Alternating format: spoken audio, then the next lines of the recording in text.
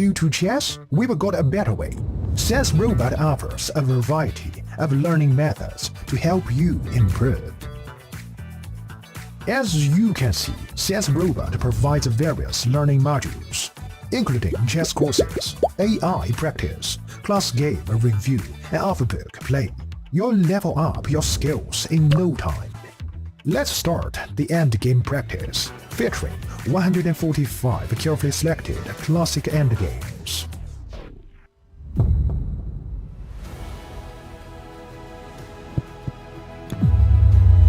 Now you have a greater chance to become a winner.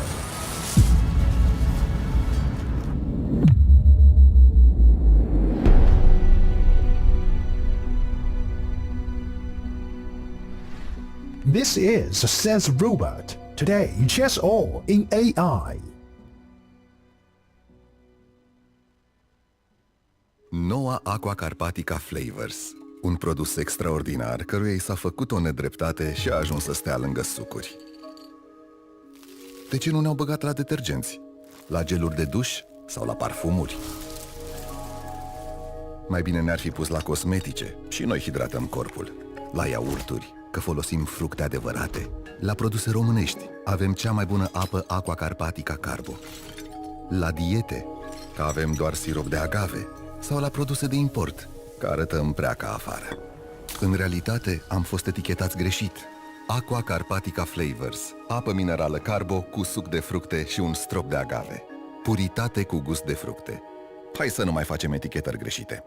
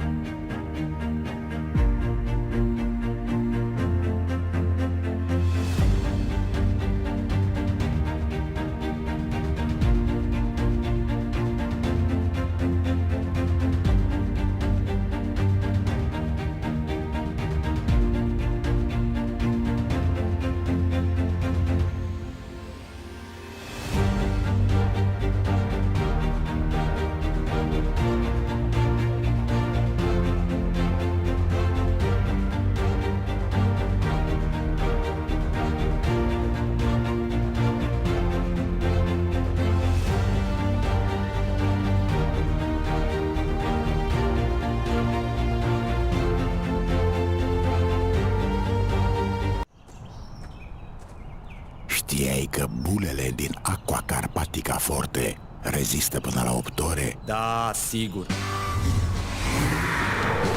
Bine ai venit în galaxia Super Bula. Aici bulele nu sunt orice fel de bule, sunt super bule, mai mici, dar mai efervescente și durează până la 8 ore! Bravo! Puritate cu super bule. Aqua Carpatica Forte. Chess moves. Smart. Free eSIM.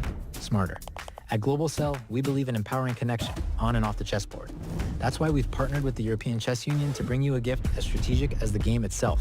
A free eSIM with 100 megabytes of data. Staying connected has never been this simple. Just scan the QR code, install your eSIM, and enjoy seamless global connectivity. Global Cell supports over 190 countries. Global Cell and the European Chess Union. A checkmate for connectivity.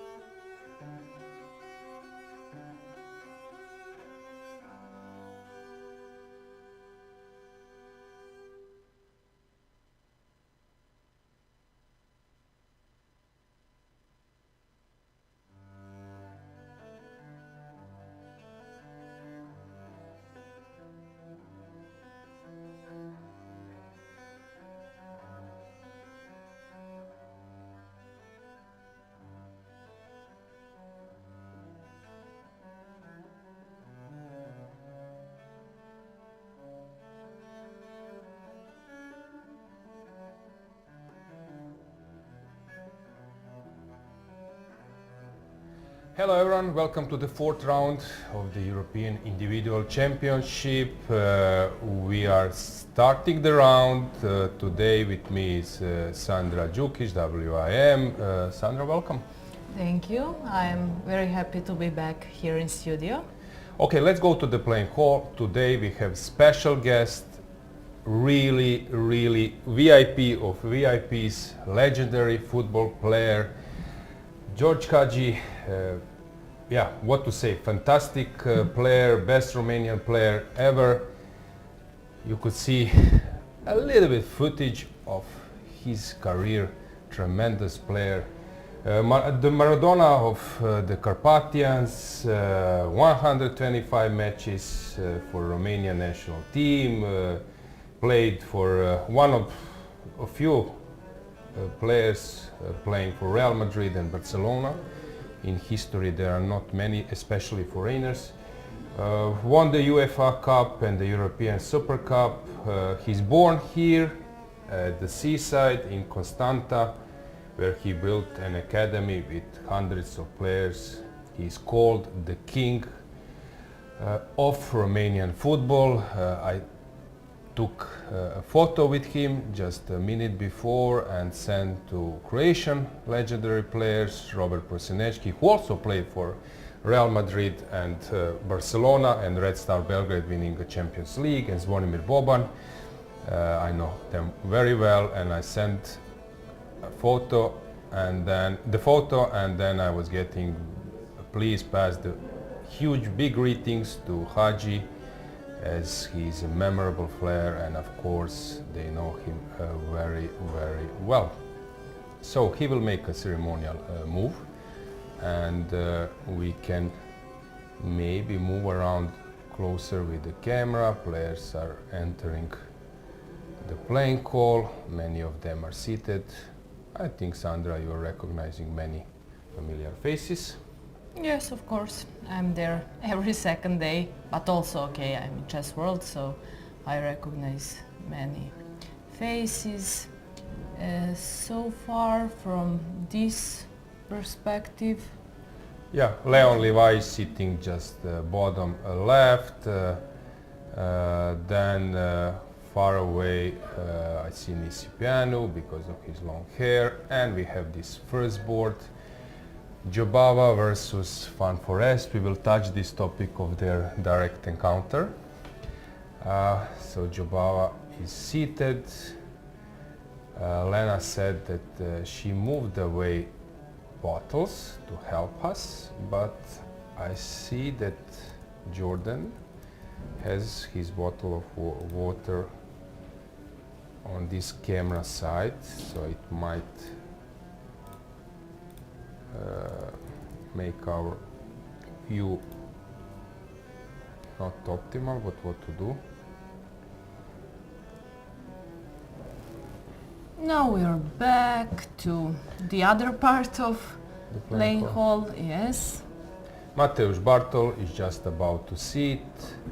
As I mentioned, he played in all European individual championships, so maybe, how they call you, you earned a badge of the biggest fan of some website, so Mateusz Bartol would get a badge for his trust in and support in the European chess.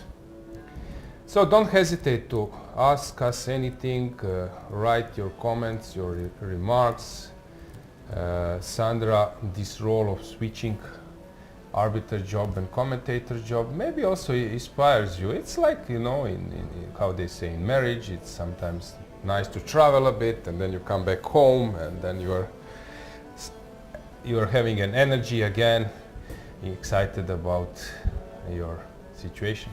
Yes, of course, Len and me, we are very happy with this kind of schedule, working in playing venue one day and another day working from here, two completely different jobs, but as well connected with chess.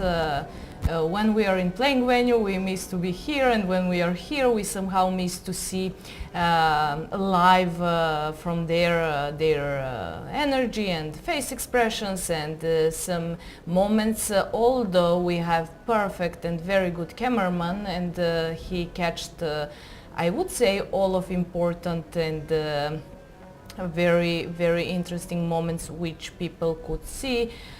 For example, this case when one of players played the move at 1 second, and he had troubles to do that, but he managed to do that. So, Jordan van Foreest versus Jobava, they played in Aeroflot Open in 2017, classical game. That was their first encounter. So how Yes, this went? and Jordan lost a game at this tournament, but in 2018 Bundesliga, Van Foreest won the game, and just a second, then Van Foreest lost the game in 2018 again. Yeah, okay, we will wait for it because we have Haji in the playing hall, and yeah, he just entered. Legendary player, as I mentioned, and now he's in a different role, and he will be announced.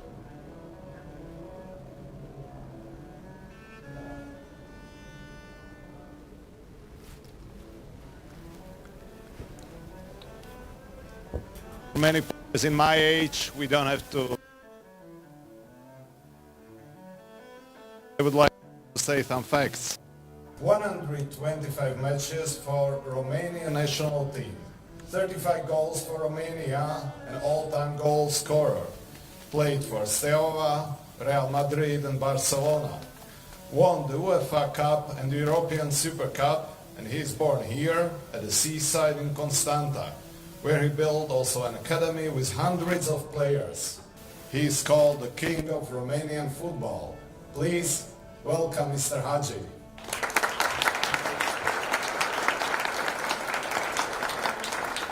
And now Mr. Haji will make the first move on the board number 7. For white, for David Gavrilescu. So this is his opponent, Mr. Radoslav Wojtaszek.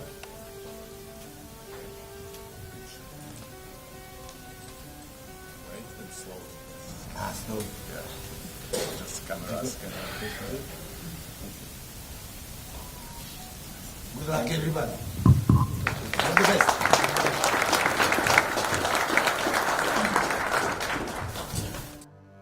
Quarterfinal with Romanian football team at the World Cup.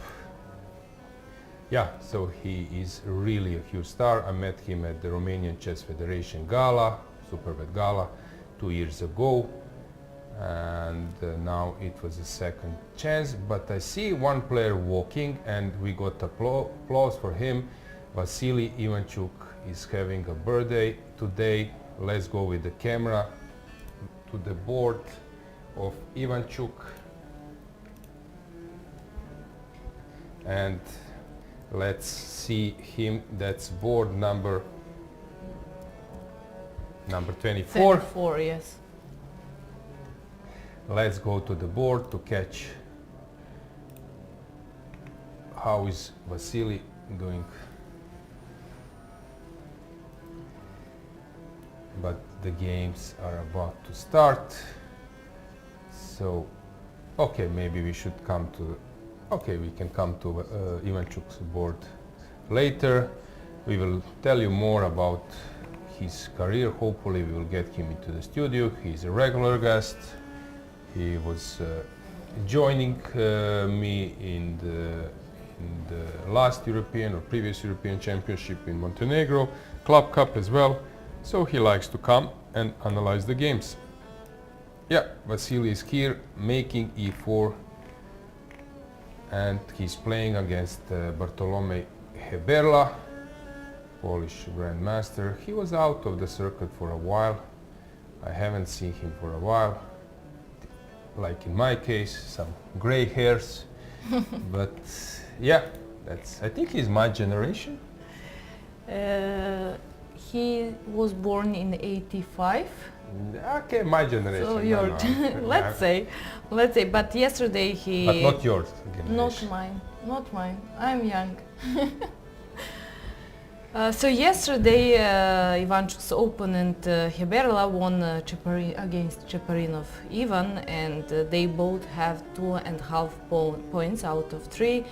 After Ivanchuk made the draw in, let's say, winning position, he came back and he won yesterday.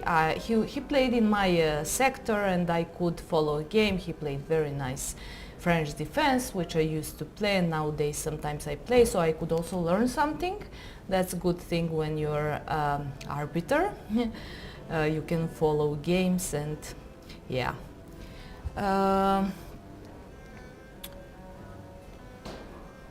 Now we can see first 3 boards.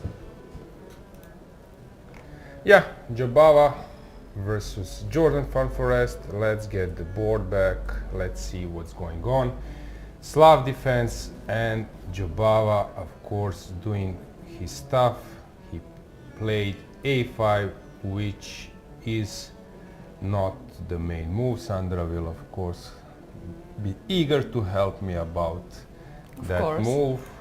I think it was played by some Grandmasters. Funny thing, I've heard that when Fressinet, who is now who was a member of Magnus' team, he was working briefly for Kramnik, and the story goes that Kramnik gave him this position, and the point is to realize how deep our preparation of those top players. So he gave him this position and said, please analyze this position. And of course, Fres was ready to analyze and to get some ideas. But Kramnik said, I don't want that you analyze bishop f5, e6, bishop g4, and knight a6. And you should analyze, and maybe g6, something like this. You should analyze all the other moves. And Fres was asking, okay, how deep I need to analyze? You need to analyze like 25 moves. And basically I think that Fres was saying that queen a5, he was struggling to get the advantage after queen a5. So my point is that they are analyzing, you cannot imagine how deep they are going and which type of positions they are analyzing and which are the expectations of those world champions, top players. And it was funny that Fres said, I was struggling with queen f5, which is of course a bit ridiculous since no one is playing. But a5 is a reasonable move, I think, and was played by... a5 was played by Jobava in a lot of games, and Vityugov, Jobava, Motilev also played a5, but Jobava has 3 games, 2 in 2023 and 1 in 2022, so I suppose Jordan is not so surprised. Against Sargsyan in 1 game, and actually he won all of 3 games. No, actually he lost 1 game against Eckstein, and Jobava won against Sargsyan and Poltorak, if I said correct. Yeah, you said correctly, so he lost I'm again. always like, with these names I'm struggling, I'm sorry. Okay, so he lost against Agdestein, Yes. who was Magnus' coach, well-known player, of course, former World Junior champion. But okay, nice wins. Come on to win with black pieces against Sargsyan is always a tough challenge. Maybe we should say a bit how those games went. So which moves were played after a5? In this Jobava games? Yes, or? Jobava's game. Okay, let's choose, for example, against Sargsyan. e3 was played. Okay. Bishop g4, bishop c4. e3. Okay, and others? And others.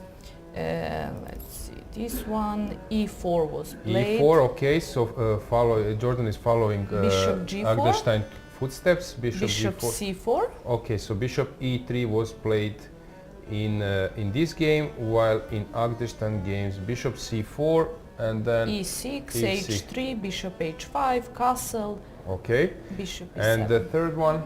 The third one, just a second, e3 again. So we have just one game with e4, and actually this is the only of these three games which Jobava lost. Mm-hmm. So yeah, the other one, if you want to see, it's e3, bishop g4, bishop c4, e6, but I suppose we are more interested in e4 because yeah, okay, that's so what is happening in the e4 game. was played by Jordan, bishop g4, bishop e3, e6, queen c2, bishop h5. Was this played before? Bishop e3, there are two games, just one game with, let's say, strong player because of rating. Grigorians played against 2400, and it was bishop e3, e6, bishop c4, bishop b4, queen c2, knight bd7. Okay. So queen c2 is sort of novelty, and then bishop h5 was blitzed. So let's say there are two ways. Now he moves his queen to play knight e5, and of course it's possible to play bishop c4, but knight e5 I would say it's like the main challenge, and we might get into this kind of position, and then Jobava will play knight e5 for sure, and this position will happen is better for white because this bishop is locked, but it's still very complicated as well. So knight c4, bishop g6, I expect something else, knight d7 is possible, and then to transfer this knight to b4 as well, we will see. But knight e5 I expect to happen. And there are some I'm games? searching in Megabase, so those games we searched were from 2024 and 5th. There are a few more games, and there is one which Jobava played as black. After queen c2, he played knight f to d7. Versus blue bomb. Yes, so there is a difference now. He played bishop h5, and in this game he played knight f to d7. It was a draw, and it was played in 2019. So bishop h5 is his improvement. Bishop h5 was not played, I guess? No. No. Okay. So Jordan is thinking, what is the concept behind? Of course, it will be very complicated game. Let's move on. Let's see how Navara is doing versus Lichi. Let's go to the board number 2. So we have Rui Lopez, c3, h3, Zaitsev, famous drawing mechanism, knight g5, knight f3 back, but it won't happen, and queen d7 was played. Lichi is, I think, around, how old is he? Around 27, 28 or older? Lichi is 25 years old, and okay, his performance here is 3130. He has 3 out of 3. So far, great result. Yep, today is a real challenge because David can be a really tough opponent, especially in those, I would say, those structures where there are chances to create dynamics, and David is, I would say, probably one of the best calculators in the circuit, so we will see what will happen. Queen d7 has some point. Has this been played before, maybe? Please, Sandra, when you will have some time to check. I'm thinking, what's the point? So it's probably to get rid of the possible pin at some stage. Okay, I'm not familiar with this queen d7 move. Navara is thinking, so this was prepared. This position I know much better. The position Jufa is playing. Rook e1 was played by Mamedjarov. I think even Magnus was playing this line. I think there was a game Mamedjarov versus Magnus, and Mamedjarov won. He's here, unfortunately we cannot ask him, but the point here is if you go knight c3, there is knight e4, and exchanging pair of a pair of knights helps white. So the point is to go rook e1, because now you cannot play. You can play, but it's not so good. There is knight d2, although this line also developed later, d5 and so on. So if you go with some useful move d6, now I can go knight c3, because after knight e4 there is knight g5 g5 move, and after knight c3, let's say queen d3, if you take on e2 I can take with the rook, while if my rook was on f1 there is no possibility, and bishop g7 and so on. Bishop b7. So this rook e1 is useful. You can go c5, but then there is d5, knight h4, knight e4, cd. This is known line. I was analyzing this a lot. Slightly better for white, but Benoni style. Knight a6 is the main move, and then they play knight e5 as a main line. Goes takes, and since knight has left, it's square. Now d6 is knight c6, so they tend to play queen c8, knight c3, queen b7, e4, and I think c6, that this was game Mamedjarov versus Carson, something like this, and white is better here. Also possible, Tiviako was playing this line, possible is to play c5, on d5, queen c7. I was analyzing this heavily, but maybe 15 years ago. So, knight a6 played, and now Jufa is thinking where to go next. So, knight c3 or knight e5. Knight e5 is the main line, but there are some other possibilities as well. Jufa is missing, but he will come back. At the same time, on the board number 1, Jordan Farforest just played knight e5, and it's black's turn to think. I believe knight d7 will be played, and then knight c4 with f3 plan locking black's bishop on h5, and white is counting that this central domination will yield him an advantage. Probably white is better, usually white is better, but against Jobava, who is very resourceful, it doesn't mean much sometimes, because he usually manages in his games to come up with some dynamics out of nowhere. I think they have similar style, so I expect a lot from this game. Like, I expect to be very interesting and dynamic, as far as I know, and I saw a lot of games from both of them. Very strong statement by you, Sandra, that someone is having a similar style with Jobava, because it looks to me that it's pretty unique. He is, but I would say that Forrest is also very good in dynamic positions. Although lately he had a lot of kind of end games, I would say that maybe Jordan is more stable but also dynamic, but Jobava is unique in his style. Okay, so let's go back to board number 3. Let's check what's Jufa is doing, or you want to update me with this queen d7 move? Yes, queen d7 was played in 2 games. Šarić... Board number 2, yes? Yes, we are talking about Navara's game, yes.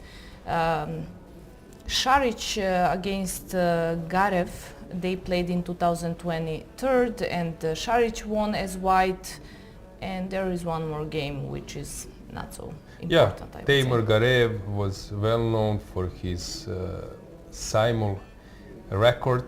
If that's him, you can press on the game. I'm pretty sure Šarić game. Okay, That sorry. he was playing versus Teimur Yes. Garev, and usually, yeah, okay, I was thinking that maybe it happened in US, but it was online, so it's a blitz, so rapid. Yeah, Teimur was well known for his crazy style. He is, I would say, similar to Jobava in creating mess, and he was known for breaking this world record in blindfold simul, actually driving a like home bicycle through all the simuls, so it was a really crazy stuff. I think the record was 46, maybe even more. Maybe you will correct me. Just to add something, there are more games with Queen D7. I'm always searching for newest games, but for example in 1997 Contronius played against Milov, it was a draw. Then Garev played as black, and there are a lot of games. Can you please with check, Sandra, is it Leonid Milov or Vadim Milov? Because Vadim Milov was Yes, of 27 course. something. Vadim. Yeah, Vadim was, you can check his career, that player, I don't know, he disappeared. He was living in Switzerland. I think his career high was, he was top 20 in the world. You can check Vadim. I'm pretty sure that his best rating was like 27-10, something like this. But somehow he disappeared completely. Let's see. What did I say, top 20? Yes, and his peak kilo is 27.5. Yes. Very strong player, and at some stage he was winning all those open tournaments. But yeah, I don't know when was his last recorded game, rated game, but he just disappeared. Very strong player, like 20 years ago. Yep, so Vadim knew his business, so Queen D7 was played, and then Navara reacted with D5, which is normal continuation. After D5, Knight E7 was played. Yes. And now Navara is thinking, do we have some strong games maybe of some top players? Yes, we have still there is a Šarić game. Okay, let's check see how, what yeah. he played. He played Knight F1, Okay. C6, D takes C6, Queen E6, Queen C6, And so Knight F1, C6, D takes C6, Queen C6. Knight G3, Yep. H6, sorry, Bishop B3, Rook A to D8, and A4, Knight G6, 4 knights there, Queen C2, D5. Okay, black I think now is more than 5, and still Šarić managed To win. So he to win took, again. takes, and then he played H4, right? Yes. Okay, he's creating some mess because knight cannot move due to the pin. And yeah, he managed to confuse his opponent. I think they are aware of that game. But is there any... okay, after knight e7, knight f1 you mentioned. Other Yes, games, Šarić strong games? played- no, Not many. not Okay. many. But maybe we get some transposition if we go knight f1. Let's go. I don't know, and then maybe some c6 if it happens. I guess it will. Maybe that kind of position was played before. No. Just Šarić. Okay, so we will see what will happen. Let's move on to the board number 3. There I would love that you help me with the rook a1 line in Queen's Indian, and after knight a6, if I'm not mistaken, you can check that position and the top players playing it. I'm pretty sure that it was Carlsen, Mamedyarov versus Carlsen, but I'm trying to recall who was white. I think Mamedyarov was white and he won against Magnus in that line. Tivyakov played so many games. So There after are many games. So Knight a6 and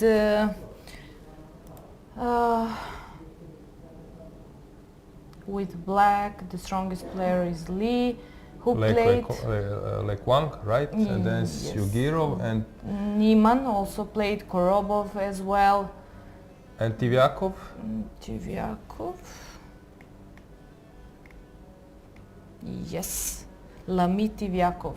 And I think there are many other Tivyakov's games. Oh, not many. So my bad. He was playing something else. Yugirov was playing a lot, and Mamedyarov, maybe not this line. I confused it, so maybe 96 was not. I was pretty sure this Do you is think this few is years the ago those are newest games? no, I will no. check in Megabase. Okay, check it at the Megabase, please. Just to be sure that, because somehow I know whenever you say you remember there was some game, you're right. So I will check.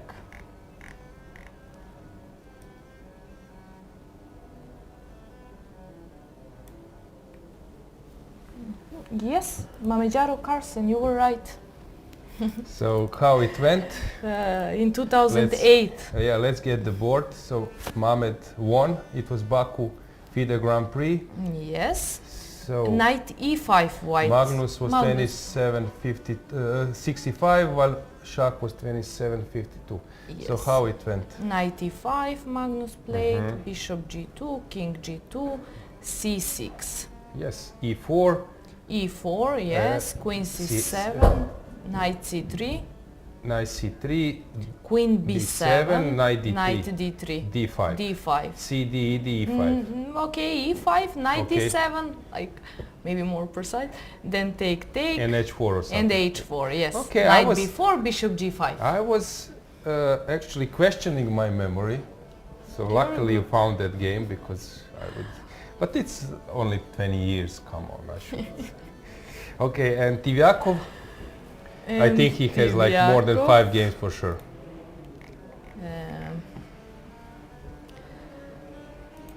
I pressed it. Yeah, twice then it's... Ah, okay, it's faster? Yes. So he Still has... I'm learning something here. Okay, Tivyakov, yes, he has a lot of games. Postny Tivyakov was draw. Okay, Lami many games, Tivyakov. more than 10 maybe. Yes. Okay. Greenfield Tivyakov and yeah. Thanks, Sandra. So let's go back to the game. So a3 was played, which was a sideline, and then d5, cd, ed, knight c3. Okay, so the point is that of course black could have played, for example, here immediately d5, and then you can take and play knight e5, whatever. But the point is here that black would play in those kind of structures. For example, you play something like knight a6, knight c7, knight goes in hanging pawns. If hanging pawns happen, sometimes knight goes to c7 and to e6, or in some other lines. And also it's possible to play knight d7, knight f8, knight e6. And this knight e6 is like a usual route. So black wants to say that I first played knight a6. If you are ready to play knight e5, I will exchange. If you are avoiding this, I think after knight e5, bishop takes, king takes, that he would go for c5. But after a3, which is the sideline, I think a3 was played a few times. Yes. a3, 25 games. Yeah, and Lately. after d5, cd, ed, black wants to say that a3 is not super useful, while knight a6 is something I don't mind playing it because it's a regular route. But the point is that white wants to say, okay, I'm having a non-useful move, but I not trick you, but I force you to go to hanging pose direction, and I will play that kind of position even being a tempo down, because it's statical and maybe one tempo is not So important, yes. yeah. And we have this position where we will have hanging pawns in the center, or maybe IQP after DC knight C or DC BC, then we have hanging pawns. Very interesting, like a long game ahead of us. Let's just briefly check, has something changed in our first board. After knight e5 we have knight a6, which is strange that Jobawa is already in the deep problems after f3, I guess, because it's just basically strategically much better position for white, but he wants to play that kind of chess. Actually, that something, for example, Morozevich was doing. He would say, okay, you want to be better against me? No problem, I will give you an advantage, but then you will have some tough choices to make. And I believe in my qualities of creating mess later. So this is typical approach of Jobawa. Navara took a different route, knight b3 played, and I think they are now on their own. Let's move to board number 4. Well, maybe we should stroll around with the camera. Maybe we should stroll around the playing hall a bit that you could see players' encounters. So first 3 matches we started. We've checked it, and it's a moment that you move around a bit if you wish. Maybe we could check with our Varu, our cameraman, so that you get this feeling, what do we have in the playing hall. Yeah, we can go full screen, that you get a feeling about the players.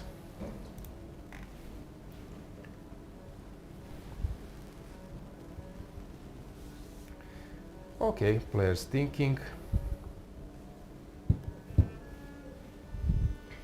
We have Sarana here against Cantor. Cantor is white.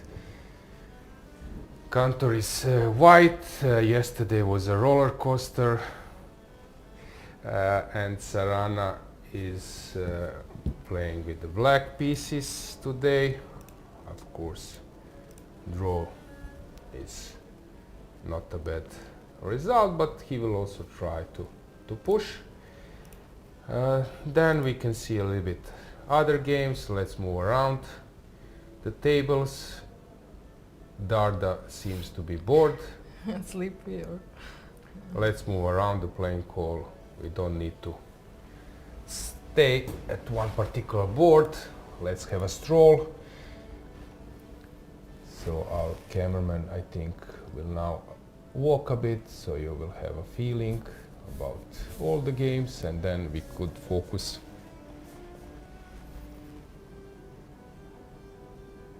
Let's see.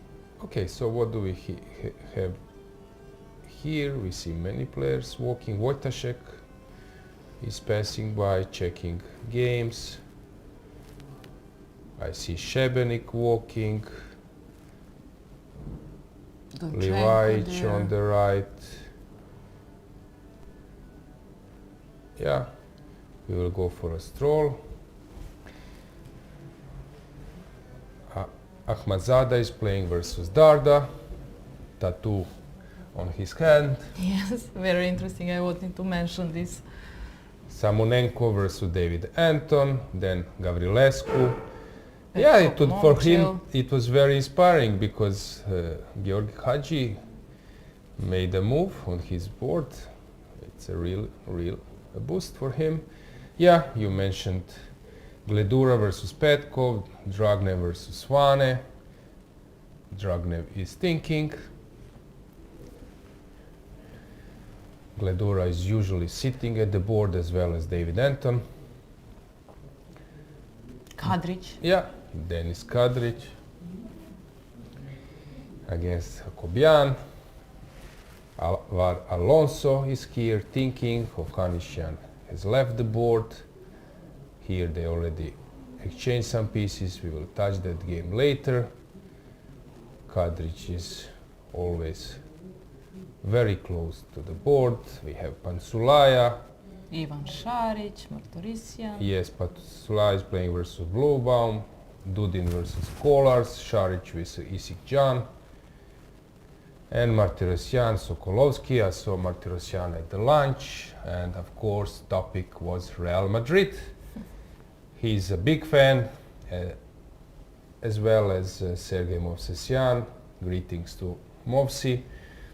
I would say the biggest polyglot, bilingual, not bilingual, but yeah, five-lingual. So he knows Russian, Romanian, Slovakian, Czech, Croatian, Bosnian, Serbian, Spanish, German, But Navara English. as well, he speaks a lot of languages. We have Ariantari versus Parligas Mircha. Behind him is Lagarde.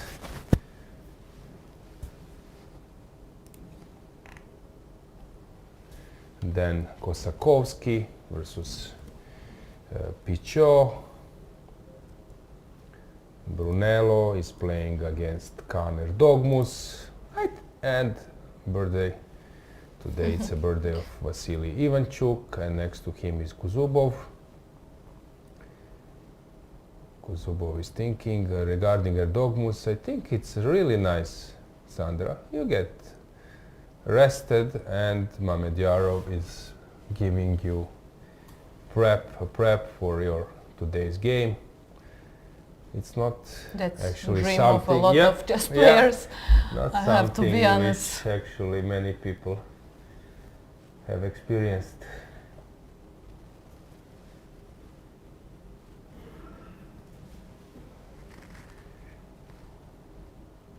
So here we have Deak missing. Okay, he left.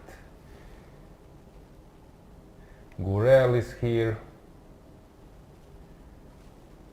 Many players super focused. Kozak versus Filip Panchevsky. Donchenko is there. Maurizi, Svane. Volokitin playing against Travadon. Sicilian. Usually Volokitin is, as I said, one of the biggest time consumers. He's already 20 minutes behind. Sanal Vahab there in the corner. Nisipianu is there. I mentioned Panchevsky. I see one woman, I have to say, because we are not mentioning too often. Nargilova, Salimova. We will probably come with a camera there. It's very nice to see one woman who is close of to course, all and of she was those. playing. She has 2 out of 3. And she's strong player. Tony Lazov from Macedonia. Yeah.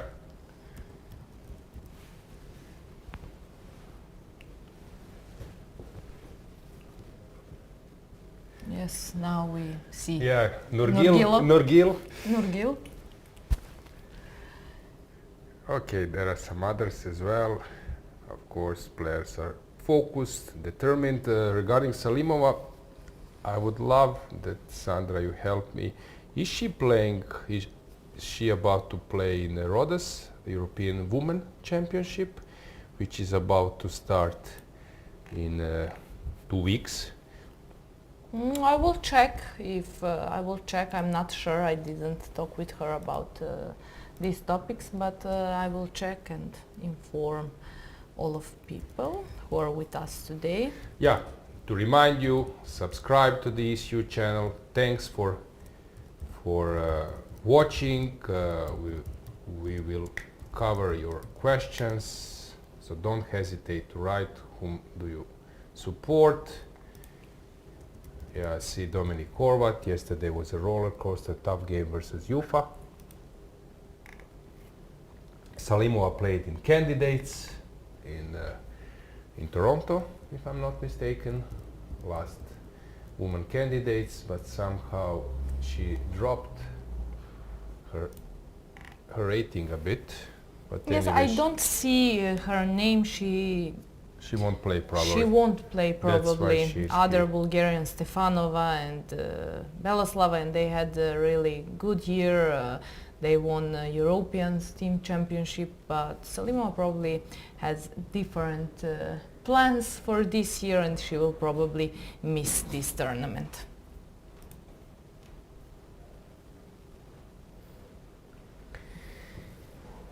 Regarding Salimova, what was her career high?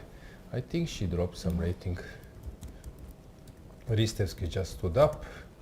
Yesterday we were trying to search this Chennai sequence when he was about to play Magnus. I think you can write, you can check even that this topic was covered.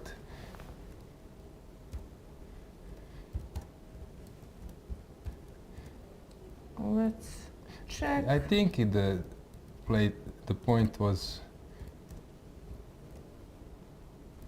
that he was so excited about having. We will check it later, and it was really nice sequence, but we will find out. So many young players here. Okay, anything in chat already? Whoa, yes. Let's see, I didn't check so far, so let's see what we have here.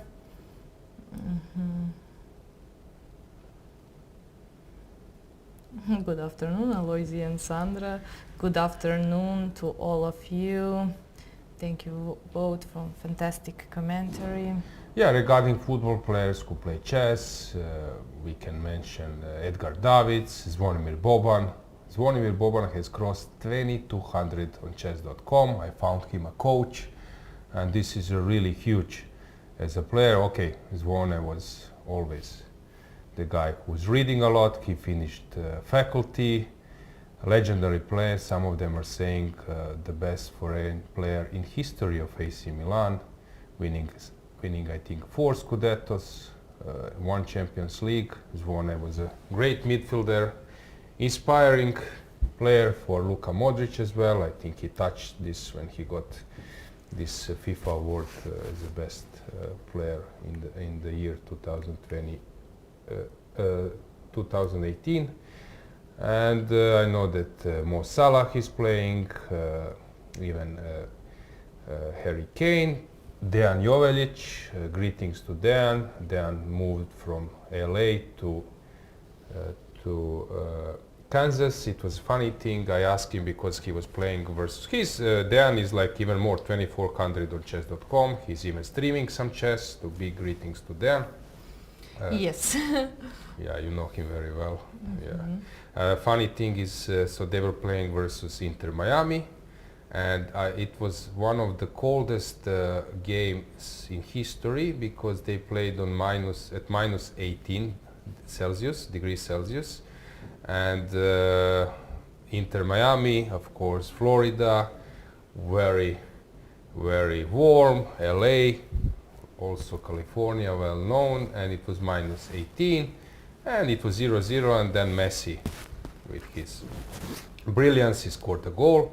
And I asked Dan, did you speak with someone, with Messi maybe? He said not with Messi, or Suarez. I spoke with Busquets, and then Busquets asked him, you really switched from California to here? And then, of course, Dan was saying better conditions, and so on. But it was funny. So you really substituted California for this. Yeah, joking, of course. Winter, some people prefer winters. I think in our broadcast 2 days ago that Sandra, you said that you like summer. Yes, I was born in summer, in June, and I just love summer. Yeah, okay, so many footballers like to play chess. Probably I forgot some of them. So as I mentioned, Boban. In Croatia is Bruno Petkovic, who scored against Brazil in quarterfinal in Qatar last World Cup, playing for Dinamo Zagreb. Also Silvio Maric, who played for Newcastle, Porto, Panathinaikos. Of course, Boban I mentioned in 1998, Croatia took silver at the World Cup, and Povan was a captain. Yeah, probably I'm missing a few people, but yeah, there are many who like to play chess. So it's a moment that we check other boards. Maybe board, let's start game by game. So first briefly rechecking, has something changed on the board number 1. Let's go to board number 4 with the camera. Yeah, it seems that, so Queen F2 is, let's get the board back. I'm trying to figure it out. Once again, I might need to consult someone because I cannot go deep in the commentary. So why Queen D2 is a mistake and Queen F2 is not? Okay, let's try to figure it out. Long castle. Okay, interesting. That this is a concept with the a pawn. Looks scary. If knight e5, it's tempo move basically. Yeah, but looks scary. Rook d1 looks more normal to me. So with the queen d2 after knight d7, you cannot. Okay, you can, but rook d1 is now maybe not so strong. I don't know, because queens will be exchanged. So this was the way how the game developed, and now black will try to move the bishop by playing f6 or f5. And then we have Navara. Okay, playing classical stuff, trying to work on this d5. This position actually reminds me of Holmov versus Fischer. Maybe we can even check that game. I'm quite sure that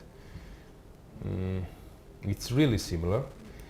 So what was the story? In former times from Soviet Union, only few grandmasters could travel to international events. World champion, former world champion, and Soviet Union champion, and maybe one more.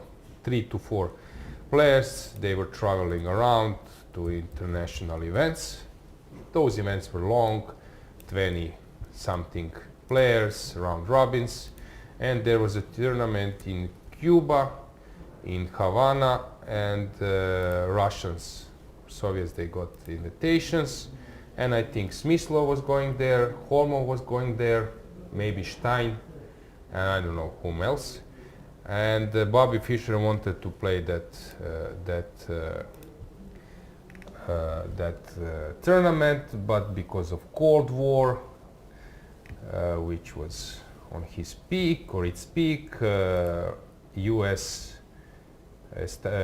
administration didn't allow Fischer to go to Cuba, and then he insisted to play, and they find a solution to play over telefax. And they were like, he was sitting, I think, in New York in the Marshall Chess Club, getting moves from telefax, and Holmov, who was excited before the tournament that for the first time he will see Bobby, and basically all Soviets, they were praising how Fischer was behaving, and that this propaganda was saying that he's like some kind of evil monster or something, but that was not the case.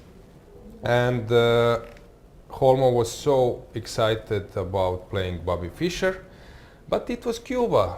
Sandra, you know, you mentioned summer, some cocktails, so suddenly he got drunk, and Smyslov was showing to Holmov that Fischer was playing with white pieces this kind of position, and that there is improvement with the sacrifice, knight d4 sacrifice. That was not the position now I recall, because pawn was on c5. So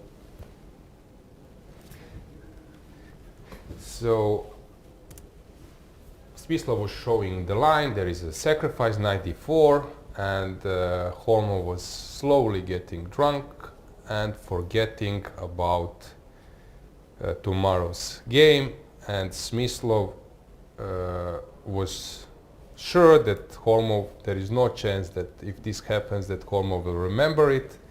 And tomorrow, Holmov was saying later, writing later, I was so drunk the night before, I was having a hangover, and suddenly I need to play this monster, Fischer with with black, he was super strong, and suddenly I see the position which looks super familiar to me. And I was so shocked that I think I've seen this somewhere. Now I recall Smislov showed me the last night. And Smislov was sure that Holmov, there is no chance Holmov will remember that concept of knight d4, and Holmov said, I was sitting there, I couldn't move, I was sitting there, I was hangovered, and suddenly this knight d4, I realized that's the move, and I played knight d4. He won against Fischer, and then he exchanged few words over telefax. Fischer congratulated him, and so on. So I always remembering the story, so you can check that game from Capablanca Memorial, where Holmov won against Fischer with knight d4 move. It was not similar, so my bad, but it reminds me a bit that Fischer allowed this knight d4 to happen. Yeah, so Lodic is very well prepared. Let's get the board back. Yeah, if you have any question, please, Sandra, update me. We are eager to listen. Maybe I'm speaking too much. If you want to say something or add something. No, I'm very happy because you have all of this knowledge. So I'm also happy to hear all of these stories from you. And yeah, I'm here whenever I have to say something. How many times you played European Championship? Just 2 or 3 times. Once in 2000. Once I played in Croatia. Once I played in Serbia, and yeah, I think 2 times I played individual European Championship, and it wasn't so great result, especially in Serbia. My father was with me, he's international master, he wanted to help me. We went to Belgrade, and after 4 days he said, I will go back home, maybe it's better if I'm not here, but nothing changed, so it wasn't a great tournament for me, to be honest. But it's a really nice experience, and it's always welcome to play these kind of events. Yeah, but in Croatia, the championship, it was 2010. Yes. It was a nice location. I think it was on the coast. Very nice location. Yeah, very good nice hotel. location. This Opatija is known for tourism, or from Austrian Empire. So it's really, yeah, I remember. I think that. back then Nepomniachtchi won in the men's section. And I was like fascinated how fast he played all of his games, and yeah, we had a really good time there. I remember this tournament as a very nice tournament. We have a draw in one game. It's Gavrilescu versus Wojtaszek. Maybe Gavrilescu was running to send message to his parents, Mom, Dad, Hadji was making move at my board, but he was not interested to push too strongly. Regarding going after 4 rounds, there was also very nice. Okay, they like to poke each other. Greetings to Fres, Fresinet, great player, Ivan Sokolov as well. So I think Fres was acting as Ivan Sokolov's second at Vaikanze. I was once Ivan's second as well. But it was like before, and Fres was very good player, 26-50, but Ivan was older and stronger at that time. And first round, I think he made a draw against someone with the white pieces, and then I think he lost with the black pieces. I'm not 100% sure about the situation, and Ivan was always thinking that he should win all the games, while Fresinet was saying, come on, draw with the white pieces against one is okay, losing with black, but this guy is very strong. And then Ivan said, I think best is that you take a train and go back home. But Yeah. of course they were like poking each other and I like them both. Yeah. So we have a draw here. Let's go to board number 4. Let's see what Sarana is doing. That's an interesting position. Gergely is playing this line. It's a similar line I was showing a few days ago, and people were laughing how I can remember a game 20 years ago. Yes. I don't know. Yeah. They were not laughing, they were impressed in comments, as I could see, so. Yeah. Okay, depends. As I said, there are different type of memories. I don't know what I was wearing yesterday, maybe in that That's a sense. woman's memory. Yeah, you would be much better. So bishop sacrifice of the piece. Rook e8 was blitzed by Sarana, and then bishop g4, king f1, bishop f5, deflection, sacrificing another piece, and now it's white's turn to think. This looks super scary. Let's go full screen. Let's check how is he doing.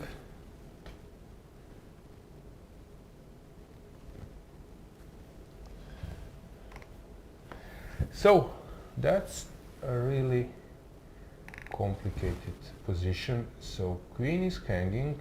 He needs to take with the queen, I guess. And queen will take the bishop on d2, black's queen. So sacrificing a piece. I'm not sure, was this played before, this bishop f4?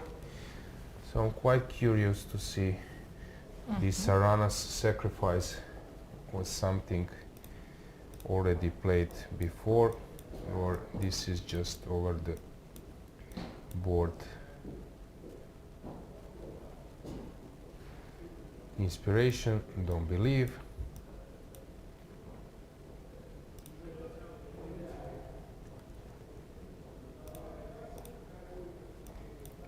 And Gergely is thinking, yesterday tough game, today's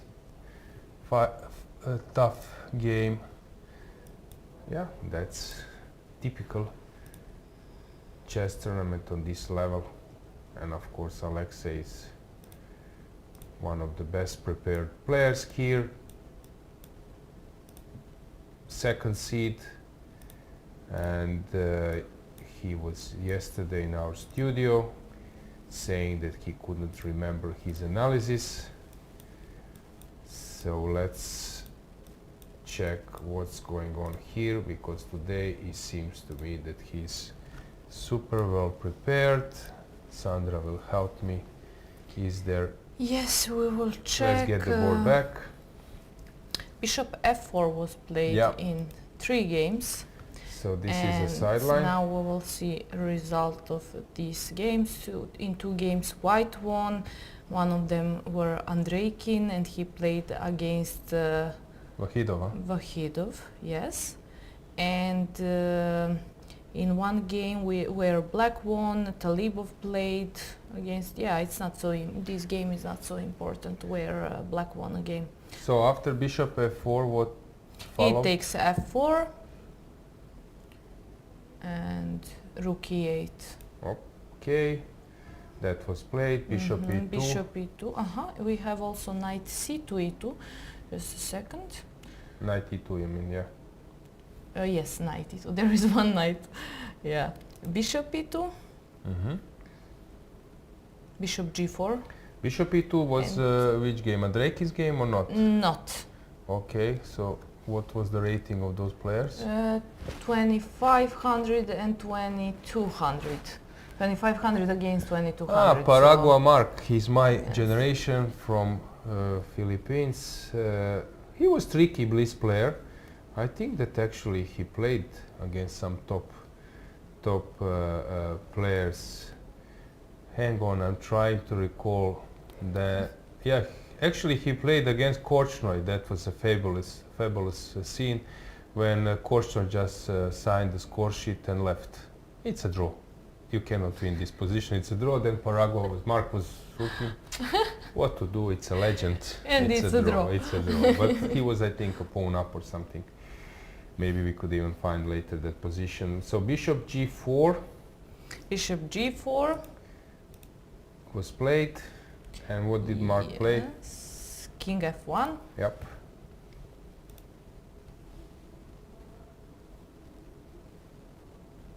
My computer works so slow today. I think it's tired. Yeah, I can open the game. Queen d4, rook d1. Queen d4 was played. So Yes. Queen d4 is a weaker move. Bishop f5 is an obvious improvement. So Bishop f5 novelty. Of course, you would need to check like engine games, engine database, but okay, we won't go so deep. So let's stay here with this info. Queen f5, queen d2 is the idea, but he is still thinking. In the meantime, we can maybe just say that we have a poll in our chat that you can vote. So Sandra, you could maybe inform our viewers who are not following chat that we have a poll here, so you can check it. So don't forget to vote. Yes, we have a poll. Who is the most prospective under 16 player competing at the European individual?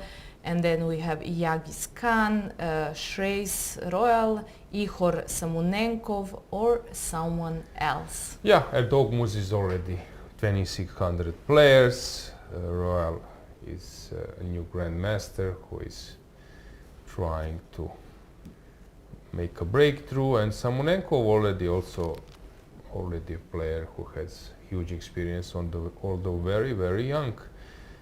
Any votes yet? Not so far. I see There are. 14 There votes. are. I didn't do this, so I'm not sure. There are 14 votes, 16 Okay. votes are coming, and yeah, We will get we some will get- info feedback. Okay. Thanks for that. Our Stefana Miladinovic, ECU PR, is preparing all those things. So Stefana, thanks for that. Yeah, guys, you can vote. Maybe we should put who is the best anti-cheating arbiter. Yes. No, I'm joking. He just One passed. of them he just passed, away. yeah. Yeah. Okay, so we are in this studio in Romania. It's very nice. Sometimes people are following from the back office, so we are always trying to cheer them up. Yes. Okay, so bishop f5. The point is when you take on f5, queen takes d2, rook d1, queen takes b2, knight is hanging. I don't know, some move, queen somewhere, let's say. I think that this is about to happen, and then 3 pawns for the piece, or there is some way to put additional pressure, this kind of position, but I don't see that anything else than this kind of position will happen. So I'm a bit curious what is Sarana up to, because this is a force line, or this is just attempt to muddy the waters, put pressure on Gergely. But yeah, this is a normal way. I don't know, c5 maybe. Is this move a tricky move? But anyway, we will end up in this position. 3 pawns, but as I think you could already notice, and one who is not unhappy with the position where I'm having a piece against 3 pawns, 3 connected pawns. So Gergely is waiting, Sarana is waiting, Gergely is thinking, maybe we should check Darda. If we broaden our poll and put, like, say, under 20, then of course Daniel Darda would be one of the topest choices. So Italian with c3 was played. In that game, board number 5, bishop b5. And This is all well known, yes? yes, I think this was all played. Of course, queen d5 runs into bishop c4. And now f takes e5, and black is thinking. Maybe you will help us a bit, Sandra. I don't know all the details here. I'm not an e4, e5 player, but I'm pretty sure that this happens somewhere. And also maybe to say to viewers a little bit more about Akhmadzada. Now Azerbaijan has many promising players like Suleymanli, Muradli or some others, and usually they're playing for one club, one same club in Azerbaijan, Club Cup. How old is Akhmadzada? I think yeah, he's 20 something, but you will correct me if I'm wrong, Sandra. He is 21 years old. Yeah. Okay, so you can check that line while I'm moving away to board number 6.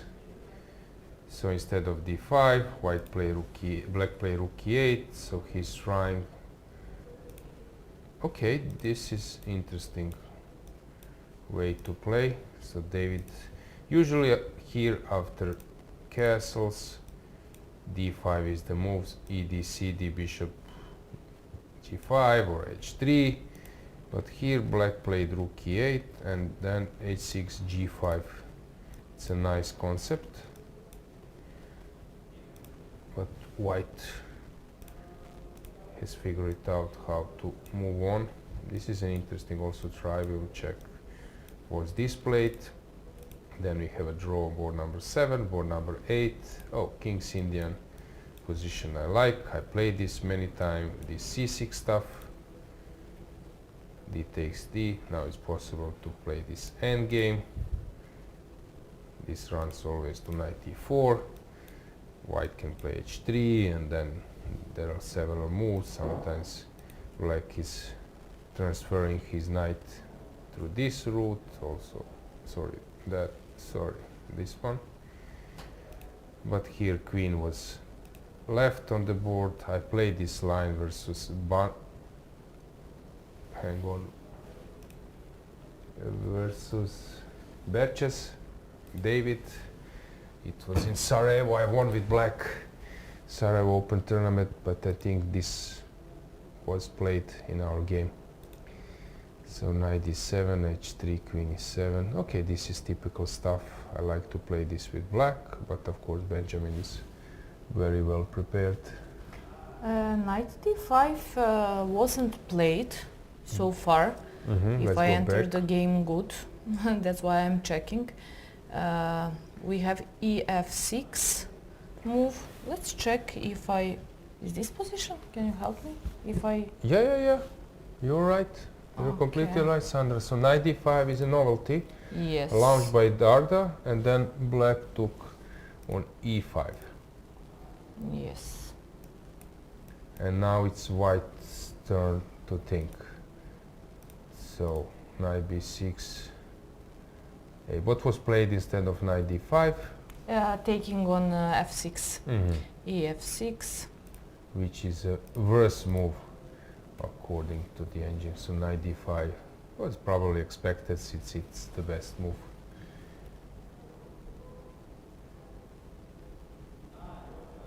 Also, there is just one game, so I was checking if I missed something or whatever. I found just one game. f6, e takes f6. Going back to our game, we have it on the camera. Cantor has played the line I mentioned, and now rook d1 or queen d3 is about to happen. Rook d1. Let's stay here. Rook d1. We can go full screen because now you will have something we already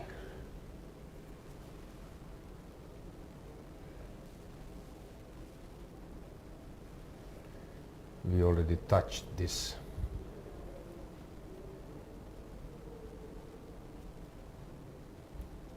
Yeah, queen b2.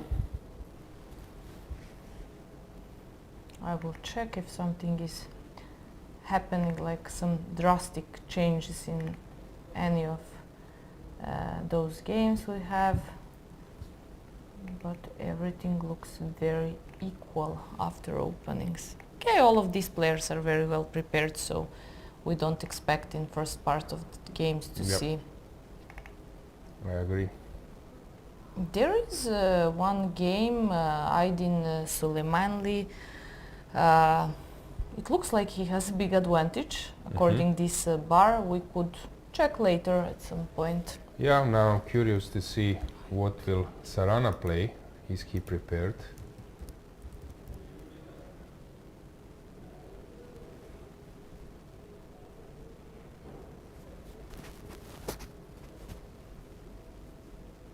He is, for sure. I would say he's always very well prepared. Sacrificing a piece, it's not easy unless I understand. you're sure that at least you have good compensation. I agree with that. Thank you. You're always more than welcome.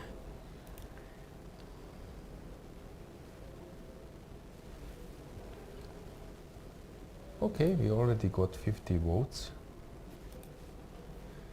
in our poll, so it's nice.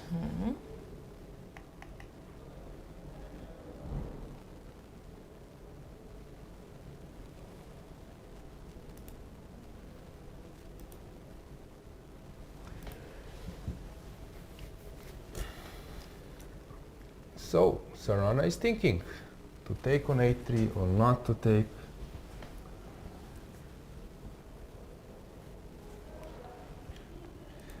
So regarding years, maybe we can mention few players from pairings which are not so known, at least to me. So we mentioned that Ahmadzada, he's 21 years old. Gavrilescu we already mentioned that he's 21 as well.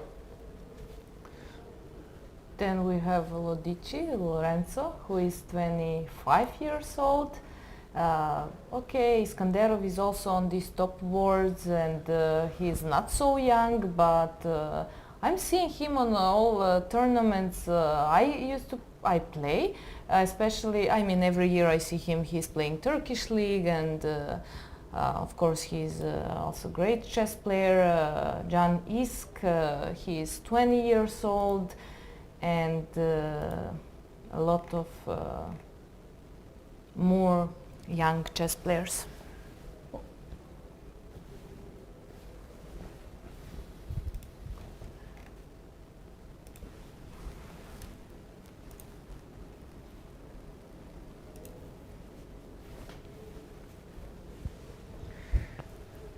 Okay, so now Sarana is thinking, and it seems to me that Cantor has survived this initial pressure.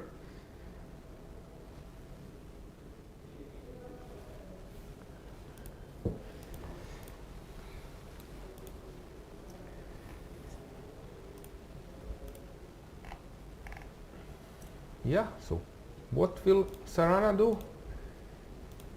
This is typical. You surprise your opponent, you're sitting on time advantage, but if you don't have a great quality of your position. What could surprise him? Because he played his I'm wondering from my perspective of women's international master norm. I'm just expecting that they are very, very, very well prepared, unless, I mean, something happened and opponent surprised them. I thought you're a WIM, so you have only a norm? No, sorry. I have two norms for Grandmaster, Woman Grandmaster. Okay. Sorry, I didn't say correct. Yeah, because I know that you're way stronger than WIM. Thank you. Yeah, so, okay, my prediction is that Sarana didn't expect from Gergely to play this line, Rogozin with that, and he had in his notes this possibility of sacrifice, and he said, okay, if he plays that, I will surprise him because my opponent is not familiar with Rogozin with white, so I will surprise him with this line.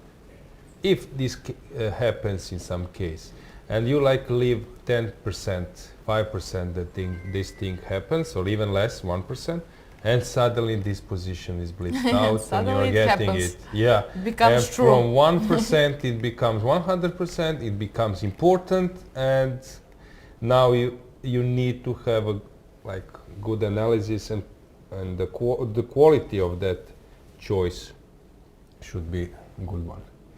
Maybe we should check the first board. Let's go. Yeah, for sure. I think Let's see what Jordan is it's doing what we against expected, at least Jubava. Let's get the board back.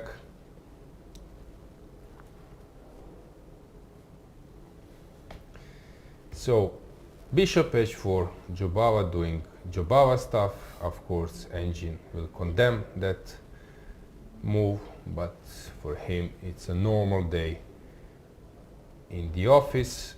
And then came bishop a7 back, coming back, trying to confuse his opponent even more. Now if you go bishop h4, king d1, bishop g6, white would move on with f4.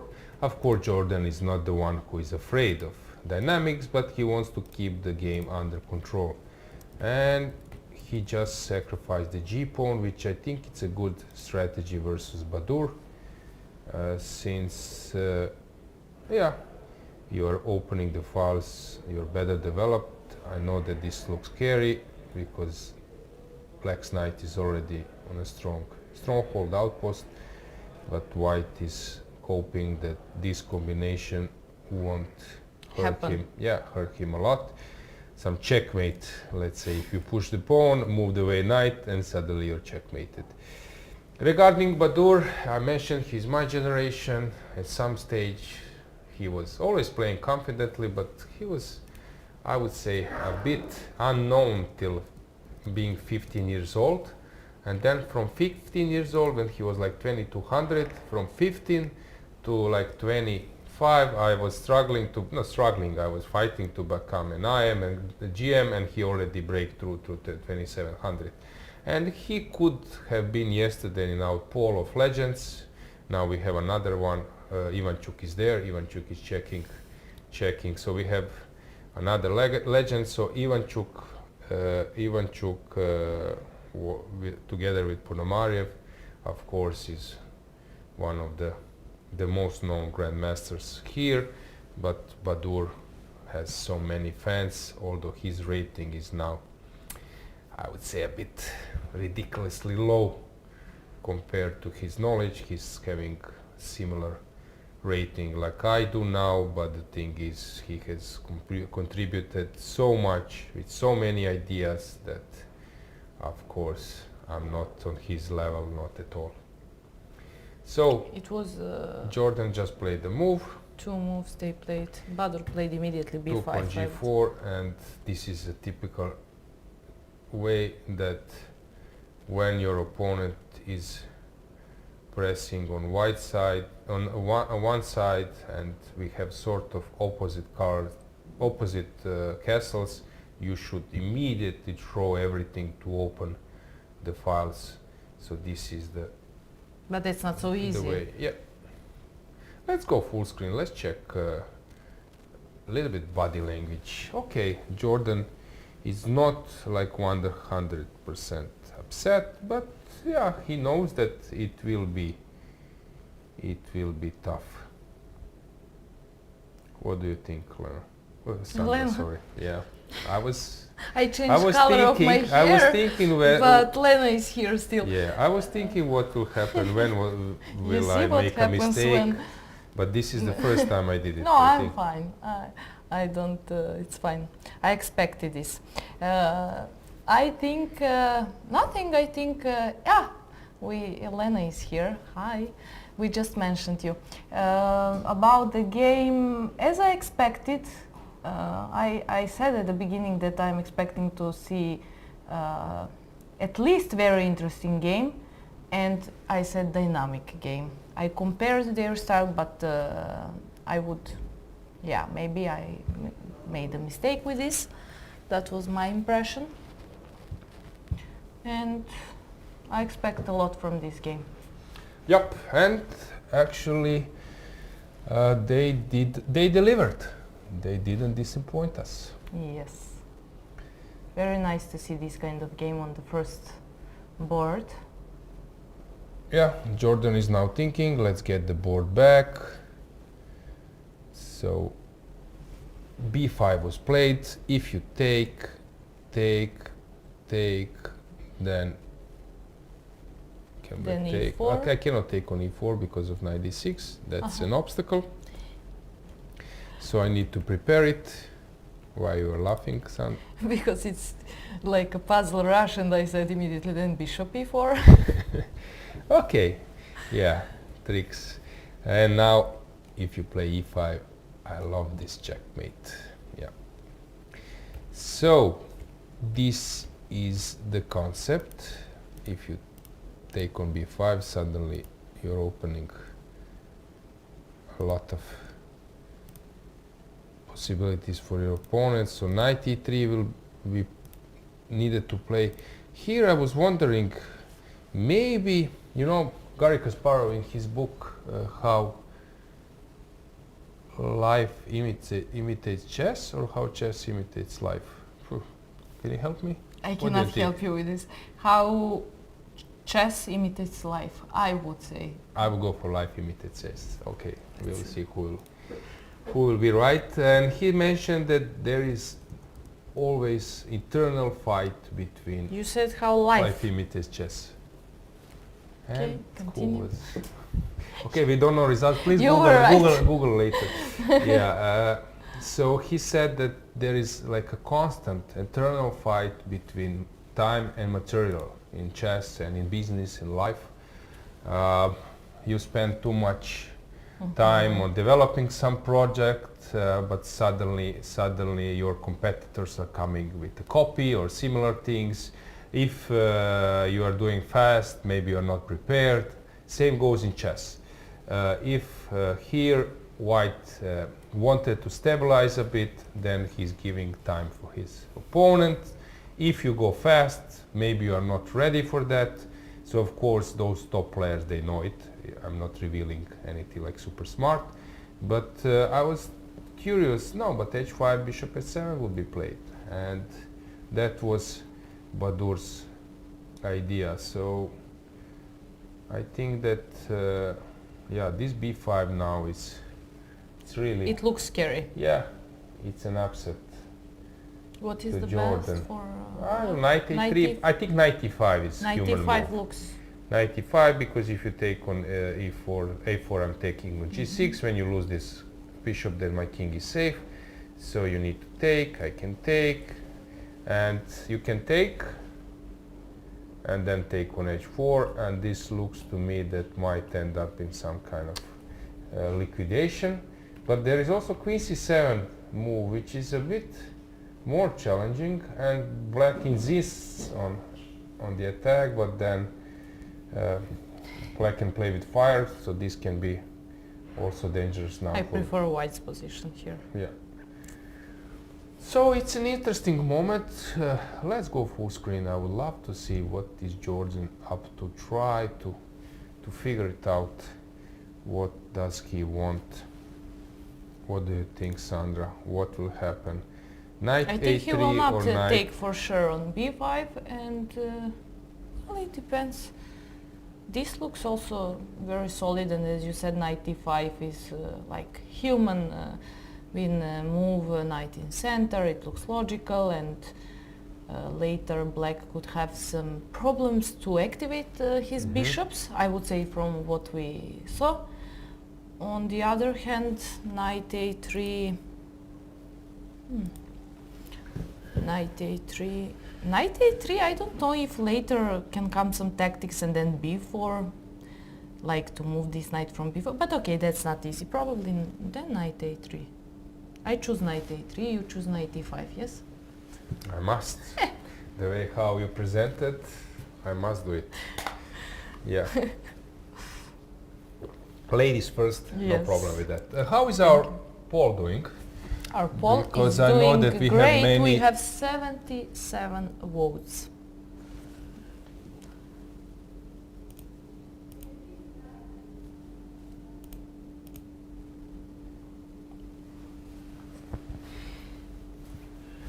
And the situation? We can say also situation Erdogmus, 45% for Erdogmus. And something happened with my pool. You have to help me. Why? Then we have 16% voted for Shreyas Royal, and then 20% for Samunenkov, and someone else 18%. So very close race between someone else and Royal and Samunenkov. It will be cool if we will get also your comment who is someone else, maybe Henry Tudor. But the point is that it should be under 16. Okay, if you have anything in chat,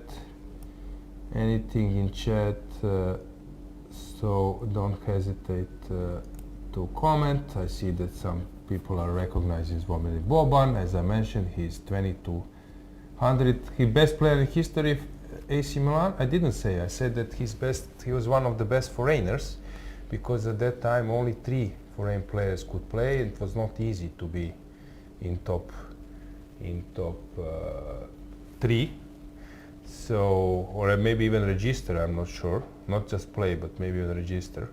So in that terms, I'm saying, okay, some people voted for him as one of the best footballers in history, foreign players in history of AC Milan. Of course, they were better players, I guess.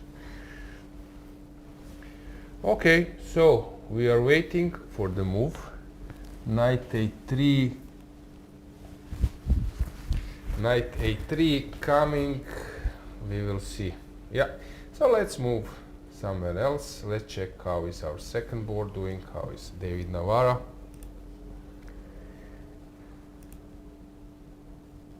So he was making some subtle maneuvers. Knight b3, taking on c6, bishop g5. So he wanted to open the bishop, but not with knight f1, but with the knight b3.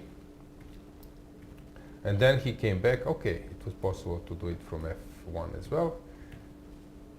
Going back, sometimes you need to go backwards to be able to go forward. Okay, classical game, but they are also burning some time, so it's still far away from anything tangible. Let's see how Ufa is doing versus Iskandaro. Bishop f4. Usually I say this is an empty bishop because black just plays around it and there are many squares to do so. e3, this is also typical. You just abandon security of this knight. You're ready to allow it for your opponent to take it. So Ufa is thinking to take with e or g. We can go with the camera to board number 3. He took with e. Yeah, this is Alojzije style. So Alojzije was playing. Also, you have this in Queen's Indian with bishop a6 instead of bishop b7, but it's also possible to take with the g, like in Catalan.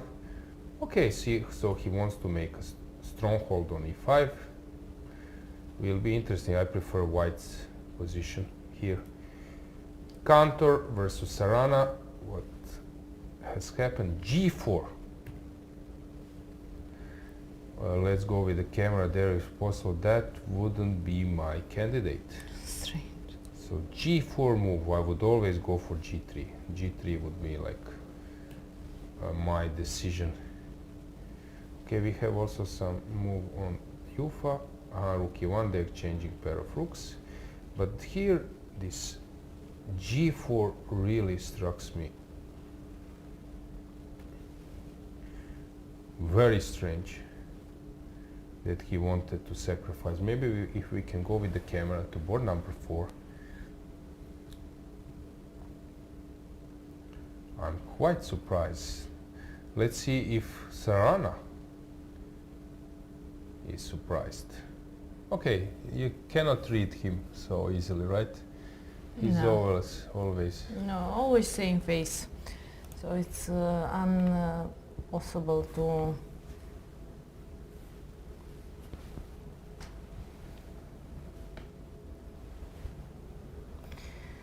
it's impossible to read from his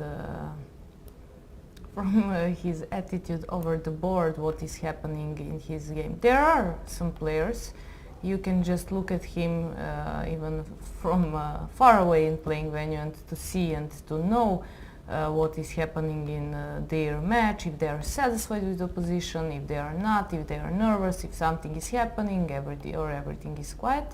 But Sarana, I would say he always has same like poker face. So it's hard to read how he feels, but I'm sure he also didn't expect this g4 move. Somehow, I mean, I'm not sure, I didn't expect, you said you didn't expect, so I suppose he also didn't expect g4 move. Yeah, very surprising move. I'm trying to recall, have I played against Kantor, but I think that was not the case.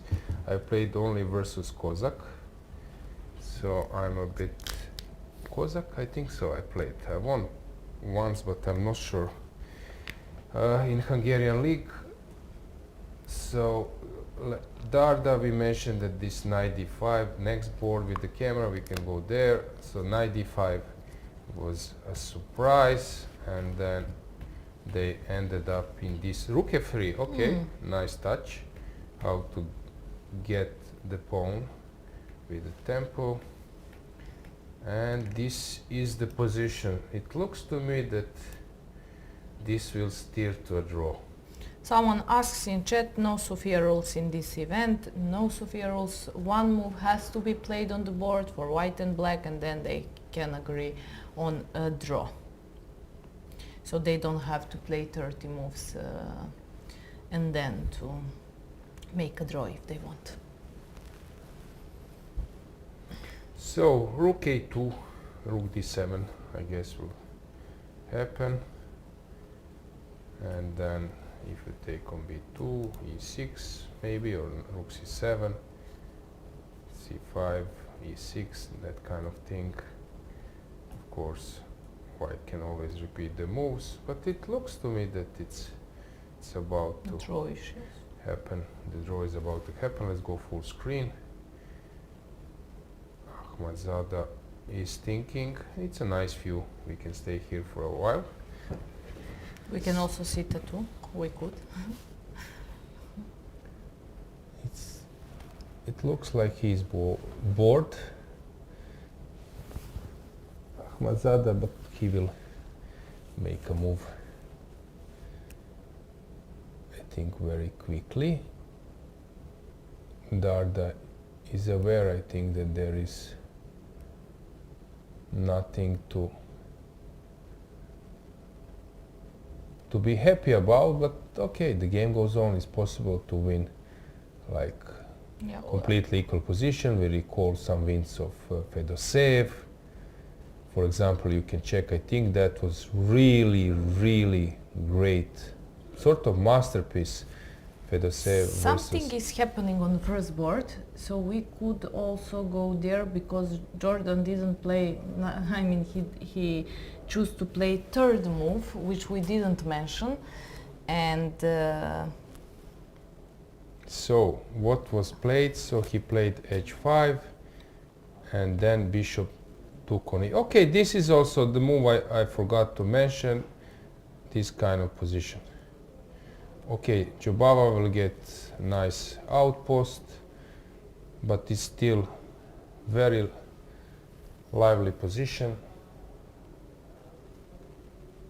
So it's quite complicated. yeah, okay.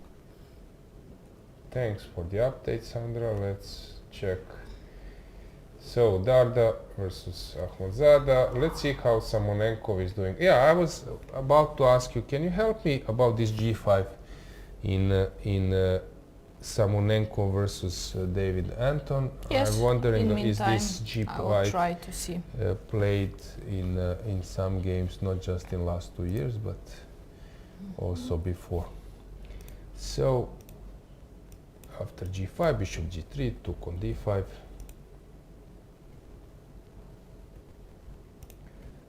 Knight d4, it's a mess, but white, of course, is not in a danger. I don't know, king g7, black is not in a danger, bishop b6. It looks also quite equal, which is not surprising. While Sandra is checking the database, let's see how Gledura is doing against Petkov. There I will also ask you a question, so let's keep that one. Okay, Dragne versus Swane. So what was played? This c3 stuff, e5. Grishchuk played it a few times. d3 was played, I think by Nakamura. And we have this position. Yeah, Swane is very skillful in playing these kind of positions, I would say, which look tricky, tough to handle, but he can really play them well. Okay, he's super well prepared, but he's calculating very, very well. And he's very tall. I think he's taller than me. As we mentioned, Ingic is 202. I'm 197. I think Swane, I don't know if someone knows, but Swane is above 2 meters. It looks like that. I'm not sure. I could try to check somewhere or to ask him tomorrow when I'm arbiter, so we can have this information. In meantime, I checked about move g5, and there are games. There are 15 games played with the g5. Let's get the board back. The highest rating player who played this as black is Alesenko, and he lost the game against Paravayan. Yes. And we have many more games, but let's check what happened in this game. It was g5, bishop g3, take on d5, knight b5. Knight b5, bishop a5, c4, a6, knight d4, bishop b6. Okay, so bishop b6, so d takes c4 is some kind of novelty. Okay, let's check this game. Please don't close it, never mind. Okay. So how it went? So bishop b6. Bishop b6, knight c6, queen d7, knight e5, queen e6, and rook c1. And this is sort of winning advantage already. Where was it played? Bishop it was rapid. e7, yes, it was rapid game. And how about this d takes c4? Was this played before? Well, we'll check. So bishop g3, c d5, knight b5. Just a second. Bishop a5. Yeah, Samonenko is playing the game, and he's also in our poll. We will check his votes. So we mentioned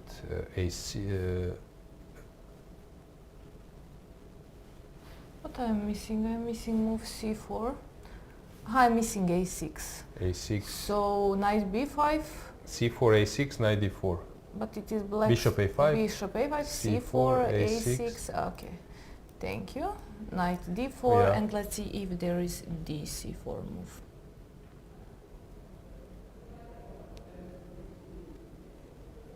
No, only one game. So dc4 is an improvement, but it... there is dc4 different in this move order. file of newest games, and Aditya played against someone. Those players are like 2300. Should we? No, never mind. Just go this to c4. Bishop c4. dc4, bishop c4, bishop b6, knight c6. Knight c6 was not played yet. Now Ihor is thinking, so the game went knight c6. Knight c6. There is knight c6 and queen b3 move. Knight c6, queen d1. Queen d1, rook f to d1, bishop e6, knight e5. Yeah. knight e4 and Drawish position, everything. Okay, 94, I'm curious what was played then, because I'm losing a king bishop. f1. Okay, knight. Knight g3, h takes g3, bishop c4, knight c4, and then we have rook a to d8. Dead draw. B3 Okay, and okay. Yeah, we are expecting this game to be drawn. How about our poll?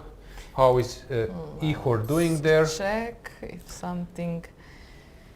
Ihor 22%. Okay, he's climbing. Yes. We'll see what will happen till the end of our stream. Maybe something will change. So far, Yagi's 44%, and then Royal 18%, and then Samunenkov 22%, someone else 16%. Okay, and one thing, can you please check the game? We can go full screen here to see the situation. Just I want to check something.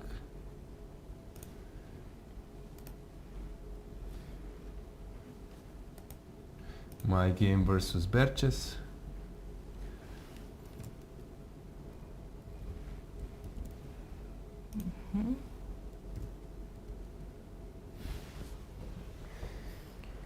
I think I played this You will line. help me because I'm not sure about Berches, how I should write in search. Okay, I will help you. Yeah, so we played the game in Sarajevo, and I'm curious regarding this King's Indian. I was black, I won the game, but he played, I think, precisely that line. There are a few games. Which year we are? I lost the game, don't believe. Okay, can you? Maybe it was drawn, 2011. Was it Sarajevo? No, it was in No, Rome. It was in Rome, and in Bosnia, Sarajevo I lost. Oh. So how was it? No, it was not that line. The pawn was not on c6. Yeah. Yeah, I mixed it. Yeah. I know we played. So we but will not pay attention on this no. game. No. But I thought that it's in that one. Okay, so let's go with the board as well to the game. Gledura versus Petkov. So rook d1, knight c5. The point of white that white will, after knight f4, either allow black to take one of the bishops, which usually the rule of thumb say that in King's Indian, if you take one of the bishops, you're already fine with black. So maybe this is a tip, because everyone knows on some level, club level, that you should chase the dark square bishop, but this is a tip for you. In King's Indian, even if you take one bishop, so it can be a light square bishop, is also fine for black.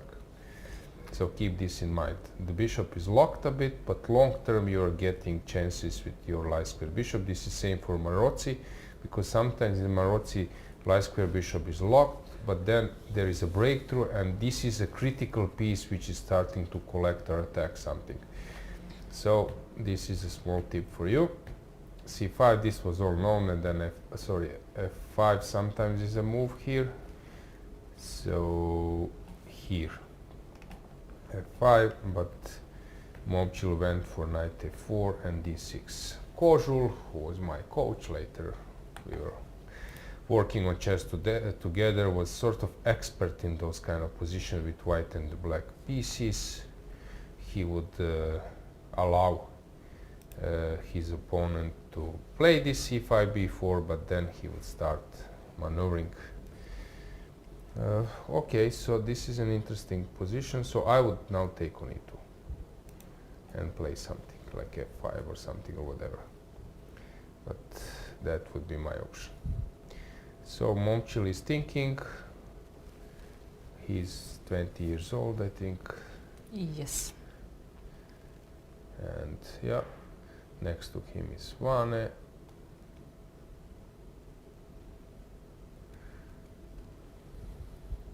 Gledura came back from US, and he is now Yeah, playing a lot of events. Let's move on. Let's check board number 10. We have Martirosyan, as I mentioned, our Real Madrid fan. Regarding football managers, coaches playing chess, I know that Guardiola was interested. He was doing some commercial with Magnus Carlsen, I think because of Puma. Also Christian Pulisic, but there is one guy like well known, very well known, Setien. He was a coach of Barcelona. I think he had rating around 1900 FIDE rating, if I'm not mistaken. You're smiling? It was one fun comment. Which one? Like Alojzije calling girlfriend the ex-girlfriend's name. Alojzije is happily married because of Lena and yeah, it's just a joke, of course, but I have thanks that you clarified that I'm happily married. Yes. Now I know this info. Thanks a lot, Sandra. You're welcome, always. Okay, so Sokolovsky is playing versus Martirosyan. He dropped some rating, 26.51. He was 27.20. If I'm not mistaken, 27, maybe 25. Can you please check Martirosyan's pick? Yes, of course. I think it was 27, 25. So he was super stable. It looked like he will enter like very top, but now he dropped some rating. Very polite, very nice.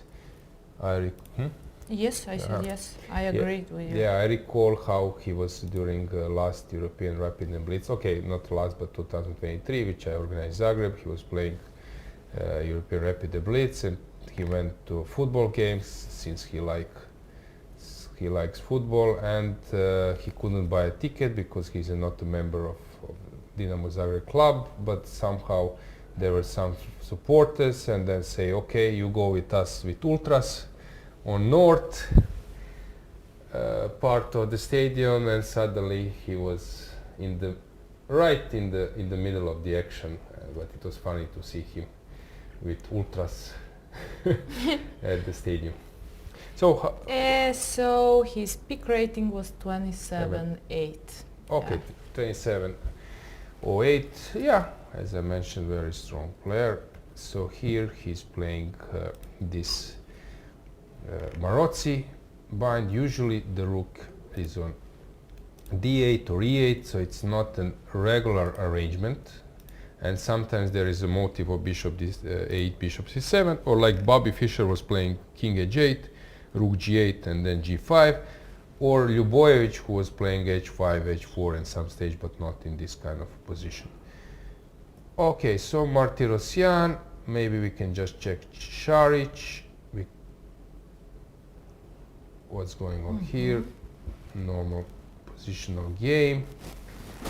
I didn't know that Isik Can is not yet a Grandmaster. As I mentioned, someone told me, I think Grandmaster Brkic, we were always discussing tennis and chess, that he played on like super level tennis. If there are Turkish fans, maybe you could help me and reveal that info.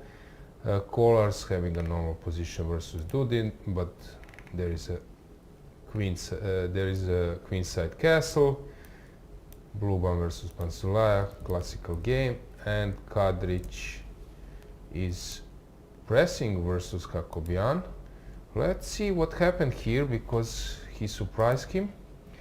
French defense, of course, you fans, you all know that that was the line, the game, the opening, which was tested at the very top in the World Championship match. First round, Dingliran played it, and actually it paid off. He won a game, and in some other rounds he also tested it. So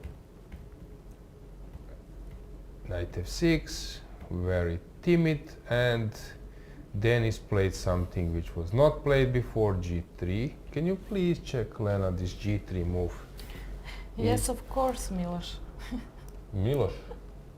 I'm just joking because you said Lena. Once again, Sandra, I need to listen. I need to move my head. You see, I pressed d4, d5. First time it was like, okay, I will forgive you, but second time. No, okay, I know it's a final warning. I won't do it. Lena again. 97. What was? Okay, just can you go back a bit with the Yeah, game? it was E5 line. E5, Knight C3, okay, E5, knight 97, 7. knight E2, C2, Okay. E2, C5, C3, CD, CD. F6, E And- takes, knight F, knight takes, and knight knight F3, F3, knight C6, G3. G3. Okay, let's Yeah, it looks like a sideline. see. G3, 4 games. Maybe a few of them are from Dennis also. No, he didn't play. So, not so high rated players played this move G3. Probably for a reason. Queen A5 was played. After G3, no one would played Bishop B4. So yeah, he completely surprised. Okay, Bishop B4 was played, and then Bishop D2, and then Queen A5.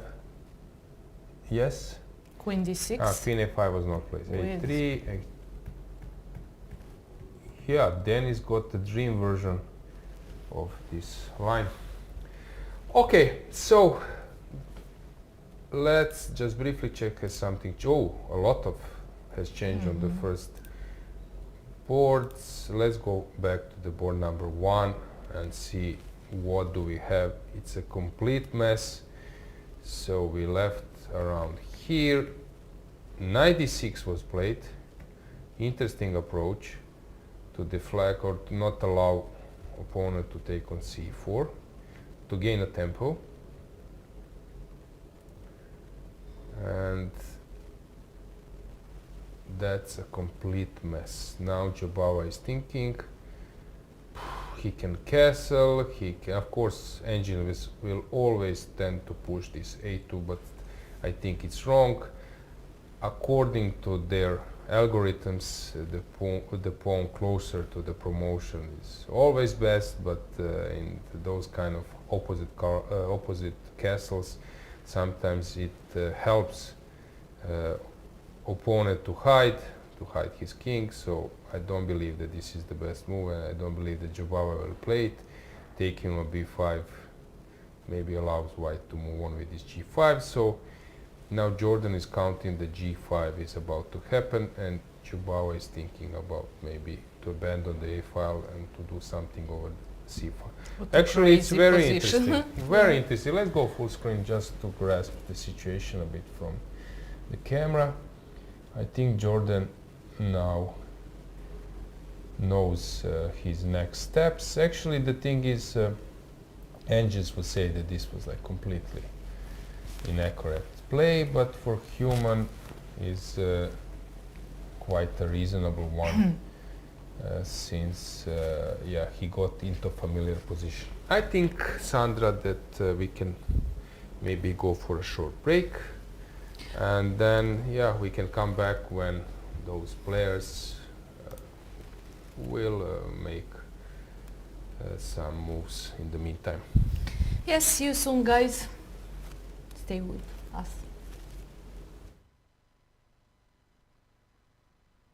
Noua Aqua Carpatica Flavors, un produs extraordinar căruia i s-a făcut o nedreptate și a ajuns să stea lângă sucuri. De ce nu ne-au băgat la detergenți, la geluri de duș sau la parfumuri? Mai bine ne-ar fi pus la cosmetice și noi hidratăm corpul, la iaurturi, că folosim fructe adevărate, la produse românești, avem cea mai bună apă Aqua Carpatica Carbo, la diete, că avem doar sirop de agave, sau la produse de import, că arătăm prea ca afară. În realitate, am fost etichetați greșit. Aqua Carpatica Flavors, apă minerală Carbo cu suc de fructe și un strop de agave. Puritate cu gust de fructe. Hai să nu mai facem etichetări greșite.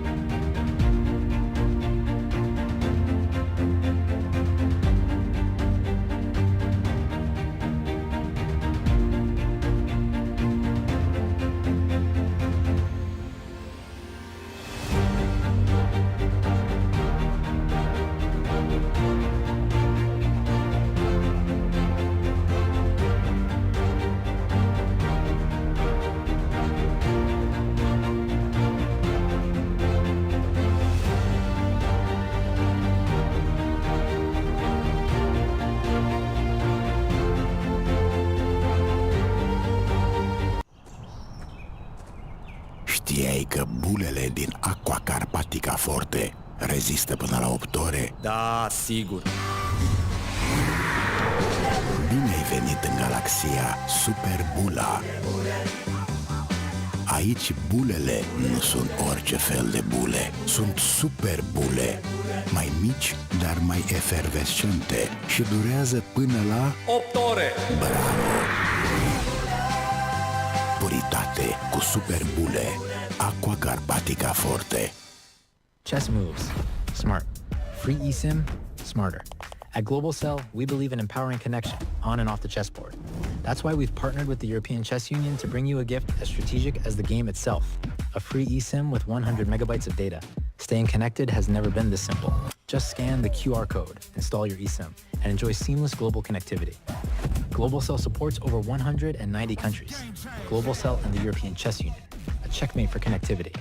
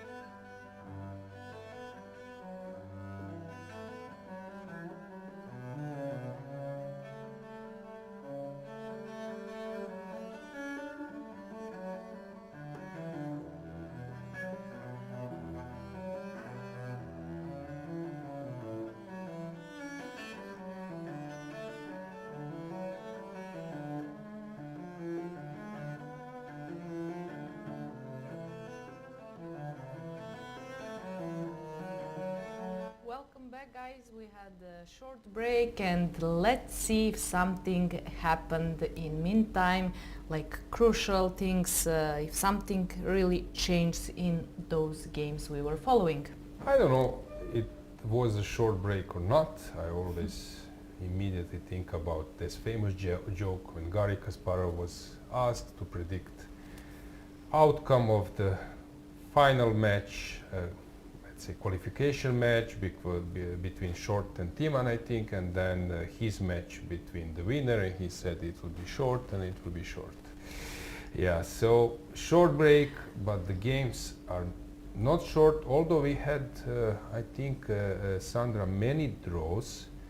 I noticed quite a lot. For example, from the beginning we mentioned that there was a draw Gavrilescu-Wojtaszek, but there were some others. Chigaev-Boyer, it's a bit surprising. Also, so for me. Because Chigaev is always pressing, but and here he's high-rated player than Boyer.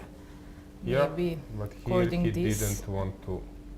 He was not liking his position. This h5 was a nice move. Then we have Jan Schubel against Santos. Jaime Santos. Yes. Okay, Schubel is lower rated. Okay, we had this combination of lower rated player versus stronger. We had it in Lashkin versus Rothstein, Kosakowski versus Pichot, Willow versus Kuzubov, Lavrenchis versus Nikita Petrov. Are there any other draws around? I'm searching. Payeken versus Sanal. That surprised me. Usually I see Sanal is playing till the end. Okay, that's more or less it. Let's go to the first board. Let's check what's going on in this crazy battle between Jordan Farforest versus Badur Jobava, where after b3 knight d5 was played and Jordan went for rook c1, and we are in this position. Super complicated. It's hard to say. I don't believe that this engine evaluation is correct. We have just like I would say random engine. It's not super deep. I think that engine tend to overestimate at this point the strength of this pawn. So white will try to hide behind him. Should black's king go to e7 or to stay on e8 or? E7 sounds reasonable. Very tough position. The problem is since it's super complicated, engines tend to underestimate choices of white for both players, but for me it looks like a normal way of play. Okay, we might get into some opposite color bishops as well, but here white has bigger potential because in some stage bishop can land on c4 and there will be some threats. And here it's not the same. White is pushing. Of course, if black castles, let's say around here, then okay, h6, h7 would mean that it would be similar. Black will hide, but first c6 needs to be solved. Okay, let's say c takes b5. If you take, then your move king f8 or king e7, and this is some kind of mess. Okay, instead of queen b5, maybe there are other options like h6, pushing the pawns, the h6, g5, I don't know. Quite a complicated stuff. What about time? They are more or less similar, but things will heat up very quickly. So how is our poll doing?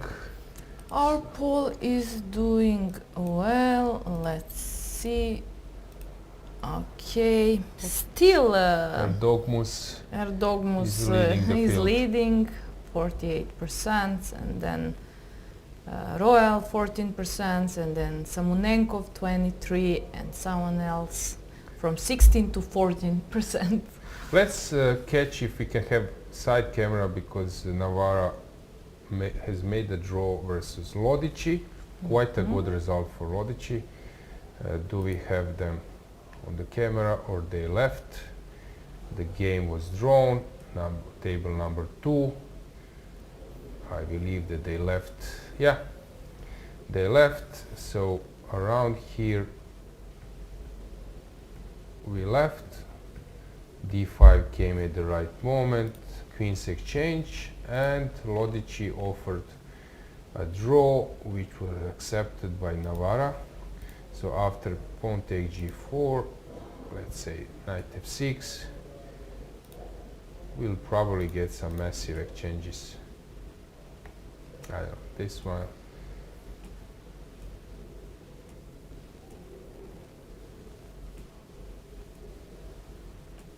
Yeah, and this will steer to a draw. Okay. And that's about it. So they call it a day. Let's see how Yufa is doing versus Iskandarov. Around here we left, rook exchanged.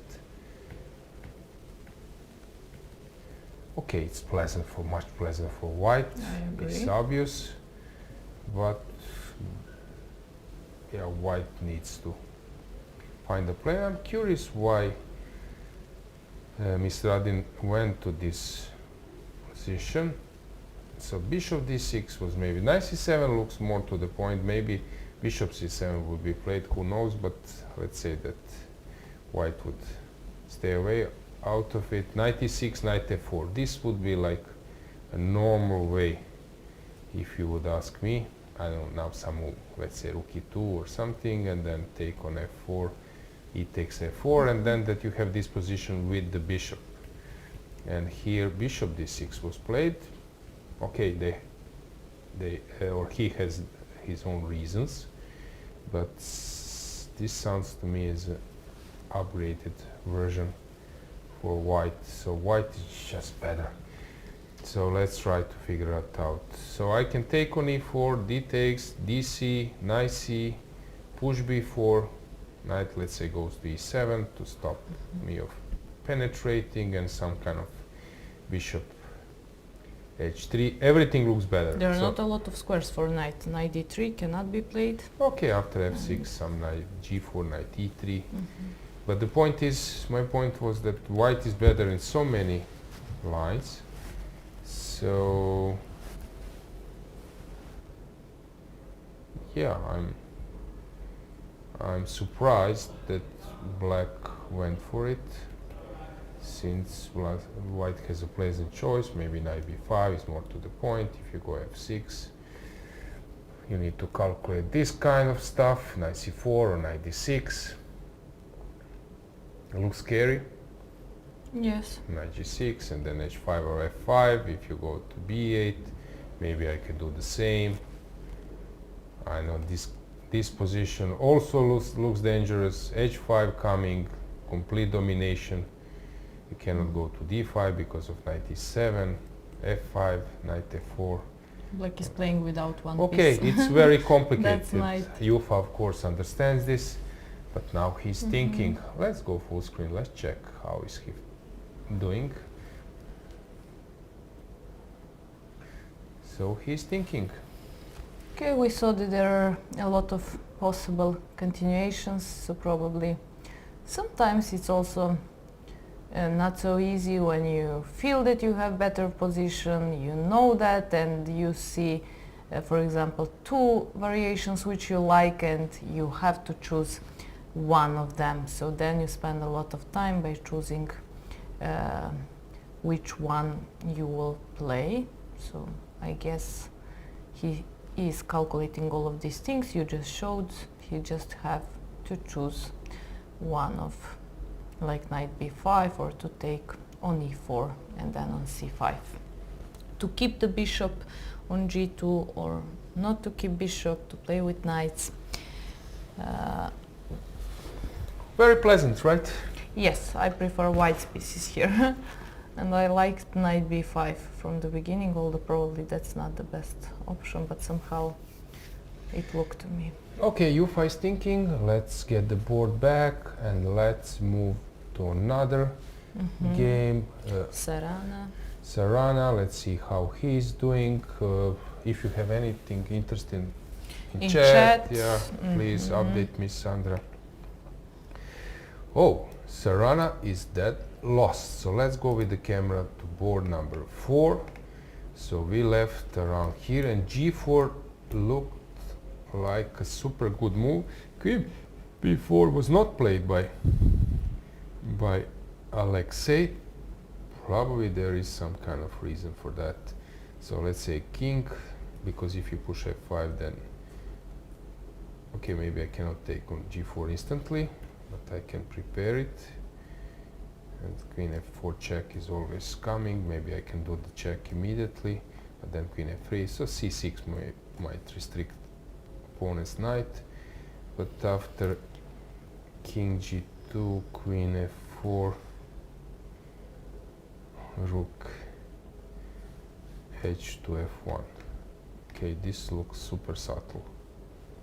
That white can just sacrifice and then playing with 4 pawns, but there is a pressure. Super subtle, and Sarana decided to play. Hang on, instead of queen b4, he played queen e7, g5, and he is dead lost according to the engines, but let's try to think ourselves. So the queen is hanging. If you take the queen, knight takes the... Very strange choice by Sarana that he ended up in this position. As you said, you always like to have pieces over pawns. Yeah, and so this I think is upgraded version, because white is having a domination. So what happened? Knight d3, knight e7, rook e7, rook d3. Don't know why he's thinking. He's contemplating a bit, but he will take on d3. That's obvious. So he's thinking maybe about something. He takes, and c6 played, but this is like a dream position because you never be able to push b5. If you push a5, a4, you'll lose it. So king f2, king is safe. There are no problems with second rank. He can always start pushing h4, h5, king f2. Really strange. It looks to me that it's sort of lost position on some kind of super high level. Maybe maximum what can happen that you're playing rook and a bishop versus rook. But Sarana somehow misplayed it completely.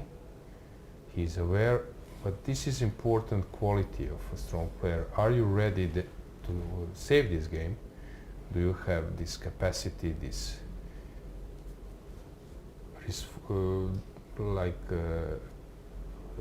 that you are ready to sit there for hours, to be able to fight for a draw, which is the only possible result for black. Yeah, and You need sometimes to be very resourceful. Are you there to do so? I'm quite curious. I agree, and sometimes you're just not lucky with your openings which you choose to play. In this case, as you said, I mean, we were talking about this piece sacrifice, and maybe that's happened today to Sarah. Maybe it's not his day. We will see later, although if he saves this game, it will be that at the end it's his day. Yeah, for him it's very important. For his tournament, it's very important to save this game. It's very important, because with the loss, well, okay, if you make a draw, black pieces against Cantor, it's maybe not great, but it's not bad. But if you lose, then it's quite bad. But yesterday, Cantor was on the verge of defeat. Really, he was dead lost. You could check this game on our ECU TV.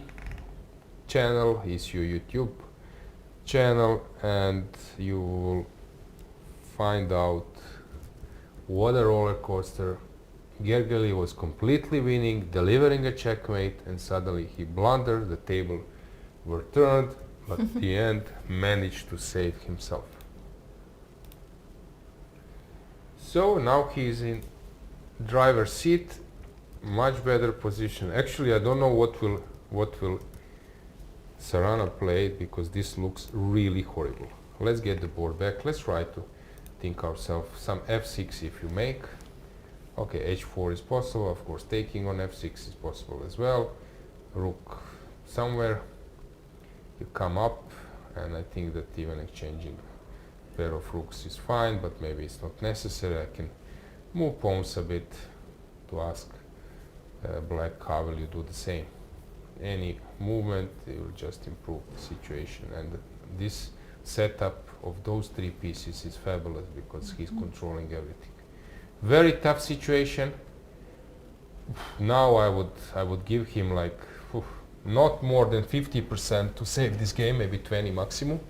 So if he's able to get a draw here, that would be a tremendous effort. Of course, Sarana is super strong player. Maybe we could zoom him a bit with full screen, but I'm pretty sure that in his career, in his track record, there was similar situation happening, but yeah, he needs to find some inner confidence and energy to get over this super tough situation. What do you think? I think Sandra? he will lose the game.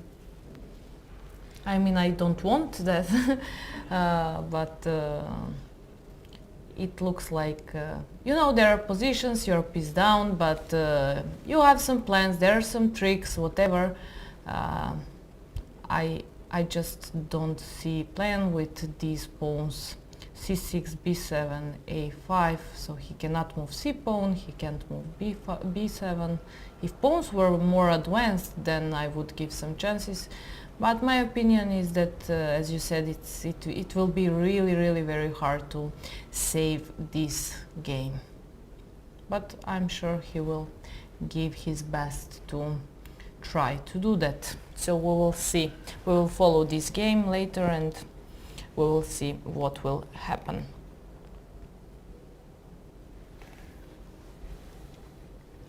Okay, let's check the board number 5. Darda, we predicted that he will make a draw. They took our footsteps, and yeah, I predicted that this will happen. Maybe rook b2 will be played, that was my choice, and maybe some e6. But knight c5, stopping e6 has more point than allowing it, and we are in this position.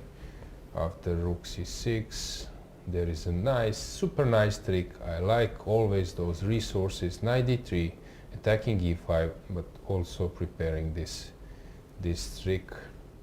And after bishop b6, black will be on time to come with the king on e6 and to save this game, because black won't be able to make progress. I don't know, knight b4, and if you push h5, I can even take, but let's say that I play knight c5, then I'm also maybe thinking about sacrificing after taking on h5, so it will be a draw.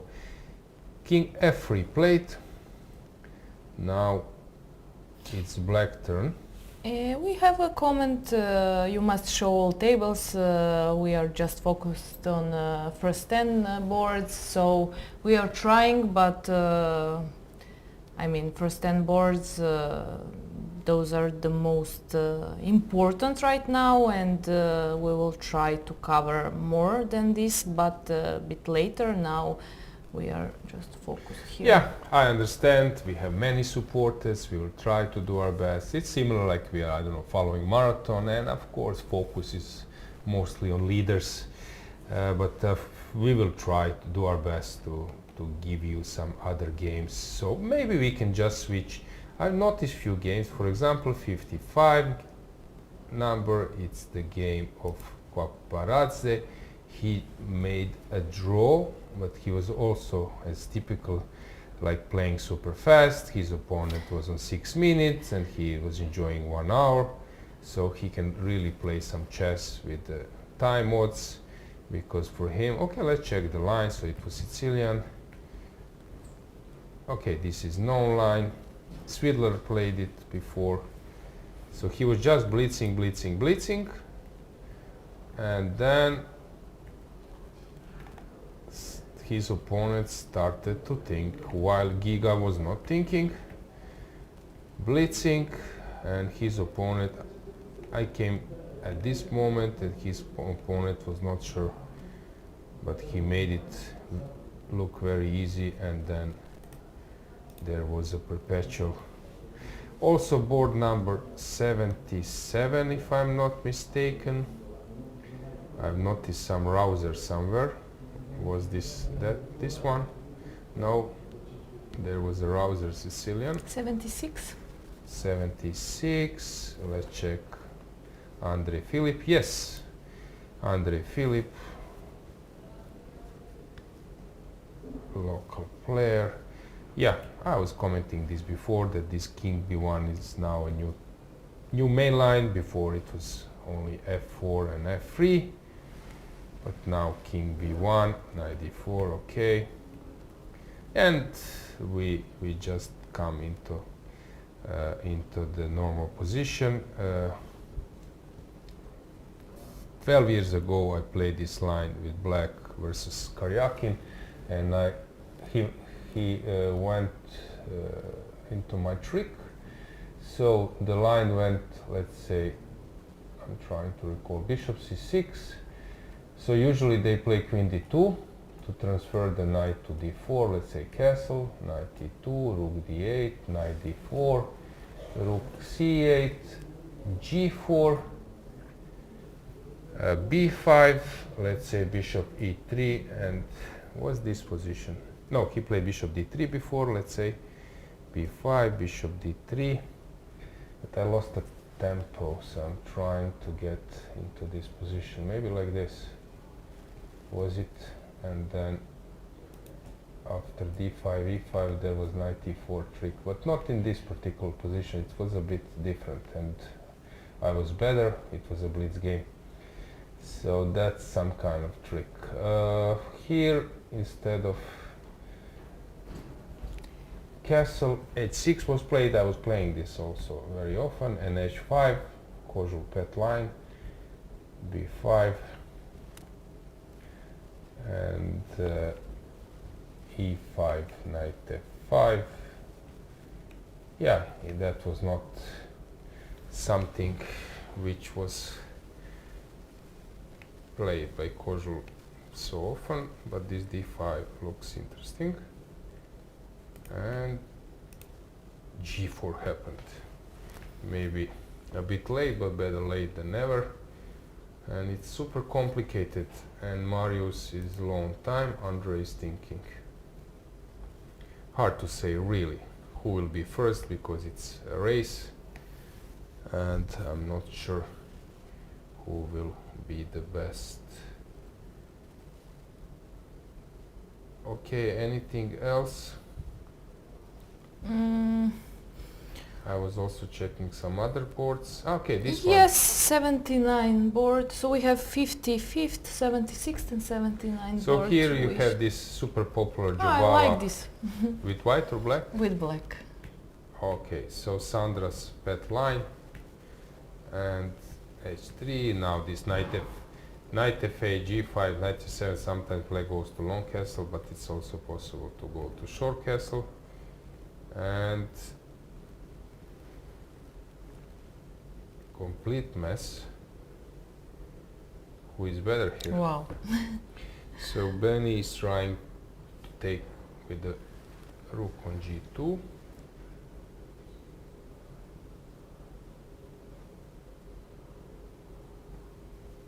Okay, it's very complicated. Queen d6, rook g2. Queen Queen f6, f6. rook f1. That's Yeah. what I was Yeah, analyzing. that's something, you're completely right, Sandra. I don't know, some queen somewhere, and we get this position. Knight f. And it's a mess, but maybe black is on time. Of course, queen a3 is, after queen d2, queen e3 is also possible. And as always, we will get some equal position. This is typical. And maybe some draw on the horizon. Rook f2 played, black is thinking. Let's go back maybe to board number 11, or let's start with board number 8. Let's see how Gledura is doing. So he played, black played knight g5. Okay, that's an interesting approach. And knight went to g5. And this is the position. So board number 5, we have a real mess. I see Vignir from Iceland walking.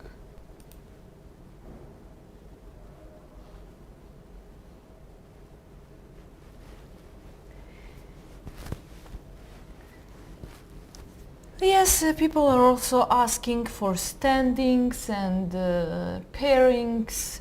Through this game we are trying also to show pairings, because we can see if one forest plays against Jobava or opposite, but you can see some of pairings. At some point we can also say standings, so that's not the problem, but as someone said, there is also chess results, so you whatever you want and we don't cover in our life, you can check. Of graphics. Maybe we can check with our team to provide the graphics. So of pairings and standings and results. Yeah, just previous round results, standings and pairings. I believe that we can show that to the viewers. So these are the pairings, but let's start with the previous round results. Let's start with that. So these are the pairings. Do we have results? Yes. So last round, so you see the Serrana was white on the first table, playing a solid draw, but not more. And today he's suffering. Jordan won with the black pieces, which was huge.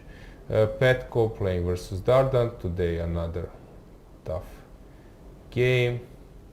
Navara Koparadze was a roller coaster. Jufa versus Horvat even more.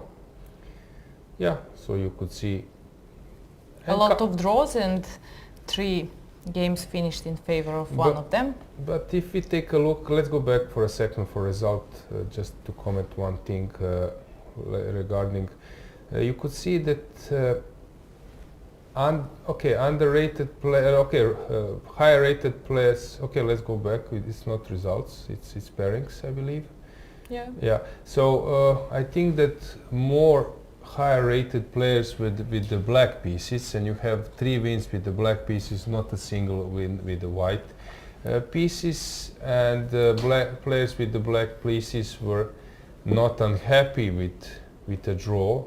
Only one higher rated player was playing with the white pieces. This is Anton Giharo David versus Dudin, and Sarana versus Samonenko. That's about it. Let's check the standings. Yeah, so we have only 6 players with 3 points. 6 players with 3 points: Navara, Lorenzo, Jobava, Iskandarov, Van Forest, Jufa, and then we have 4 players here on the list with 2.5 points: Darda, Gledura, Šarić and Bluebaum. Yeah, 2.5, not far away, but still it is some kind of advantage for players with the 3 points. Regarding countries, yeah, very diversified.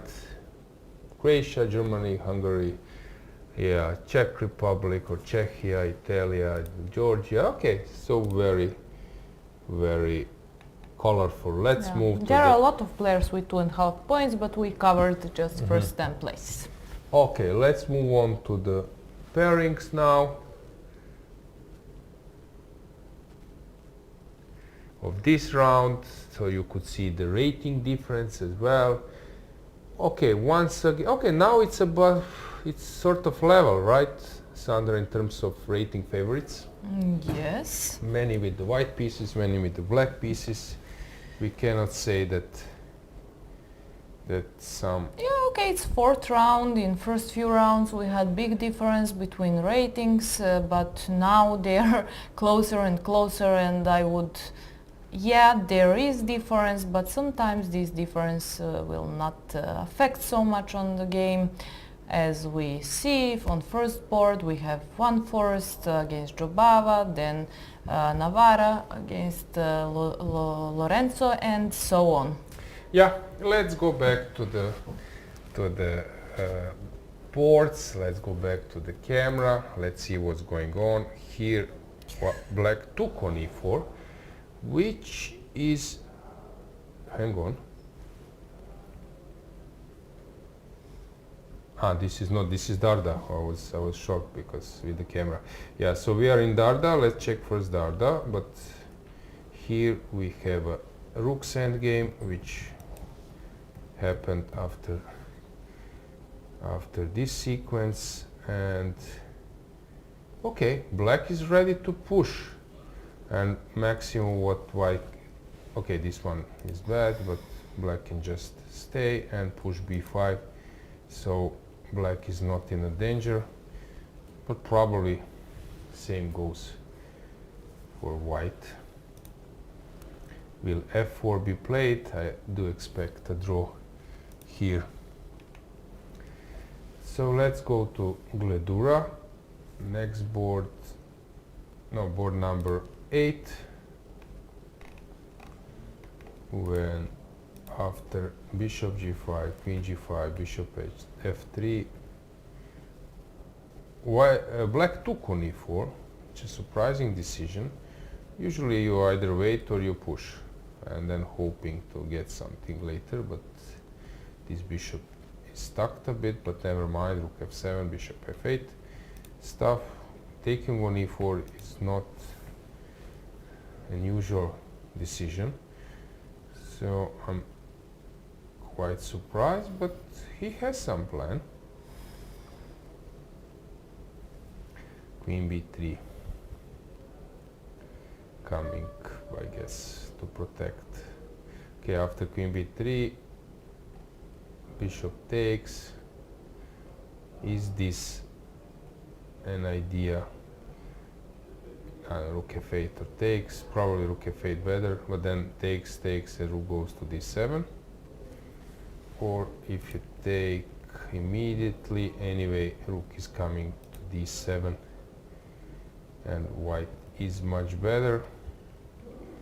So this bishop h3 doesn't work. If this bishop h3 doesn't work, then I think after this move, okay, rook d8, then bishop h3 works. So I think that queen b3 is a very important move for white, and I think Gledura will find that move. In the meantime, Jufa went for... Okay, we were not calling first board. Let's see first board. We have some endgame. So how it went, queen a5, Jobava took with the queen. Very interesting idea, because if you take, then bishop c3, threatening a2, and if king goes to a2, knight b4, yeah. So very nice touch. Then bishop f3 was played, and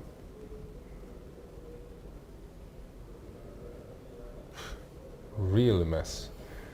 Who is better here?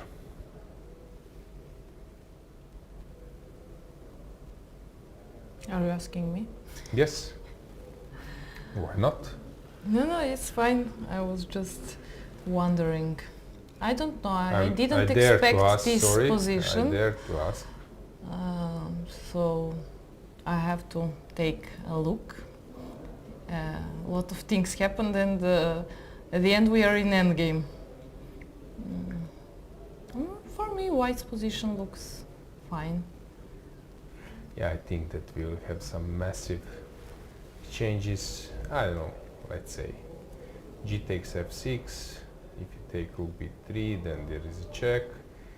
If I go immediately with the check, then the point of Jobava is that there is a checkmate, so you cannot leave this file too early. So after g takes f6, let's say king d7, I don't know, rook c2, rook b3, bishop somewhere, I don't know, bishop d2, and we will get some massive liquidation. So draw. Again. I expect a draw. Yeah. I expect a draw, but it's really huge thing. Maybe we should get them into the studio. We should, for sure.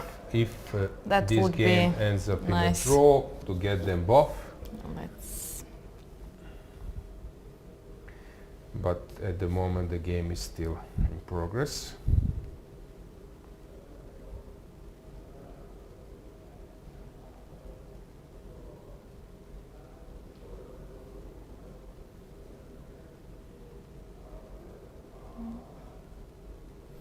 What about time? Okay, they have time. They will not enter to huge time trouble. Okay, while you're checking, let's see how Ufa is doing. Let's get the board back. So he went for this line I was mentioning, and then bishop h3, exactly I was saying, and f6 happened. So now knight g4 he can play, or he can play something else.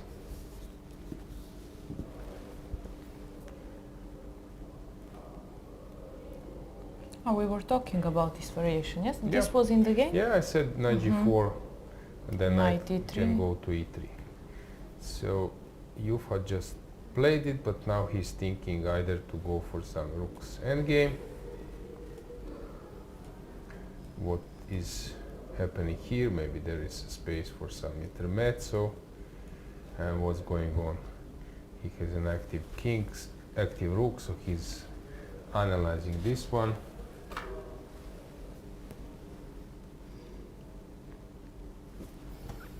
Very interesting. Check if...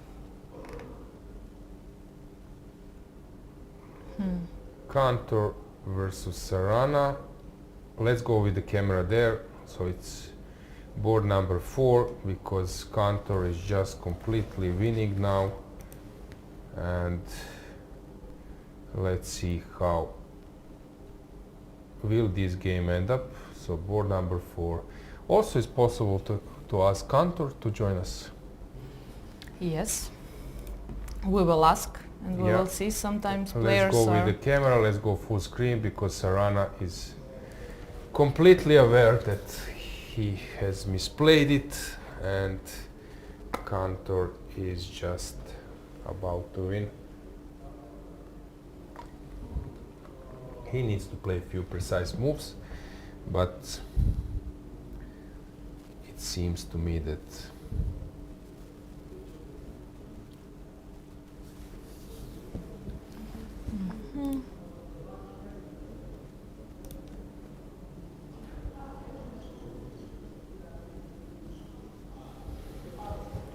How is Daniel Darda doing? Yeah, People it are will be a asking. draw. We went through this game. I think that Ivan Šarić is doing quite good. So I thought maybe at some point we can also check his game. So let's get the board to show you what's going on here. So bishop c2 of course doesn't work due to rook e2. White can take on g6, pawn takes, and then try to hide the king, because after rook e3 king goes to g4. And this b5 will run into bishop c2, you push, and rook is hanging, so you need to lose some time. And if you go rook e6 after bishop c2, there is takes and f5. So Sarana, from my point of view, from like worse or close to lost position, but not yet fully lost. He actually just came to a lost position very quickly, too quickly from my point of view. That means that he was really disappointed how the things went, that he just didn't put his all.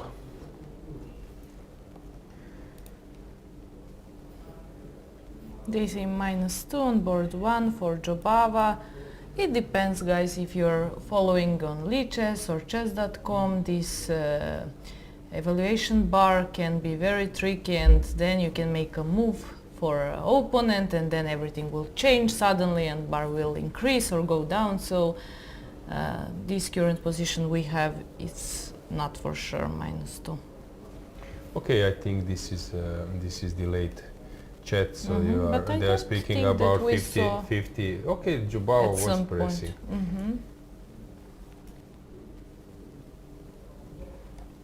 Gavrilescu Wojtaszek already mentioned. Samunenkov is heading towards a draw, but you never know. Gledura is about to make his move, but he's still thinking. Whom else you mentioned? Šarić. Dragnev Svane is a mess. Sokolovsky Martirosyan looks very complicated. Let's see how Šarić is doing. So he started, from time to time he plays something besides e4, so he went for this stuff, and he managed just to very inspiring play by Ivan, and he's actually completely outplaying. Yeah, I think this was very smart choice to choose to play knight f3, c4, g3 against young Turkish player. He's playing that from time to time. It seems to me that he's just completely winning.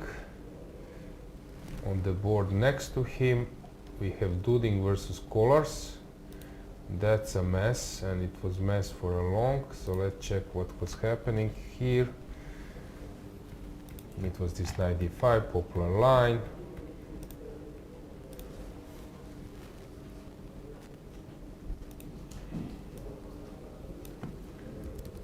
Okay,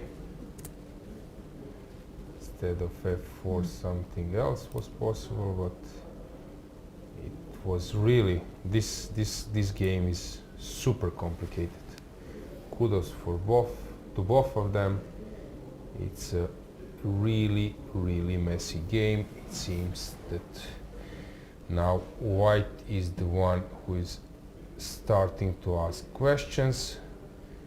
And let's check blue one. Okay, slightly better possibility to win. And Kadrić seems to misplayed it, so he was better somewhere around here. But what happened? How he misplayed it?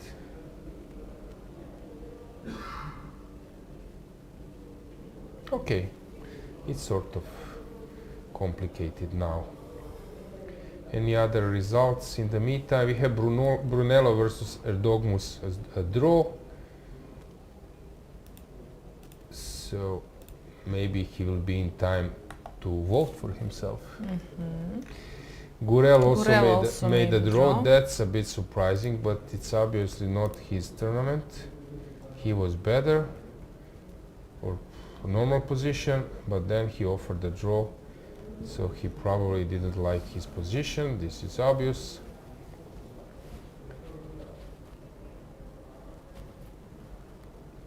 Okay, other games are still in progress. Not many games finished. Emre Can made the draw against lower rated player. That's a bit surprising. So let's go to check how is Kantor doing, our board number 4 versus Sarana. Jordan play bishop f4. I believe that this will end up in a draw, but maybe I'm wrong. But let's stay with Sarana, try to get them on the camera. Okay. Number 4, yes. It seems to me that Gergely lost some plan since he was, hang on, okay, maybe not, maybe it's still fine.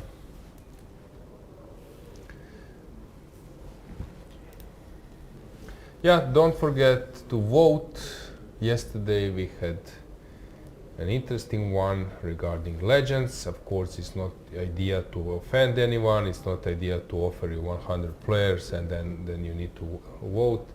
We are trying to provide you some details. Always you have this option of someone else, but it's interesting. Yes. Dogmus is the Still leader of this pool, and then Samonenkov 20%, and then Royal 14%, and someone else 18%.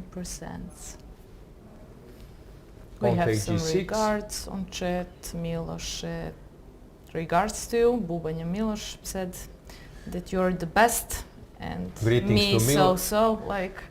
But okay, what to do? There is something behind, I don't know what, but I don't want to dig that. Yes, Miloš is a well-known organizer and club manager, singer in Yes, Montenegrin we all circles. need that. So greetings to Miloš. We have some compliments that we are doing good job. Guys, if you have some questions, be free to write in the chat. Sometimes I miss something because we are focused also on other things, but you can also repeat the question if you see that it's important and we didn't answer.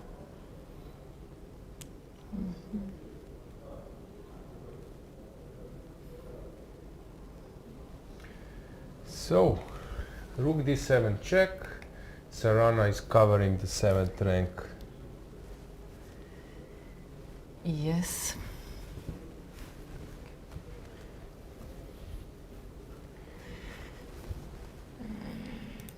So the answer was yes. In the meantime, Rook For e7. 7th rank, yes. Alojzije is joking because I saw a comment, Sandra, will you marry me? And at the same time you said yes for something But else. I said yes to you. So, I mean, to the position. I'm sorry for confusion. For 7th rank, you were mentioning Sarana and what is happening in the game. Okay, so Rook e7 played, King f3 will follow, then or Bishop c2, and g6 is a target. Of course, White can put the pressure.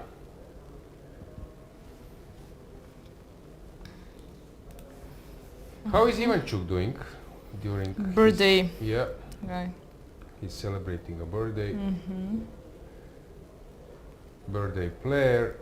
Okay, he's under pressure. Doesn't look great to him. Heberla is playing really, really well.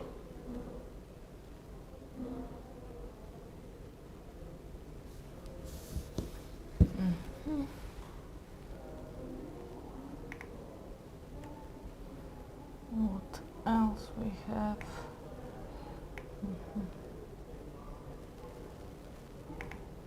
Okay, not a lot of draws on first boards. There are, but I expect from the other games to be finished in a favor of one of them. Second board, so we said this, we have a draw. We see playing venue.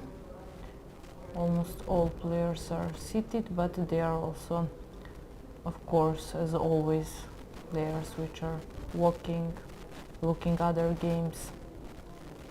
It's always nice to go in this first part, left part of the playing hall, and to see top seated players. So what's going on in Jordan versus Badur? So after bishop f4, f takes g5 was played, and oh, bishop g5. Let's get the board back. So bishop g5 is a possibility, of course, but you will see that there is an interesting deflection motive, because as I mentioned all the time, white cannot take the rook. So let's get the board back. So here you cannot play rook c8, because after this there is a checkmate. This is the actually the point and the combination on which Djukic is relying on. But after bishop f4, pawn takes g5, the key piece of the black position is either a rook or a bishop. With the key pieces you can do three things. You can exchange them, cut the defense, and deflect. So here deflection with bishop d6 is very nice, because after bishop d6, rook c8, rook takes, edge 8, and this is some kind of complicated position. Maybe this is not great idea. Watch out always that after king b2, okay, not in this case, but for example after those moves, yeah, white will not be able to run away. So f takes g5 was played, and now bishop g5 is possible, or bishop d6. Let's zoom them a bit with full screen, because Jordan is thinking, he's calculating with this bishop d6. Of course, he is the one who is considering this bishop d6. Of course, he's a top player for them. It's an easy thing, but he's not sure about the outcome. And of course, also Djukic has spotted that. I'm sure. Djukic looks very relaxed, yes? Or no? To me? Hard to say. Of course, before the game you have some uncertainty. Now you are already in some end game, not many pieces. You know basically what's the perfect outcome of the game. With perfect play, probably the black pieces you shouldn't lose. So actually you are away from some unexpected things, but to be super precise, to play all the move best, it's still a tough challenge. Interesting task. So we are waiting here for Jordan to make a move. Let's see how Yufa is doing. So he went for this line. Let's go with the board and camera there. He's trying to play this kind of position. So f5 is needed, rook c6.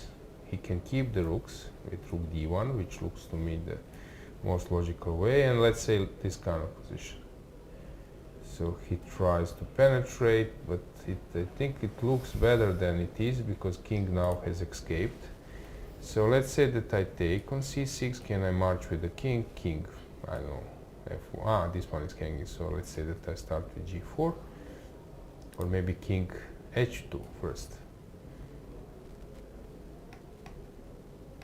Okay, there is this motive. You cannot come here because of g4, but after bishop f3, bishop g4 is coming, and white cannot stop it. Now this will be a draw. So here, is there any other way? So it's possible, of course, to play rook's endgame. This one is hanging, e3 probably is the best. I don't believe that anything besides a draw will happen, but it's still an option for white. Should we just switch to Sandra's game to see if something changed in his or his opponent's favor? Okay, something has changed, so he managed to survive first attack. Rook h1. was inaccuracy. King Was it f3. F5? No. F5, rook f6, I believe it's trick. It's so hard to see this. So king f3, probably. Okay, so he played rook h1. Okay, suddenly there is pawn on a4. And at least there is some progress in black's position. Okay, here I would now increase the chances for black, since rook and a bishop, my point of view, let's say that I will give like, I don't know, 60% that we will have rook and a bishop versus rook, maybe 50%. So that, and in that rook and a bishop, it's 50-50 that you win or lose. So it will be interesting. But for a moment we should go somewhere else. Darda made a draw. Samunenko versus David Anton is about to be drawn, I guess. Rook e2, takes, and I don't know, a4. Okay, black is better, but some g4, king g2, king f3 will happen. Okay, white is low on time, so David Anton is trying to find some resource. Gledura versus Petkov, queen d2 played. Okay, that's also a reasonable idea. He's pressing. Okay, this is like a dreamed in King's Indian. h4, h5, king g2, dominating over d file, dominated the opposite card's bishops. So many options. Ivan Sokolovsky versus, okay, Frederick Svane first. Oh, that's a mess. That's a real mess. So let's hang on here for a while.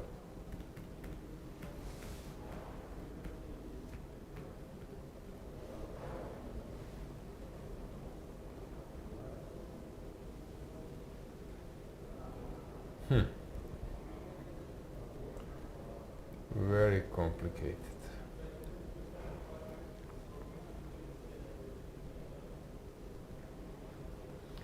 Yep. We can see. Yes, Frederick is Thinking. getting nervous, I know, but he's calculating like a machine, so I'm not surprised. But we have one other game to follow. Let's go to the next board. It's the board of Martirosyan, number 10, because Jaklik Sokolovsky is pushing. So it's very interesting how Haik has organized his pieces. It looks a bit strange, but it's also quite, not unbreakable, but it's quite a strong defense. And here, but he was outplayed, although white needs to find some strong moves, and bishop g4 was played. So let's go full screen, because I think now that Haik really needs to find some good stuff to stay in the game.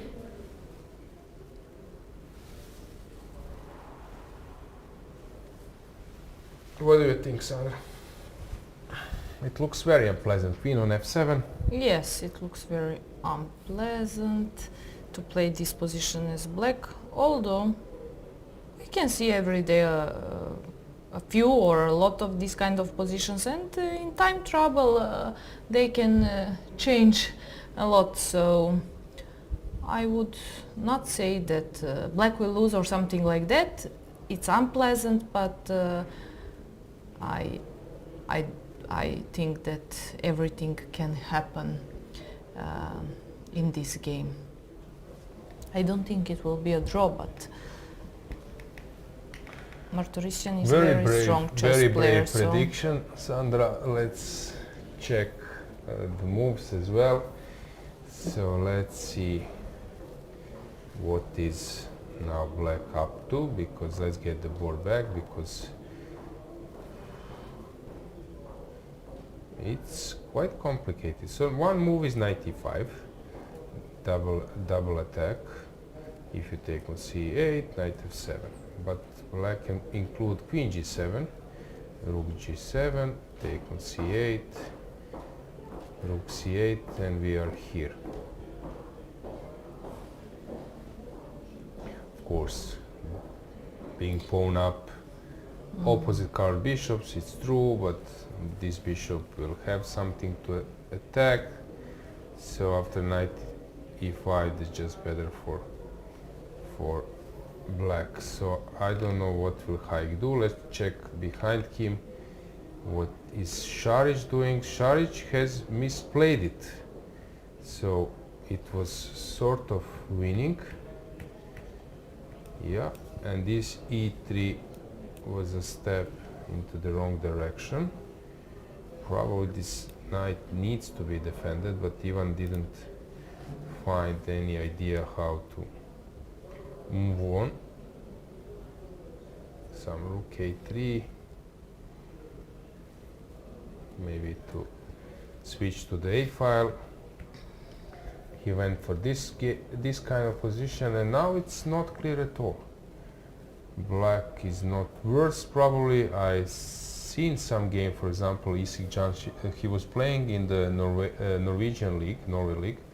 I was there playing one weekend, and yeah, he's sitting, he's always determined, he can sit for hours, and yeah, very resourceful guy. People are asking if we are going to do an interview with Badur. Yes, guys, we will try to do interviews and analyze of games, but it depends what they will do in their games. We don't disturb them if they lose, sometimes if it's draw, and of course if they win a game. So we will see who will be our guests today. Yeah, of course we understand that we need guests, we need people, but unfortunately we don't have contracts, and it's not something which is yet in force. Some Wolf events have it, but of course I know that many players are super polite. But for example, I would like to get also some other people in the studio. I spoke with Luke McShane, so he's here. I saw him at the lunch or breakfast. I said, Luke, you're always more than welcome to come into the studio. I think Luke McShane, career high. What would you say, Sandra? I'm bad with these predictions. Okay, I will help you. So I think it was 27, I don't know, 27.02.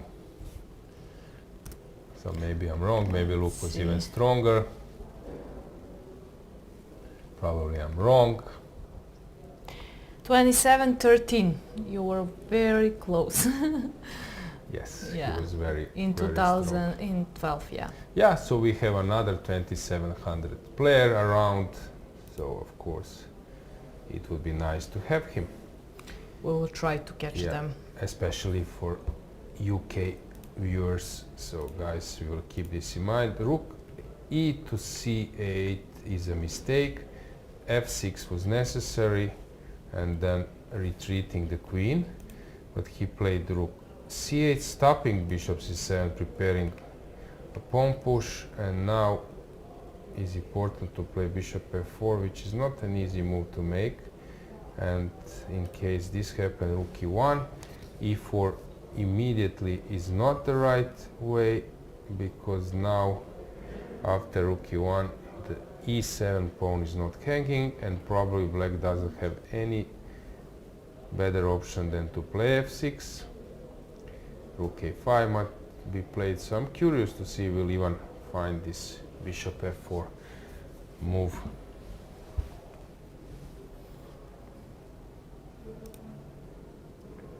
So he's thinking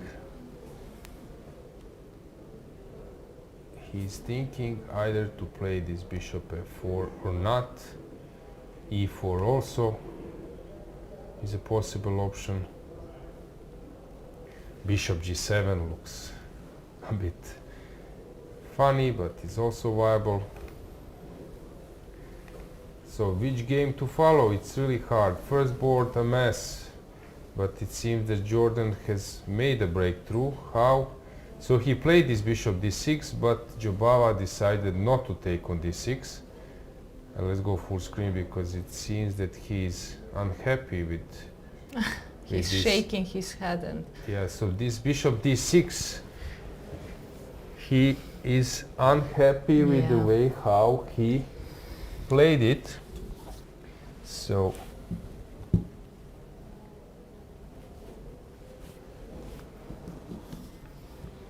yes, now we can see.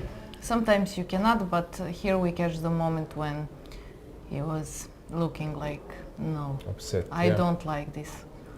Yeah, so And he should really have. upset. He should have taken Is he in time trouble? Oh, he is. Yes, He should have taken the bishop, but he also sacrificed. Let's go back with the board. He sacrificed the exchange. So rook h5 was exchange sacrifice. It will be interesting to hear Jordan. Was Jordan counting on this way of sacrificing? Probably here Badur was not happy with something, so he just went for rook h5, and now maybe the problem is that he just spotted this move. Is this the case? Because if you take bishop b4, rook h1, rook h1, b3. rook b3 is better, and rook h1, bishop a3 is the point.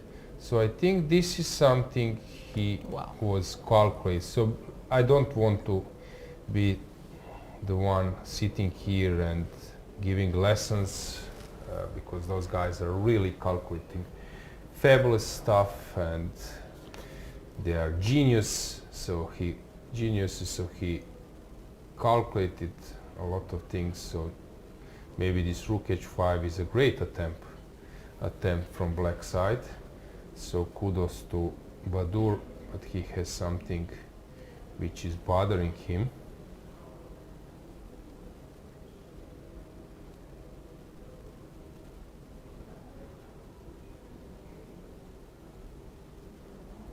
Very tense moment.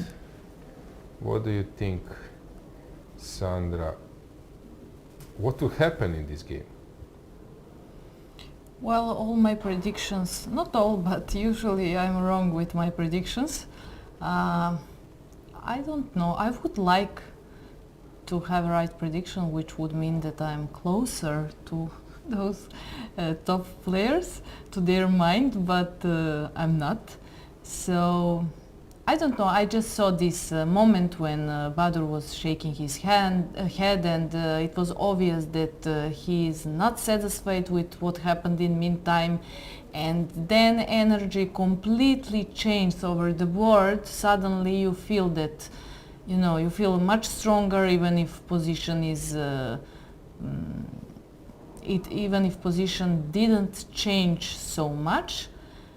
So I think in this case Jordan got some energy, and Badur is just not in bad mood, not in great mood. Yeah. Okay, so after rook h5, it's White's turn to think, and Jordan is thinking, but we should run somewhere else. Let's get the board back. Briefly check Ufa. It seems to me that Iskandarov is really playing super well, and now we have something happening in Sarana game, because he once again is on the ropes, and it looks that he's about to resign, because king g5 and then takes an f5. Let's get the camera there. So board number 4 and 1 move away from the time trouble. Let's go full screen. We can zoom Sarana a bit, but it seems to me that he's about to resign, because now rook g8, king g5, and that's about it.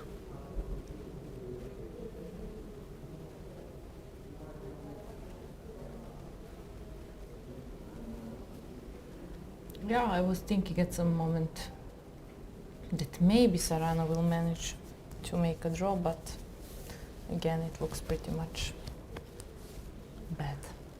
And it looks like Cantor is losing, but it's not the case. So he looks a little bit like shy, but he's not taking some territory over the board. We can stay with the camera here because I believe that some resignation is about to happen. A resignation is about to happen. Let's get the board back. We can stay with the camera here.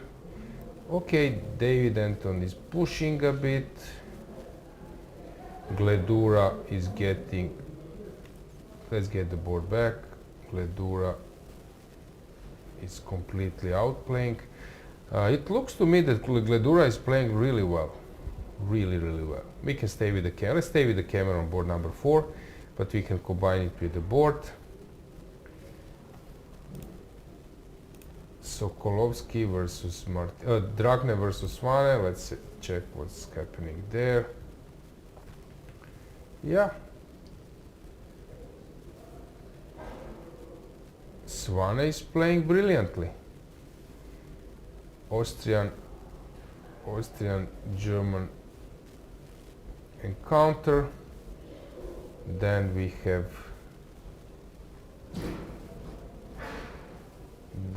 have Sokolovsky versus Martirosyan. We will follow that one. So bishop a4. Oh, there was a queen's sacrifice, maybe. And you cannot come to e5. You can, but then bishop c8 and knight e4. So king needs to climb, not to g8 because of checkmate. Okay, but this is not easy.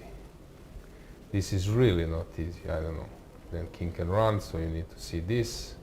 If this, there is bishop d7, and king h5, some rook f3. If it's not with the check, no one is actually calculating this.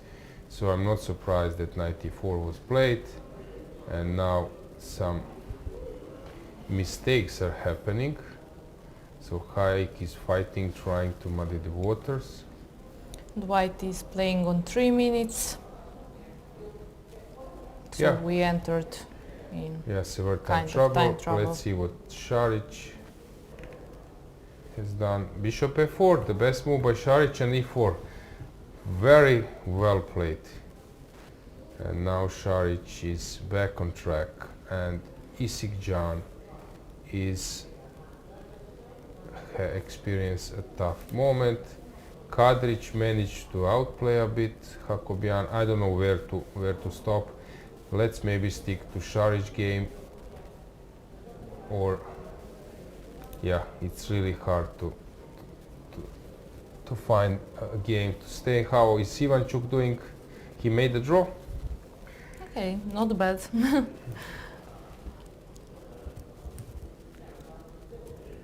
Here white is sort of winning. Has something changed? Okay, something has changed on our first board. Check. So Jordan has found this rook e1 very nice move. That's why I'm saying to my students, invisible chess moves, you need to open your mindset because you're connected with the material, and suddenly you start playing only on squares you are controlling. That's why it's very important that you play on 64 squares, that you're thinking about moves on your opponent's squares. So rook e1 is a nice touch. Same goes with rook h5 from Jubava. Those players, they don't have any bias, they're just playing the moves best possible. Okay, this is unclear. Who knows what will happen here?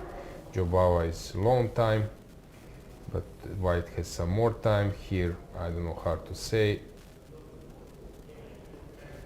Yeah, Sarana is struggling a lot. I don't know where to. Fredrik Svane, maybe we could see one more Collars time. on the ropes. Svane is sort of winning. So many games, Sandra. Which game to follow? We want to see complicated ones. So maybe we should stay with Dudin versus Colors, because this one is like more undefined. Let's Yes, okay, put it I that agree. way.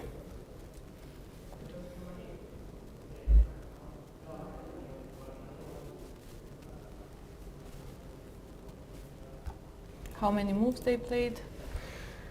They played, let's see, 32, 8 more moves. Bishop e7 played, 32nd move by black. Maybe we should get them on the camera. It's board number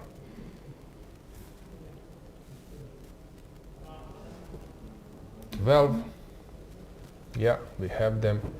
It's a mess. Bishop e7 played, 3 minutes. Šarić is thinking on the board next to. Complete mess.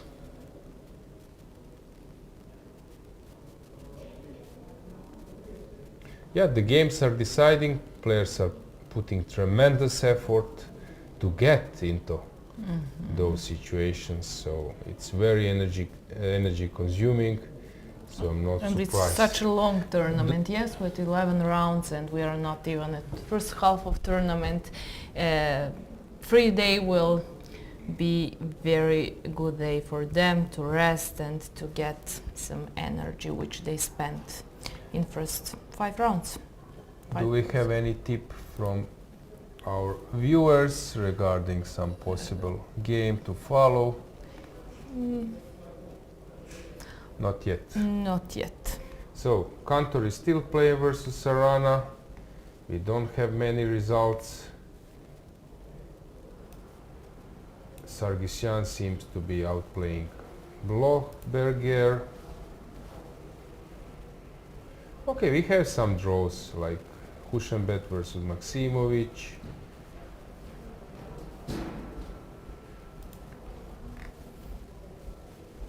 But many games are still Yes, in and on the first progress. board we had some Sarachi versus trades. Fretke. Sulejmanli won against Makol. Ponomarev won a game against Palcher. Nice. Dudin has winning position.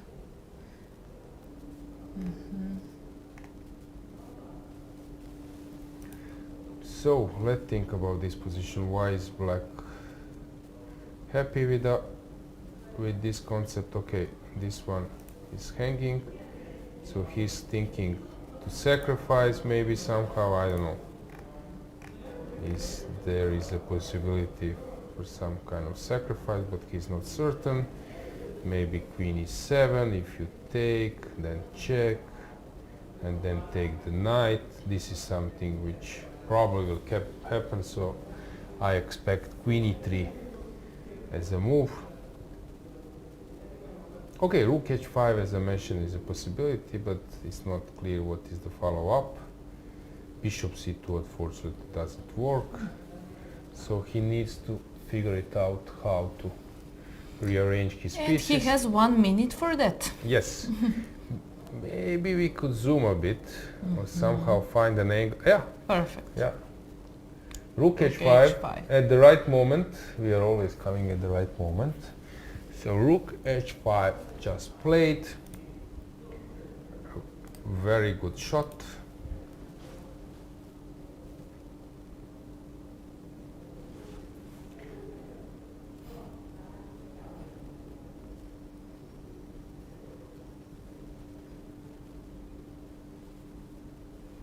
Not a lot of options for black, yes?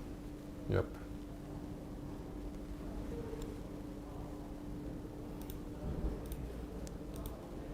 Guys, you're also following these moments where time trouble starts, so if you have any suggestion for any game, you see that something really interesting is happening, you can write us in our chat. Yeah. It's very interesting. Pasula just stood up. He is playing against Bluebaum and he's trying to save the game, but we are still in this situation, Kolarz is thinking, 5 minutes on the clock. Next to him is Šarić. Šarić having a winning position, but it's still complicated. Kolarz just played Rook h5 rook and h5, queen e3. and he took on h5, and we will have this queen e3 coming. He played Yep. queen e3, yeah. Queen e3 is about to be played on the board as well, on our board. So queen e3, yeah, that's it. So how do you defend against queen s6? I don't see. It seems to me that Kolarz is on the rope. On the ropes. Let's stay with the camera here, but I will move the board somewhere where there is a mess. Okay, here not a full one. Trying to find some position which is very complicated. Okay, this one is. Okay, white is winning, but the black is winning, but he needs to find some precise stuff. Yeah, I believe that Kolarz is about to lose this one, and here's one.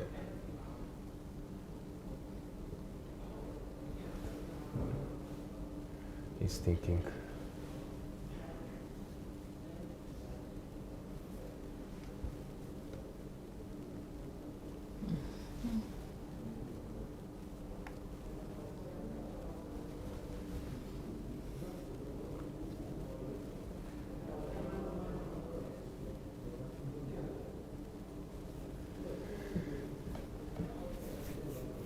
So let's check Svane. Let's see what's going on the board number 9. Yeah, it would be good to have them on the camera. They are repeating the moves. Rook a8. Svane is searching for a timeout. Yeah. Searching for a timeout. Unfortunately, we don't have him on the camera.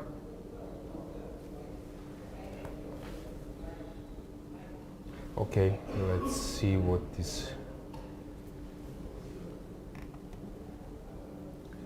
We lost the camera somehow.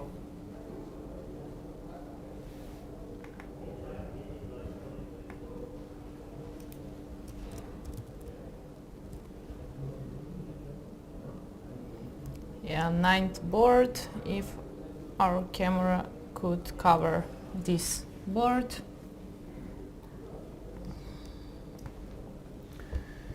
Yeah, let's check then what's going on in the first board. Jordan versus Badur. It's complicated. White is okay. White is a pawn up. Bishop up, but can he? Okay, sorry. So he's thinking about this, but this is not winning. Okay, they're out of the time trouble. Hopefully we can get the camera of some other game. Let's see this one. There are 4 moves. Let's go to board number 3 with the camera.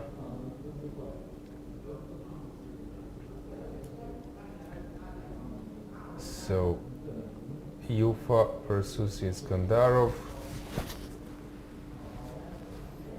Rook a3. Played, and Yufa is thinking. Let's switch to the camera number to check this game. Board number 3.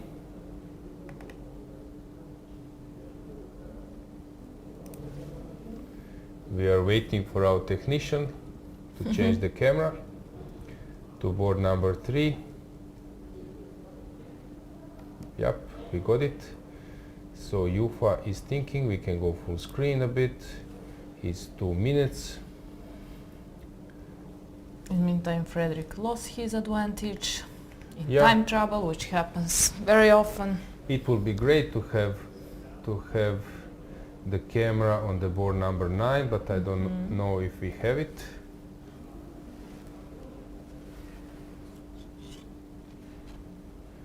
If we don't have it, let's stay with this board.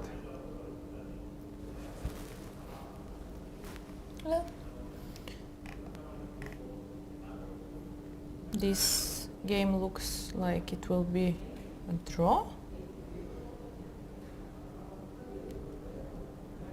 But still we have rook and knight against rook bishop, and everything can happen. Although white's position looks, for me for example, more pleasant.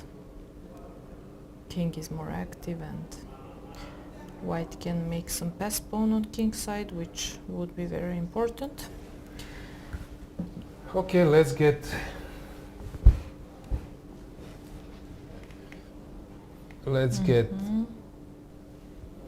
Šarić is doing great. yeah. He made huge progress in his position from last time when we checked. So let's get the board back. Hovhannisyan as well. So let's get the board back. Let's check the moves. So here bishop c5, rook b1 was played, and I'm thinking what's going on here after rook f7.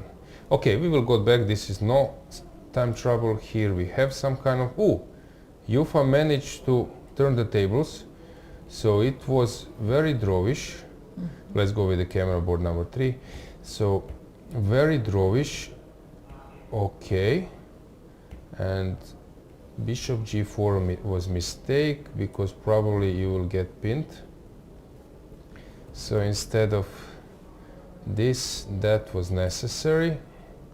And black is fine now. I think Iskandarov is aware. That was which move? Bishop g4, like 39. 39, still. And now rook h6 played by Jufa, and he's about to win it.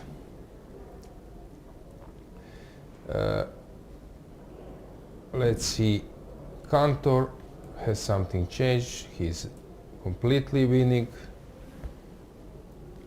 Samunenkov versus David Anton. Okay, this one is heading towards a draw. Samunenkov made it to the 41st move. Gledura is better, but still he needs to make some good moves. We have a comment that Sokolovsky had a huge advantage on board number 10, but he didn't play the correct move, and from totally winning position it's not anymore. Obviously, we will check that. Šarić versus Isik. Šarić is completely winning.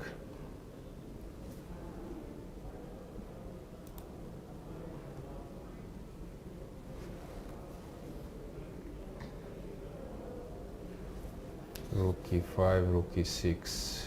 Yeah.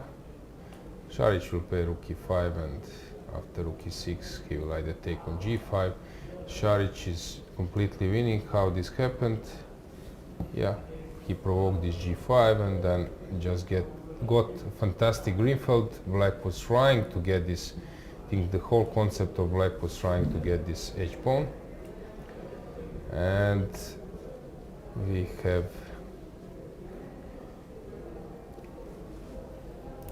blue bound versus... Okay, Kolarz has sacrificed the queen. He's dead lost. Petkov being low on time, he needs to make a move, 17 seconds.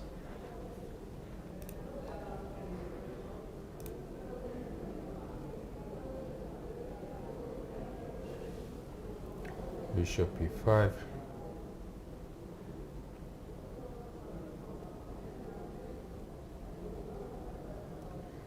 Played on last 2 seconds, and now it's Gledura's turn to decide where to go. He can take on e4.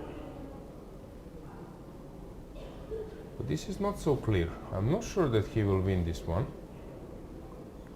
What after taking on e4?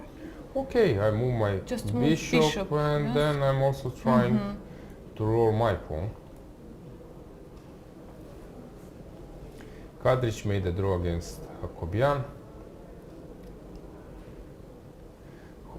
Hovhannisyan won against Alvar Alonso. Sargsyan is still winning. Tari is winning against Parligas.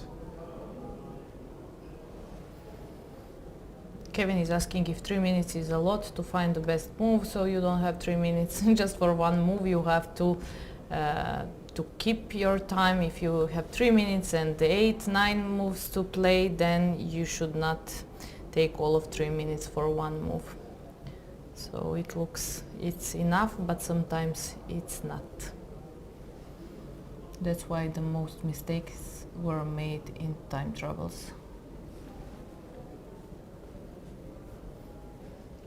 So, which move was played? Not yet. 29 seconds, 2 moves needs to be played, 24.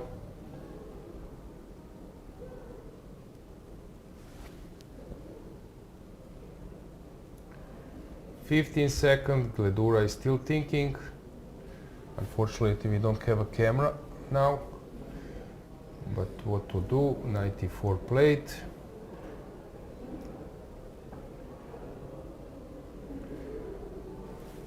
20 seconds. Bishop b3, I think, will be played, and Benjamin lost a huge part of his advantage. Bishop c2, maybe also possible. But hang on. Now knight g5. Now if Gledura finds knight g5, this bishop c2 was a mistake, because after bishop b3, knight g5, you're not threatening on f7. And here, after bishop c2, knight g5 played, and Gledura played it on the last 5 seconds, and now he has some motives, checkmate motives, because bishop should have stand on b3, because now after bishop d7, c7, you take rook e7, and there will be a checkmate motive, and 39 move was a mistake, and now okay, we got the camera, but now it's perfect. Now it's the time trouble, unfortunately, is over, so we don't, yeah, we won't see it. Okay, never mind, let's check what's going on. The time trouble is over, we don't have. Can we check their game? Someone is asking in our chat. Okay, now let's go one by one. So let's check how is Jordan Van Forest doing. Let's check the first board. So it seemed to me that this will be a draw, and yeah, but okay, the game still. So after g3, what will Jordan do? He will play this take on g5, let's say this kind of position. This is what Jobava is thinking, and maybe Jordan was thinking that this is winning.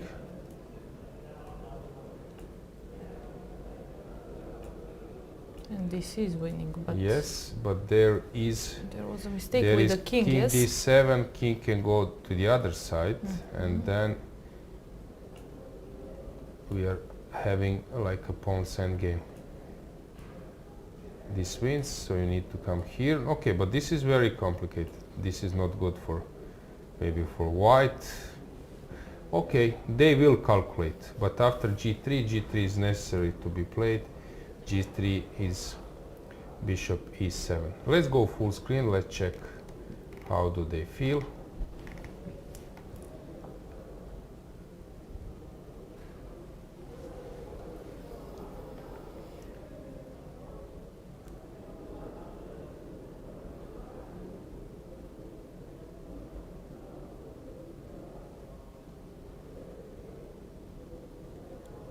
G3 was played, as you said. Yeah. Now we are expecting bishop f7, yes? And bishop g5, and the endgame we just went through, which somehow leads to draw if black plays precise. I would say white always have draw in the pocket, but okay, if black finds this idea with going with the king to b6, then probably it should be a draw.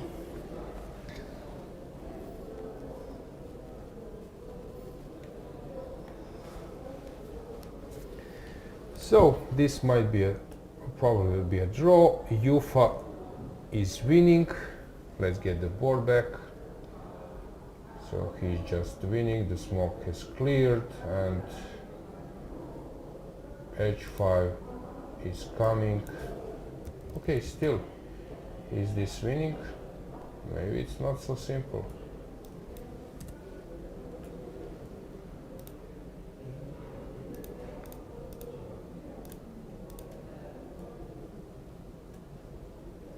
Okay, he needs to calculate. This is not simple at all. So he needs to calculate a lot. I'm not sure that this will be an easy task. Let's see how Sarana is doing. He's doing not great. David Anton. Okay, he's creating some mess. Pawn up, and he can be very tough when he's squeezing slowly. Gledura now after knight g5, he's just winning. He will compose himself and I guess win this one. Svane completely misplayed it, and yep, now he's better, but so around here everything went his way. Everything was greatly played. Okay, knight c5 is not easy move to make. You need to see that there is this queen c6 and trapping the queen. It's not an easy move when you're a long time. So I understand that he missed it. Then we have Sokolovsky. Martirosyan managed to survive. So bishop e6 was winning, and suddenly he's out of the lost position. Tables were turned. Šarić made the draw. Really? Whoa. Yeah, it's probably no, it's mistake. wrong result. Let's please. Yes, can because you please of kings. Yeah, can you please write in chat? Let's check. We have a chat with our transmissions. To ask for a result? Yeah. Dudin versus Kollars. It's just winning.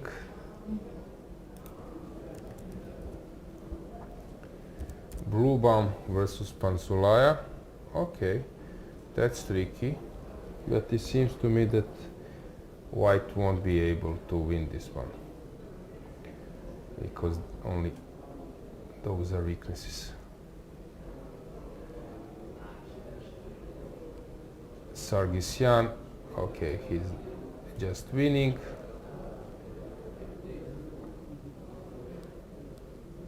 Tari is doing the same. Lagarde as well.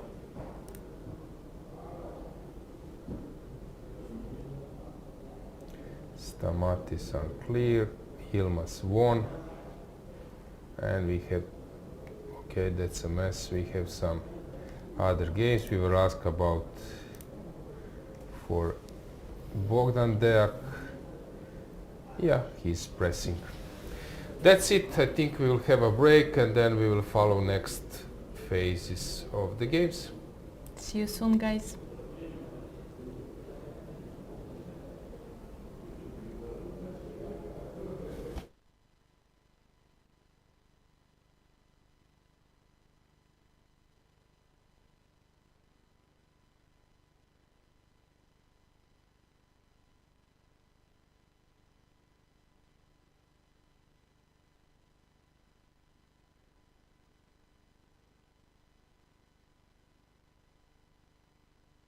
Noua Aqua Carpatica Flavors, un produs extraordinar căruia i s-a făcut o nedreptate și a ajuns să stea lângă sucuri. De ce nu ne-au băgat la detergenți? La geluri de duș sau la parfumuri? Mai bine ne-ar fi pus la cosmetice și noi hidratăm corpul. La iaurturi, că folosim fructe adevărate. La produse românești, avem cea mai bună apă Aqua Carpatica Carbo. La diete, că avem doar sirop de agave. Sau la produse de import, că arătăm prea ca afară. În realitate, am fost etichetați greșit. Aqua Carpatica Flavors, apă minerală Carbo cu suc de fructe și un strop de agave. Puritate cu gust de fructe. Hai să nu mai facem etichetări greșite.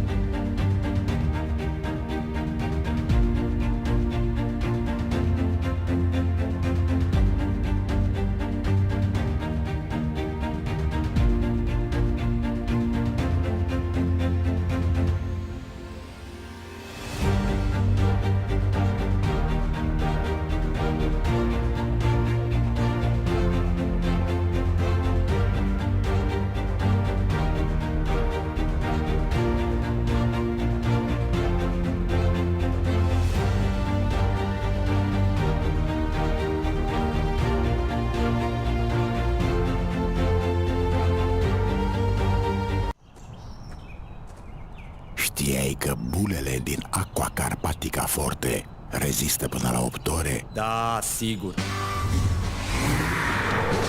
Bine ai venit în galaxia Super Bula.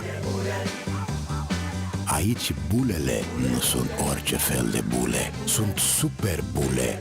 Mai mici, dar mai efervescente. Și durează până la 8 ore. Bravo! Puritate cu super bule. Aqua Carpatica Forte. Chess moves. Smart. Free eSIM. Smarter. At Global Cell, we believe in empowering connection on and off the chessboard.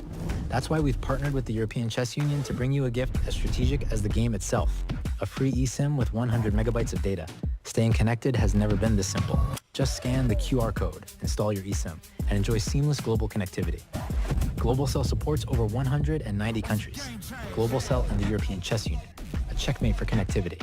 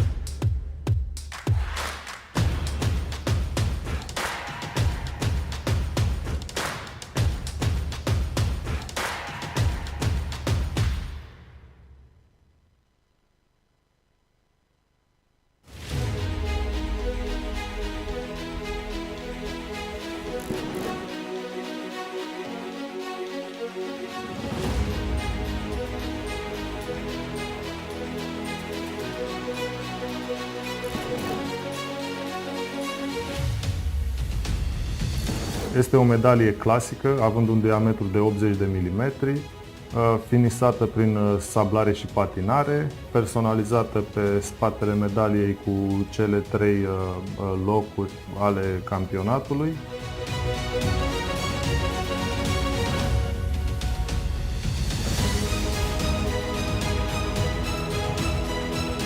Un eveniment care va rămâne în istoria șahului european, în istoria șahului românesc, cu siguranță.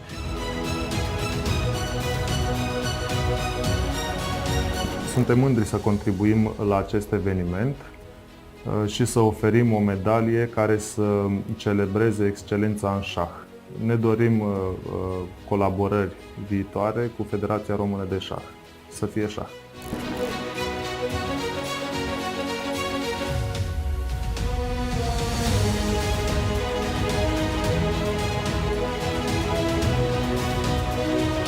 Pe mine ne onorează colaborare cu această instituție de prestigiu a statului român, care a ales să ne ajute nu doar în cadrul acestui eveniment de campionat european, ci și în alte evenimente organizate de Federația Română de Șah.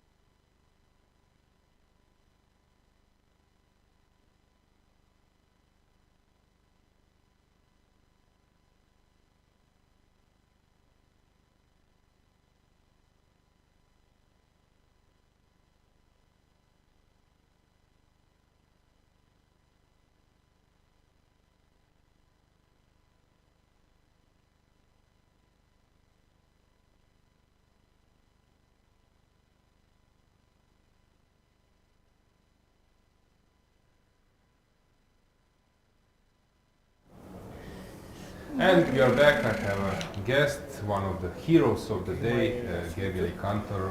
Welcome and congratulations. Thank you very much. Yeah, let's check the game. It was a very complicated game versus Alexis Serrana, especially opening, but then... Yes, so basically yesterday I blundered a very well played game when I was completely winning, and then I went for 5 or 6 hours and I managed to even barely hold. So today I was like, okay, I'm just gonna play a simple game. I had no big intentions for a great fight, especially against Rogozin, because that's like a line it's very hard to come up with anything. So I play this, well, normal line. But okay, normally if black plays here, let's say after a6, a3, or even immediately e5. But anyway, the same thing is that here, yeah, so the move is bishop takes c3, take knight g4, and bishop it was d4. played here, I think c5 by Volokitin. Played Yes, c5, that's the line, and I mean, I can pretend that I'm playing for something here, but again, most likely against Sarana, it would have been a draw. Queen e2 was played, which is strange. Not yet. When was it? I think that it was yesterday or something. Volokitin. Yeah, that's weird. Like Queen e2 is bad. Yes. Like I know that I have to cut, so knight e3, bishop e3, rook e3, and I can pretend that I have something like. I think Mamedyarov won a game in this line against a good player in some tournament, so sometimes White managed to win. But okay, normally I guess kind of drawish, but okay, after yesterday's game I felt like that, well, it's not the end of the world if I can push for a... Were you expecting this kind of choice from Alexis? No, actually, okay, sorry. I did not expect the Rogozin at all, because I was expecting him to go for some kind of, you know, like... Well, because Rogozin is quite drawish, so I was expecting him to go here some knight b7 maybe, or some other lines. I didn't even prepare for the Rogozin because I did not expect at all that from him. And yeah, so basically, yeah, I was expecting a quite boring game, but then yes, he sacrificed a piece. Like I didn't know this line at all. Like I had no, but okay, I knew that I didn't know this, and I checked this line on the computer a few times, so it can't be that good. So I have to be better somehow, but I wasn't sure how. Anyway, I tried to play it more or less quick because I felt like if I just think for like hours, then even if I have a good position, I won't have enough time to, you know, to make it through the end. But okay, of course I took it back, rook e8, and yeah, here, yeah, I saw that after king f1, yeah, bishop f5 is similar, like in the game, it's a much better version for black. I saw this. Queen d1, actually, I didn't even pretend to understand what's going on here. I was like, maybe b5, and that's why probably he added a6, a3, and then take on f4. And then I was like, I don't know, like, I didn't even pick But here black has compensation. Yes, I didn't even go for this. I realized that bishop e2 and bishop g4, king f1, that seemed kind of logical for me. And here I was expecting queen d4, honestly. Then I wasn't sure that I want to play, I saw this h3, knight h5 line, that it's kind of tricky. I thought that's his idea, and I wasn't sure that rook d1 is better, or rook e1, but apparently rook e1 is winning, and rook a d8, and bishop c1, so I thought that he might have something here, because at first I just thought that here bishop f5 is not good, but now with computer I can see that that was the best move, so he obviously prepared for this. But I did feel like I should be better here. And queen d2, rook d1 here was strong again, queen d3 is the same, but queen d3 there is an extra option, queen takes f4, so rook d1, queen takes b2, and queen d3 very strong move, so I was quite happy that I got here, because here I felt like, okay, I mean, the worst is over, like I was worried that I might run into some brilliant preparation, but here I felt like that, I should be somewhat better. And of course the point is that he can't play rook d8 because I just take it, so that's a very important part. I was surprised about g4 because usually you want to make like g3 to stabilize a bit, but you played that move and actually it paid off, so he took. Actually here, I'm not sure what else, he took the pawn. And this g4 play, I was thinking that you will go for g3, let's say, but you played this. Yes, I could have played this, but I was worried that for me it was like some stable option, I don't know. Yeah, actually the idea was that after queen e7, he can king g2, rook a d8. I wasn't sure like how much better these positions are. But now that I look, it's like I have actually many options that's somewhat better for me. So maybe this line g4 for me looked like maybe a move which gave you a victory in the end, because you posed a little bit more problems to him. I don't know. Yeah, okay, knight d5 was also, of course, that queen d6 take, but I wasn't sure how much better I'm here. g3, here, like rook a d8. Pieces are better, Yeah, it just, you never know, like sometimes you make out, like with your king and you can go and you're winning, but sometimes you just don't have time for things, so. But so maybe g4, during the game I felt like it's a very strong move, but... I respect that move, it looks to me like brave. No, but actually queen b4 was good for him though, like I'm not even sure why he didn't play this move. Like actually, he played queen e7 and offered the draw, but let's say he played here queen b4 and offered the draw here, I would have accepted it because I wasn't sure what to do here. So queen d4 was the idea, and then c5, and I saw that this, I wasn't sure, like, it's again, like, if I somehow stop the pawns then I can be winning, but no, it looks like he has a lot of compensation, so here I think it's Are you playing those Slav lines where you have a piece against the pawns? I know that line, You're playing that, because if you're playing that, then you might be comfortable in those kinds. But here I felt like this should be a draw, so actually this queen b4, I was expecting this move, and I'm not even sure why he did not play it after king g2. Actually, I did check this one to queen f4, rook f1, queen g5, but I felt like, okay, no, maybe not queen g5, maybe queen whatever, b4. I don't know, I did check this too, and I wasn't sure like what's going on here, but I was actually hesitating after queen b4 whether I play queen d4, and basically it's just a draw probably, or king g2 and I can play on. But he played queen e7, which I felt like it's a mistake. Which it is, but I played g5, but maybe king g2 would have been even better. Now I see. I don't know, king g2. Actually he has nothing. He rook d8, queen f3. I don't even know why I did not go for this. Like he doesn't really have anything here. So what happened? So I played g5, knight d4, and I played bishop f3, which, oh my god, he had some miracle here. Rook d8, knight d5. I thought, he could take a knight c3. That's not even a miracle, I just missed this completely. Okay, that's ugly. I mean, okay, it's still equal something, but I totally missed this, so Now because rook d8, if I play queen e4, he can take on d1 and take on e4, and that's fine for him, so that's kind of a huge blunder by both of us, because I thought knight d5 and I'm winning. But take knight c3 and black is actually very fine, so that was a big blunder, let's be honest. But okay, knight c5, that was just losing, like, very bad move. Knight d5, it was not even difficult to find. Queen e6, queen c2 is the best. I was calculating many moves here, but that's just winning. And queen d6, again queen c2, and I have knight f6, everything. So knight d3.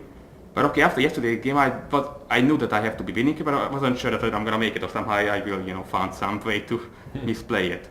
And so I actually played, I think, defended. During the game I felt like he defended well, but maybe I was just completely winning the whole time.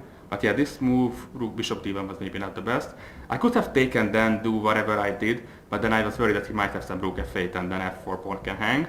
But yes, here actually he could have taken h5 and I wasn't sure what would I have done here. Like, I have many options. I'm not sure what I would have done here. But yeah, this was losing. But yeah, actually I almost blundered it because here, yeah, I had to find this idea. And yeah, bishop c2, rook e6, and what? King f3 is winning here, that's weird. Because I almost thought, at first I thought f5, but rook f6, yeah. But king f3, I don't get this, like take. Oh yeah, he just does this and says it's completely winning for white. I wasn't sure whether how easily this is win. But I played rook h1, which might have been a mistake. I thought that was the right move. c5. Wow. King f. Yeah, because bishop a4, there is rook e4. So king f3, and then rook a6. And probably this is still winning, but maybe he's some few tempi ahead, because here he played rook e8, which was just bad. Like, I didn't understand this move at all. And yeah, so here, basically, like, these after a3, yeah, I play king f3, and a2, I can play bishop b3, yeah, and a1 take, yeah, rook d6, yeah, so this is winning. But I think there was something I had to see, that king f3, a2, king g4, no, during the game, he played rook e8, sorry. So I think there was some nuance that I had to see, a3, king g4, and yeah, rook e2 here, I think bishop takes g6, okay, maybe other moves, but yeah, that was something I had to see, that this wins. And a2, I can just play king g5 and I'm just right there on time. But okay, to be fair, the computer says that even if I just take the a pawn for the h pawn, that's totally winning for white too, but I wasn't sure, like, that's how easily that's win. And then okay, here there is, I mean, I could just, any move win, like bishop takes g6, but okay, I wanted to find like the one where I really can't, nothing can go wrong, so I play the easier one. Okay, thanks for your comment. Yesterday you were on the verge of defeat. Yeah, I can show. Today you're winning against. I can show it quickly. Yeah, I think we have another guest, so okay. I would prefer maybe that we move on with them because we have. But thanks for joining, Gergely, and very good. Pretty good game. Probably this knight d5, rook d5, queen d5, knight c3. That was a huge miss, though. So luckily he missed it either. Okay, thanks. Then good luck in the next part. Thank you.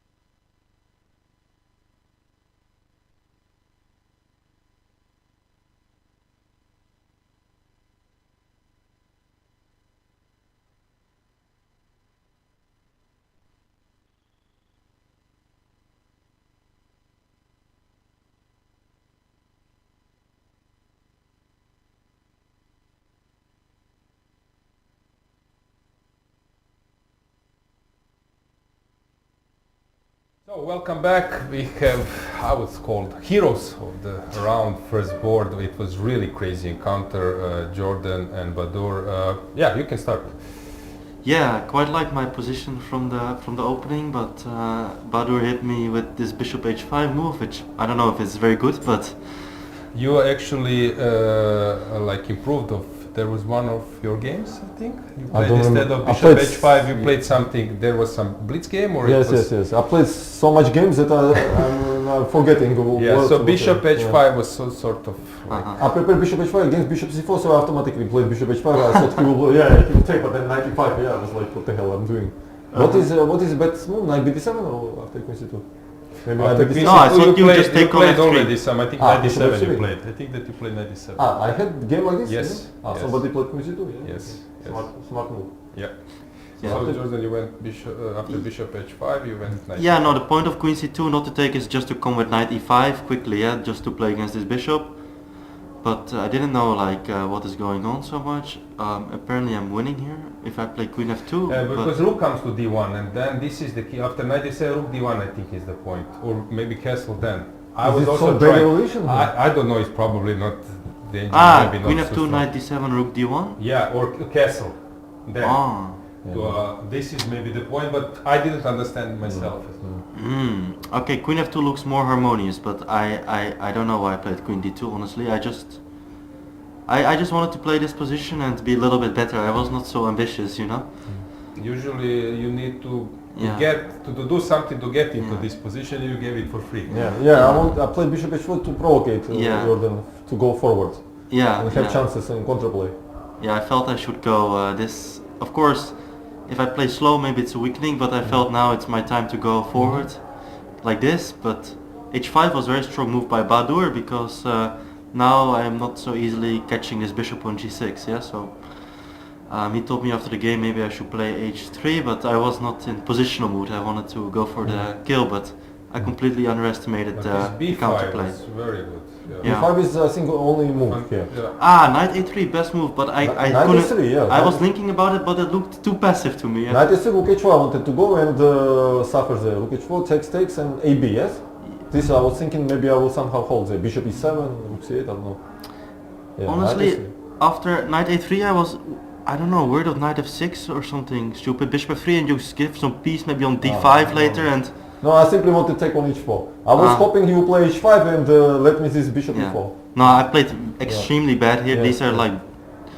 Yeah, knight d6 is way too smart. It's super bad. Over smart. Knight e4, bc, what is evolution? I thought black is maybe holding knight b6, knight d5. A little bit better for white, but not much. Okay, not convincing at all. Yeah, but now black is almost like much better. I'm much better here. Okay. You are better, but it was not clear from me. I thought it was dynamically equal position. For me it's not clear. I was very worried because my king is super weak.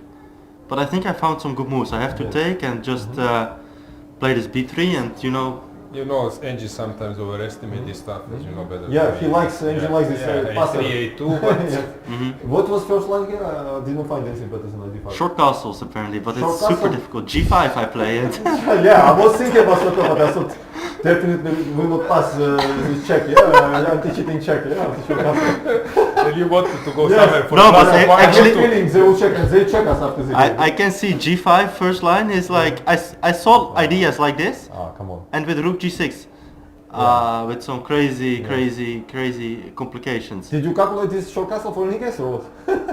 Yes, rook g6. I saw rook g6 idea in Bravo, Jordan. No, bravo. Not. You are one of the favorites for the gold medal. No. Rook g6. Too many mistakes. You are praising them for sure. But Badur played very normal human moves. I didn't realize rook c1 is a bad move. What was better? I didn't see anything better than rook c1 too. Yeah, bishop c4 and I just thought bishop b4. Oh, I saw this position. He sacrificed. Yeah, I saw it, but I couldn't believe that I'm doing good here. But I was thinking about this, but I thought it was equal, but it's not.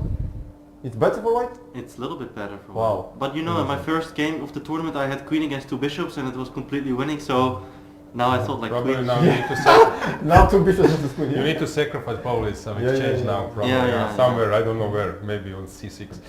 Yeah, I saw bishop f3 with the same idea. No, but I thought like you can always take this bishop on c6 with the rook and then my king will be weak, so I don't know. Like rook c8 and then maybe takes on c6. Yeah, I think this is not easy to play for white also. So I played rook c1 and now... This queen a5 was very good, I think. I didn't see better idea because very good idea. if white consolidates and blocking a pawn, then it can be better because I cannot hide my king in place. Queen b5 was okay or not? Because I think it was good move. It was very bishop c3 not working. If that's safe. Yeah, I take a2, king c2, a1. I just take and bishop c6, and I white is thought better, yeah? d5. I saw yes, this. the king hides on e2. Yeah, exactly. So I saw that queen b5 guarantees draw in pocket and maybe some chances. I thought. But then things changed very quick. g5 good move and maybe best practical chance here. Engine says it's big mistake, but okay, I don't know. It's mistake? I don't know, yeah. Why it's mistake? I thought it's only move here. Short castles apparently. Short castle, is that rook e8? I thought I can just take here and I have ideas like myself, you know? I think the chess.com engine is so weak, I think. It's big evolutions and little evolutions, no. But still he's quite confident now. 25 then. Maybe. I'm not convinced with my calculation, so let's trust computer. Okay, I don't know why this is so good, but I was tempted with A2, okay, idea. This was very interesting idea, but... This looks like a Sicilian, some classical. Yes. Bishop f4, very good move by Jordan here. And here I thought, what is difference between FG and short castle? I did not answer my question. What was different, so I took the pawn. And then Jordan first go with bishop to his hand to g pawn, and then he found. Yeah. I was thinking, why you thinking so long, And then I look, and like cold shower comes, sweat, cold sweat with bishop. Yes. I instantly realized I'm F word here, No, but I was thinking very long about this line. Yes. I couldn't figure a bishop b4, and if I go here, he has this idea with rook bishop d2 and b4, and he is in time with his. I give some check. I saw this line. That's why I was thinking so long, and it's just a draw maybe, you know. But Badur mentioned after the game. I'm impressed what you see. Maybe I can go rook h3, but g4 and rook goes. But where to left. put? Yeah, but I don't know where to D3 put. maybe. Yeah, but now anyway this, and it was super complicated to calculate this. First of all, I was in knockdown. I couldn't collect myself to calculate it correctly. And also low of time. I should choose one direction or Z on Z, so I couldn't understand which one is practically better. I saw that if I'm wrong calculations, then h pawn will. Rook h5, I think. Rook h5 was human. You immediately saw this rook e1. No, but here there's many things to calculate, because also this almost wins, but bishop f4, rook e1, king f8, rook d5, bishop d2, yeah? Yeah, this associated is draw. Yeah, and b4 is coming, so let's say I play here b4. Yes. But it's important b4, yeah, I don't know. So I cannot do this. Rook e1 looks like the best move, yeah? Yeah, but also king d7 was pretty smart, yeah? Only chance. Yeah. Wow. Yeah, this was all logical, but... g4, I thought it was, even if it's losing, it's only move, I thought. f5 is also not easy, you know? f5 to give d pawn and push f4, yes? But f5, I thought maybe I try to bring the king to c6. Mating ideas, yes? Maybe it's very slow, but it can be working, you know? What engine says after g4? Of course I have to play king c2, yeah, this is logical. King c2 I was thinking about, yes, so you have 10. But rook g6 I couldn't... Yes, this I was trying to do. Yeah. G3? No, but maybe you don't play g3, yeah? What is evolution? +1. It's not so big, yeah? No, it's not easy, yeah?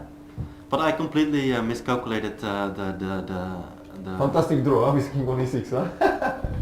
So what happened then? You played d6. It looks like smart move because looks like I have to play rook g6 and then bishop d3 blocking, then attacking d5 pawn. I thought first bishop rook g6, bishop d3, rook e6. But then what's going on? You play probably rook f5 maybe, or rook f5, rook e3. I was but I thought instincts told me it's losing somehow. So then I found this idea and I thought it was draw after g3. But actually, what I missed is that.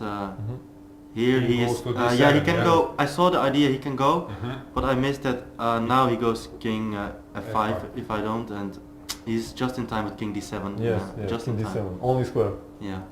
Crazy. And king a6. This is miracle.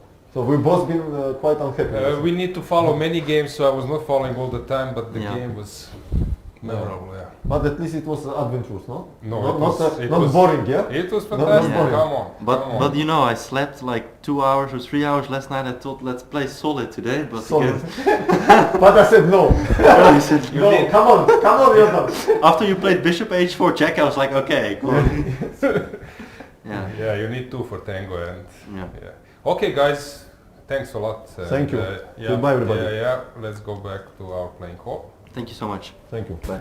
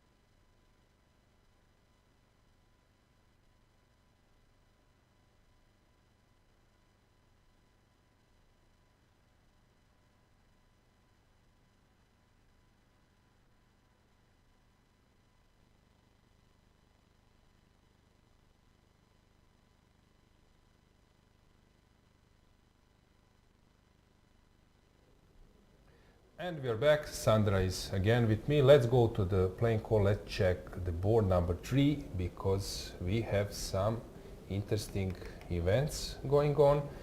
We can go full screen a bit just to check how they are doing. Jufa seems to be cruising towards the victory.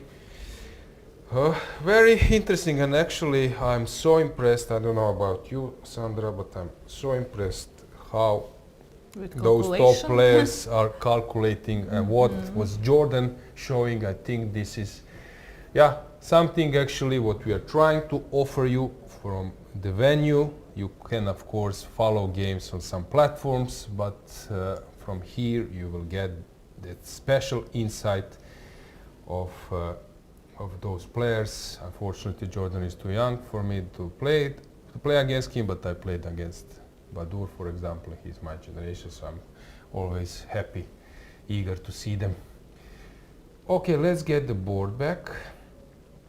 So what's going on? Maybe we can also have a combination of the board.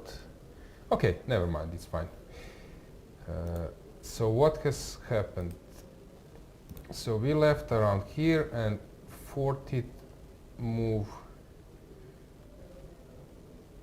was made, and then Jufa collect a piece. So what if black plays? So we said rook g1, there is knight d3, knight e5. Yeah, you're losing a piece anyway. So Iskandarov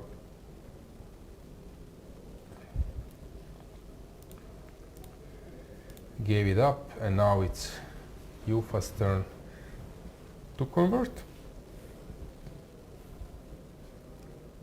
Do you consider this as easy position to convert? Yeah, I'm thinking now. So I'm thinking now as I was trying also to emphasize, guys, I was on like 25.97. That was my career high. My current rating is 25.61. So basically I have more or less similar, not more or less similar, but I'm close to Joba's rating, but really I could play that kind of chess maybe once in 5 rounds, so it's really hard. Let's say that I'm now thinking about this position.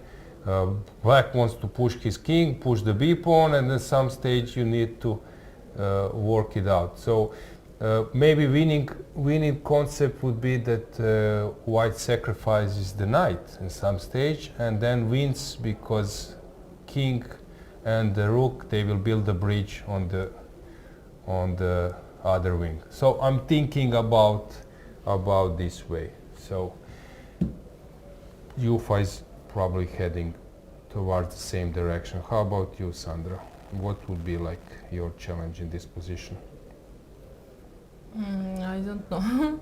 From my perspective, if I had this position as white, like I would expect that I should, I would know that I should win, but it would not be easy. But of course I cannot compare myself with Jufa, so following this game I expect white to convert this advantage and to win a game. Yeah, he knows what is he up to, but at the same time black is trying to make his life harder.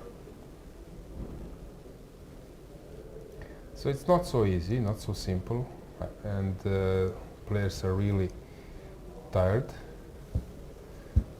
But anyway, I think that now there is no chance for Jufa not to win this game. But he will try to be careful. Yeah, he has chances to play on both wings, so I believe that that's his idea, maybe to stop the b pawn, or he's getting ready to sacrifice it at some stage. But first I think he will think about coming closer to the pawn. Yes. Yeah. Anything in the meantime in the chat? Yeah. Yeah, people are satisfied to see both of Jordan and yeah, Baba unfortunately, here in the studio. Sandra, we couldn't fit all, and PT you couldn't see the analysis. Yeah, they're also from not first. satisfied with this. Yes. Some of them missed me, but okay, Maybe I'm next back. to Jordan that you could have. Yeah, I could. Be seated. Why not?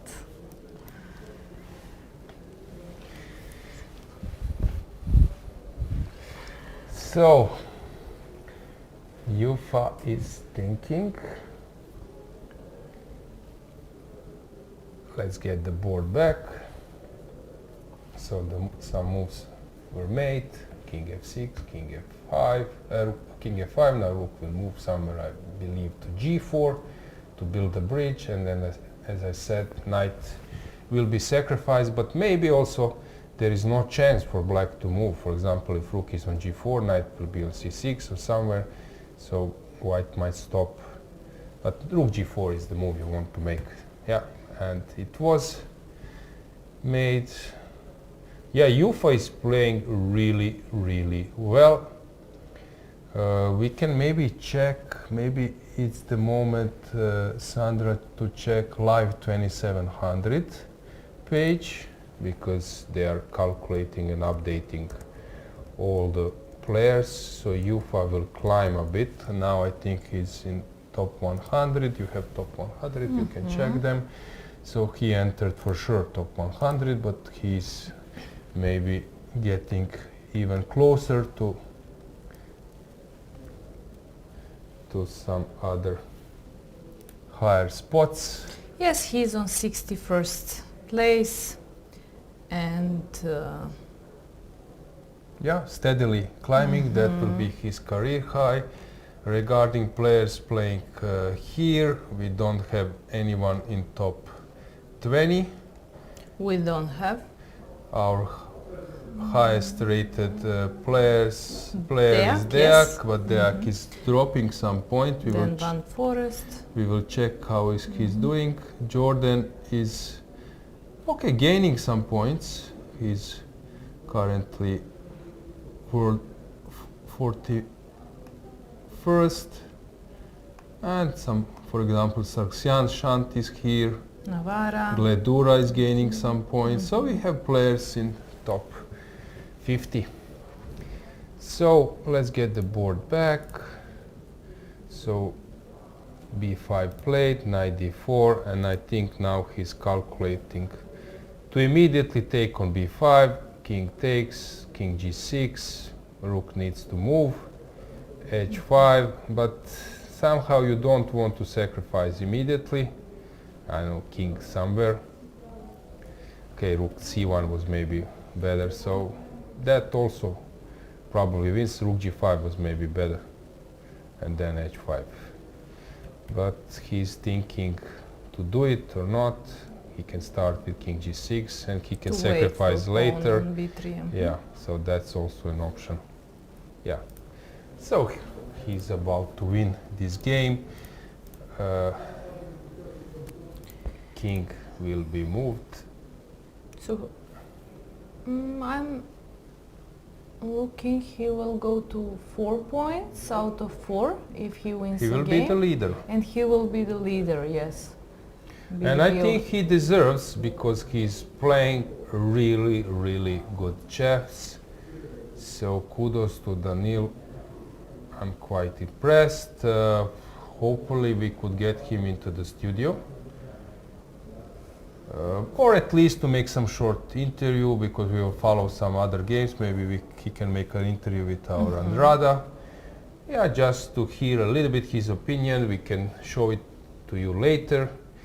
But let's focus on the games, because we were not following things. Okay, so he's about to win this one. I think that Iskandarov is slowly preparing himself to resign. After b4, h5 will happen.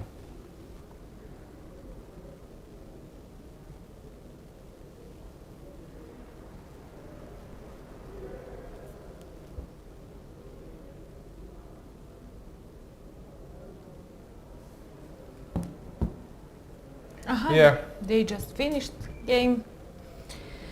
And we have new leader, solo leader, yes, with 4 out of 4. Jufa Daniel, nice beginning of this tournament for him. Remind me when we will have a free day after 5th round, yes? After 6th round. Or after 6th round.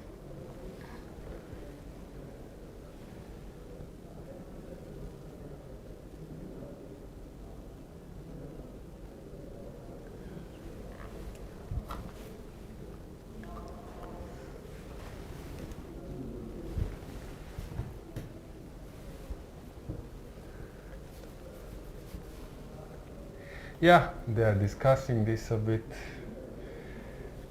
They are discussing a bit. Let's zoom out a bit. He's trying to... Probably he's saying this moment, let's get the board back. I think he's saying that 39th move, that instead of bishop g4, bishop b1 was drawing the game. We will see with our Andrada, is it possible to get him for an interview while we will check other games, because we haven't touched many for a while.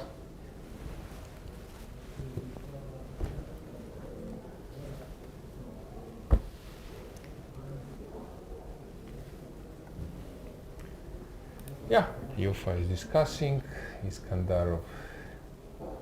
I think bishop b1, they are commentating exactly that moment when bishop was moved. So, Sandra, what do we have in top, let's say, 20 boards? How many games are still in progress?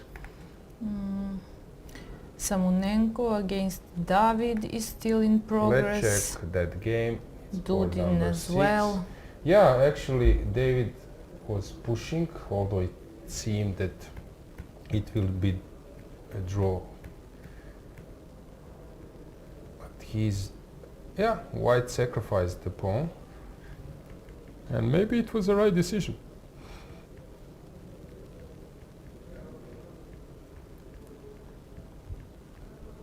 Very tough. I would be afraid of this. So kudos to Ihor. And how is he standing in a poll?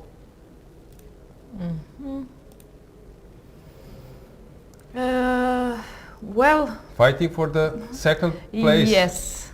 With whom? Exactly. With someone else. Yeah. With a lot of them. Yes.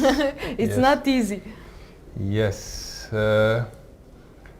So Erdogmuz is clearly the most perspective player, if you ask probably Turkish fans, but some others as well. Thanks for your feedback. Thanks for your replies. We like this, to listen to your opinion, so we will keep up with those things. This was really, I think that Ihor did a tremendous job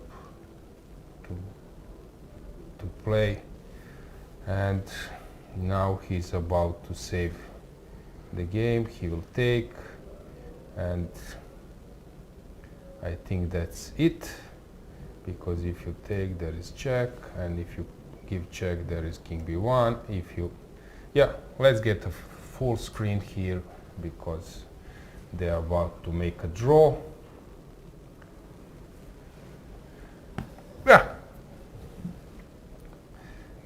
Normal.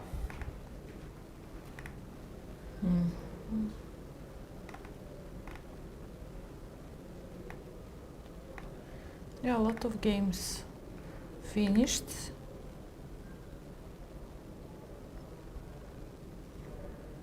But there are still some in progress.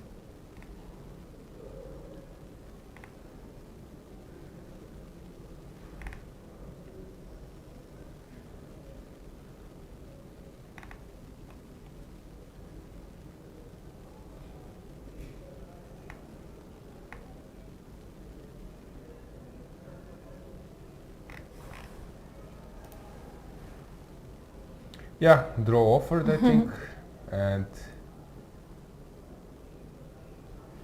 And yep, that's it. Very, yeah, I would say like tremendous job once again. Tremendous job from from Ihor to secure a draw, being passive for many moves, for many hours. Maybe this result will get him few votes. For example, I would be the one maybe thinking about giving him a vote for this tremendous effort. Yeah, we will see soon if something will change in our pool. Let's see what else we have, which game we have in progress. There is game Matthias against Pansulaya, and it looks like Matthias is pressing and White will win a game. Okay, versus same material on the board, but so he managed to squeeze water out of stone, because around here, not here. So I was saying that, yeah, around here that, and maybe even later, yeah, here, that this won't be easy to convert, that I'm maybe thinking that this might end up in a draw, because you only have one target. It should be queenside, but somehow Pansulaya misplayed it, and I think that this is like super tough. What's going on here? A5, and now he is thinking. It's very, very complicated. So if White takes, King goes to B7 and A6, so you shouldn't take. If you go to E7, Black will take, and then wait, but then King goes to F8, yeah. Maybe it's so not basically possible. Okay, so there Bishop were C4, two sides for White. Bishop C4, King F8, because if you take, then my pawn is running, and if you go King F8, King D6, King G7, King E5, here it's also not easy to calculate, but probably this wins. You see, G6 is bad because there is a sacrifice, so you should avoid this, but how to avoid that? And now G6. So if I go G6, if I go Bishop D3, Bishop should come to F5. Bishop should G6. Bishop comes to A5, and I will be on time. G7 and Bishop E6. Yes, to win. Nice. It's not easy from position they had. Yeah, let's go at the full screen. beginning. Let's see how Ruban is feeling.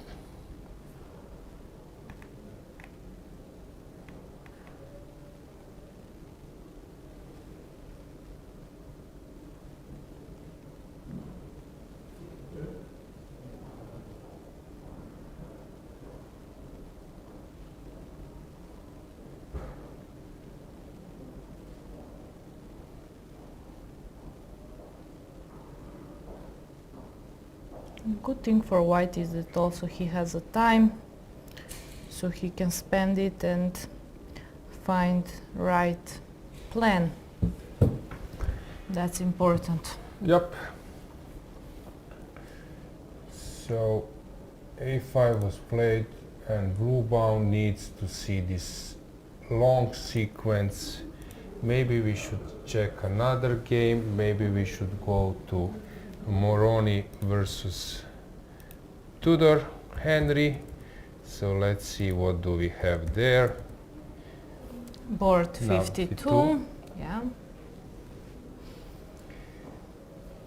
Let's check what's going on there. So Moroni is thinking.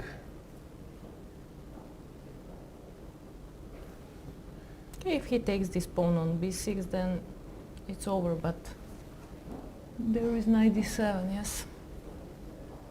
Yep, knight d7 will be played. Let's get the board back. So, king e... Okay, he could have taken on b6, but he didn't want to allow rook f4, so he will play king e3, knight d7. And what And now? he will start now marching. But okay, still it won't be easy. I don't know, king d3, black will play 6. Okay, still he needs to find progress. I love the way how those youngsters are fighting. Unfortunately, he's not on the list regarding someone, regarding his name, but he's on the list regarding someone else in the voting poll. Yeah, Henry Tudor, very young player, being 2400 almost. I know that he's working with Ivan Sokolov, maybe someone else, which I think it's like a huge asset for the future. How about your coaching experience, Sandra? You were coached by your father? Yes, by my father, and also it's 2018 I was working with Miodrag Perunovic, international master from Niš. We worked just 3 or 4 months. We didn't work for a long time because of he had a lot of obligations, but I actually improved a lot in period after that. And then again I had some period when my rating went down, but those are two of basically I was working all my life with my father. Now he's old school chess player, so I tried to find someone new, younger. And how about that regime? Your father was a professional coach at that time? Or it was during some other like free time, or it was like a regular coaching, daily coaching? With me? Yeah. When I wanted to work, we worked. That's when we worked. Okay. He never pressed me, pushed me, and that's good because I fell in love in chess, and still I love chess. But on the other hand, if I had a bit pressure, I think it would be even better. So you were the one deciding about the training schedule? Yes, exactly. Okay, so once a month. So everything clear, yes. And your brother is also playing? Yeah, he used to play. I mentioned it in some of streams, but I always like to say because some of them knows. For my brother, he played a lot of European and World Championships under 10, 12, 14, and at one of them he beat Rauf Mamedov. So still we keep this score sheet. He was very talented, but he stopped at some point. And his career high in terms of rating? I'm not sure. Maybe you don't 2300. So I should remember, and then I will tell you in a few years. Yeah. Okay. I never checked actually. You know, when it's my brother, I don't check these things. Older or younger? He's older, just like 18 months. So it's not big difference in ages. We used to play a lot at home, but we were fighting always after we played, so one day my mother said, please stop playing these games, I don't want this stress at home, so we don't play now. Is mother playing as well? No, mother is just support. She is not connected with chess, but she is a huge support. She was to my father, even though she never was in chess world. She was connected by my father, but so she is just big support. Okay, fair enough. Let's check. So here at h6 I guess will happen, and or no, or what did Henry play? So he's waiting. So after king goes to d file, he plays knight f8, and then he's ready to take the pawn. But for example, let's say that we end up in something like, I don't know, this kind of position, I will just, okay, I don't need to blunder the queen, but let's say that I play something like knight d7, you go back, I push, and we end up in this position, and it's a draw. You just wait and you play rook f8, rook f7. So that's something black needs to keep in mind, because if you push h6, it's also a draw, but it's a little bit tricky. For example, if queen comes to g8, white wins. We had similar endgame. So you shouldn't allow your king to be kicked out from this box. So that's maybe the concept. But let's see how Sanin Chulum is doing, because he's, you can check his, okay, we have some moves. Let's see how Sanin Chulum is doing against Muradli. So Sanin is very talented, and he has improved a lot, and in the last European Championship he was doing very well.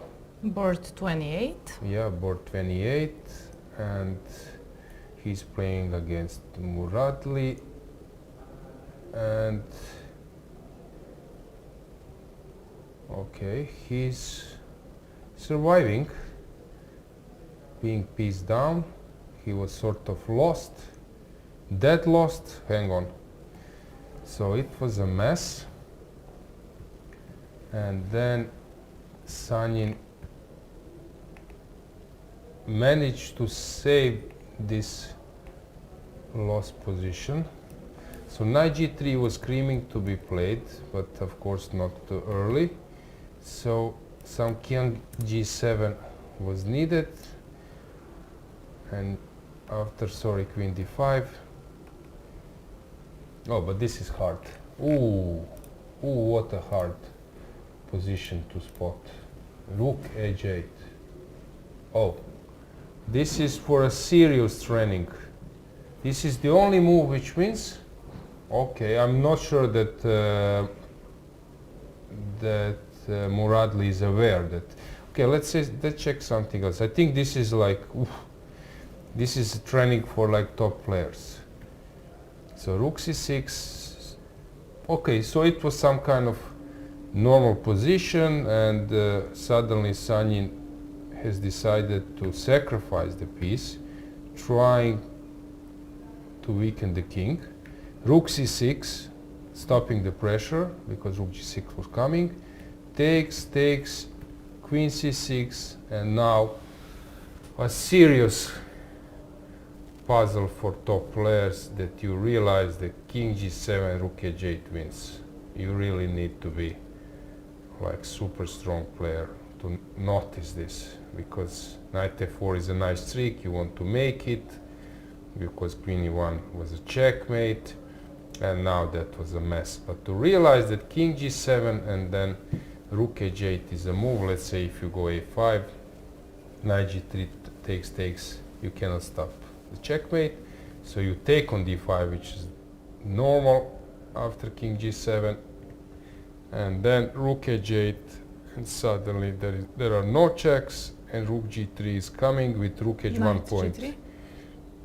Knight g3, and then, for example, if I go something, he cannot even cover this. This is the issue. Black squares. And rook h1, really serious training. And black has only two pieces, queen and a pawn, but they are enough to make a checkmate. Really. What about time at that point of the game? It was before time trouble, yes? Yes. Time control. So Sanin made a move, I think. I'm not sure that this is that I'm getting the right time situation. I think it's correct.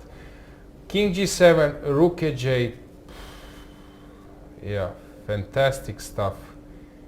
Now if probably you get this, I think that Dvoretsky had this approach that he doesn't give you a position saying black to win, because in the game no one will say, listen Sandra, you are winning. Okay, thanks, I will find.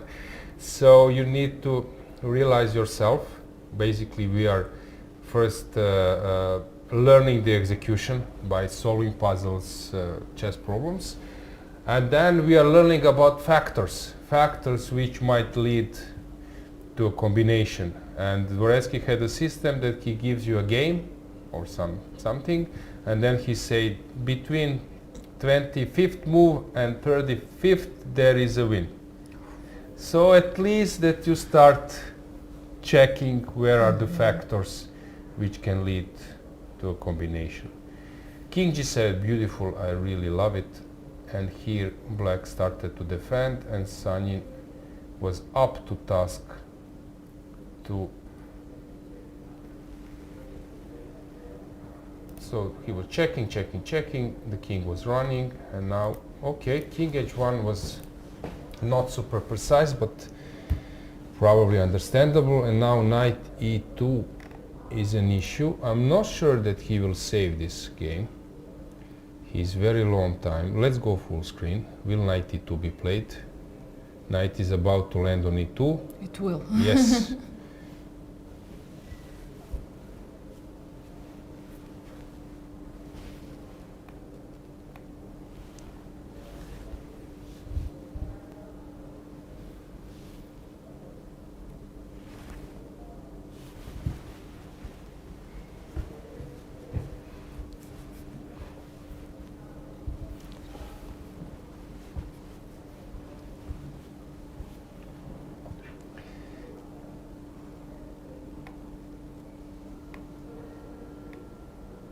It seems to me that now black is winning since white won't be able to avoid all those.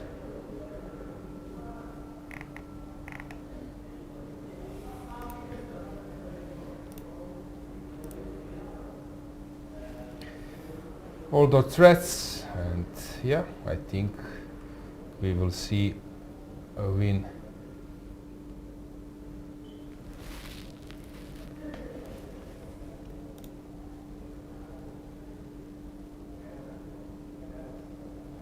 Queen f3 was played, Let's as get we the board expected. back. Check. So king d3 was even better, but this was also fine. And now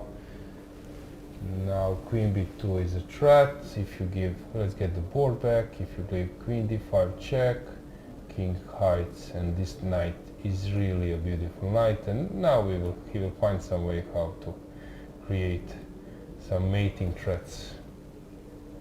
So Sanin is deep in problem. He just played b3. We can go full screen. Maybe zoom it a bit, a little bit. Yeah, maybe to see also time of white. Oh, no need. Now No we see need. everything. Queen d4 and we see a checkmate. Yeah, very tough situation for white, but yeah, tremendous effort from both sides. Black was the one who managed to compose himself and bring home the bacon. Any remark, anything in chat? We have some compliments for today. So thank you guys. We are happy that you like our broadcast, and about some questions or something. Not much. Not much. Not much.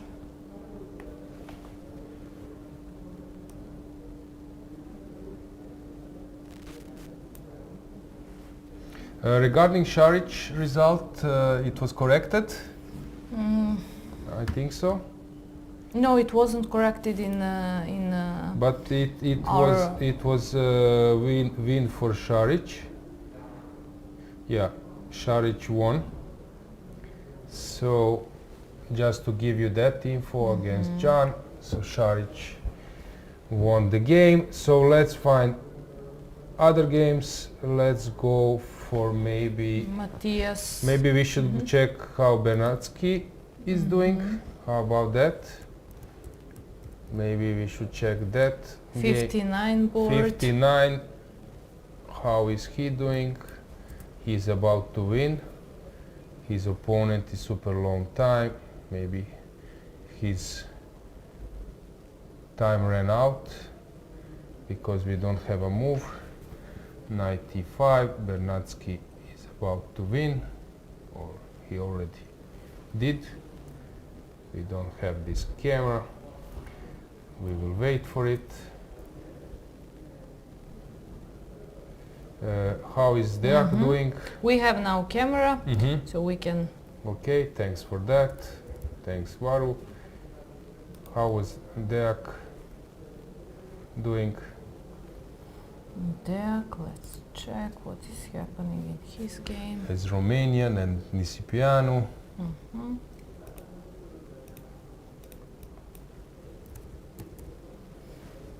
Deak made a draw.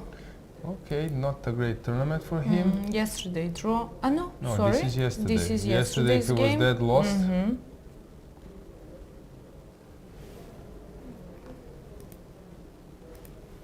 Draw. I said draw. Yes, you But said I correctly. opened yesterday's game. Yeah, it was a draw. Against Rook 24, endgame. 40. Yeah. So that's quite a good result. Okay, so here Bernatsky still need to find the right way. But king is safe and he has pass pawn. He will give queen bishop, g1 check, I guess. He just did. Knight f1 coming. We can zoom them a bit. And queen h1, the best move. That's how he played. He did this.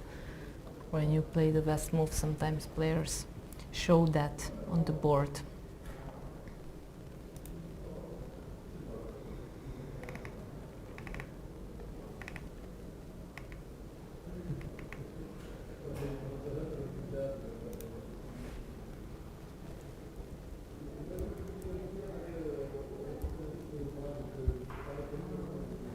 If Bernatsky win a game, he will have 3 out of out 4. of 4. Not bad. He didn't lose any game, he has 2 draws, so it's not bad.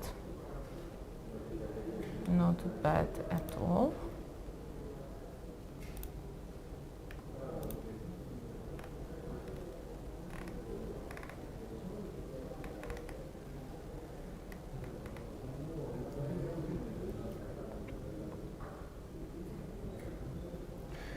So let's get another game. So let's see, has something changed in... Okay, we have Bluebaum has finished. What was the result there? But let's go to Svane Talibov. Let's go to that game because there is 42nd board, 40, yeah. queen endgame. But okay, this one. What was the result in Bluebaum's game? So we are going to 42, right? Yes. 42nd, but in the meantime,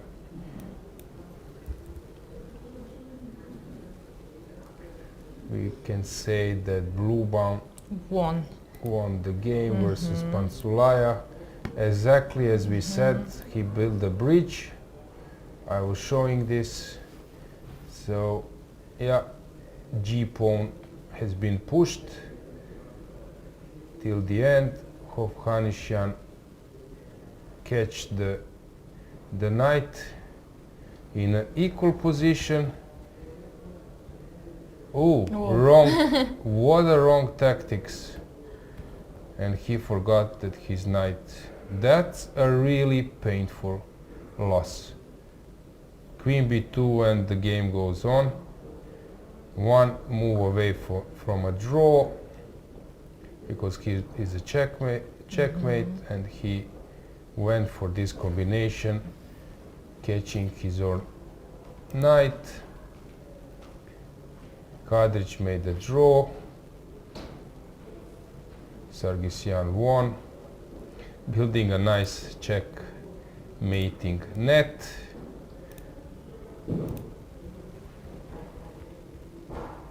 And checkmate. Bartari won against Parligas. Lagarde versus Bosiocic. Is that also a checkmate? Hang on. Yeah, nice checkmate.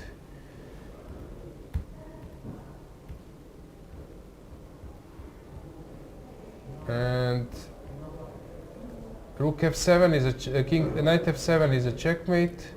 And if you go to another side, Rook then F7. Knight G4, check. Knight is under attack. Rook G8, and nice checkmate.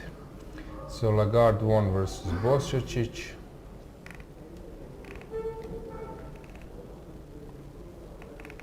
Many draws. Muradli won, we already shown that. Deak made a draw. Donchenko, draw versus Manafov. He was a favorite. That's not his tournament. Maurizi made a draw. Mats Andersen lost versus Attila Kuru. This is the game to check because Attila, as we said, was performing great in the last European Championship in Petrovac, and here he won with the black pieces versus very good player from Denmark. This was played by many players. This Queen C1, Rook D1. So fast forward.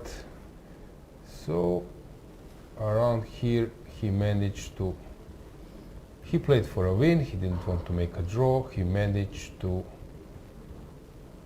outplay his opponent, but it looks very complicated. Two bishops. Oh, that was the trick. Wow. And d4, d3. Yeah. And suddenly he's getting an opposite colored bishop position and taking everything. King went out, h5, f6.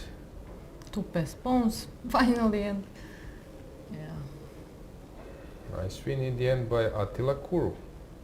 Okay, so regarding games in progress, we have Bernatsky and Svane. Svane versus Taliba, Bernatsky versus Davtyan. So let's stay with Svane.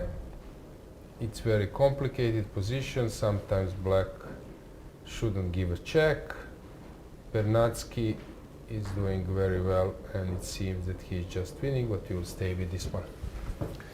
Maybe if we could get them full screen and maybe board right between them, above them, that would be a cool to follow, because then you will get a better perspective of the game. So if we can install a window with a board between them a little bit up. Yesterday I think Marius has offered that option to us. No need for a zoom. We can go back, but okay, that was drawn.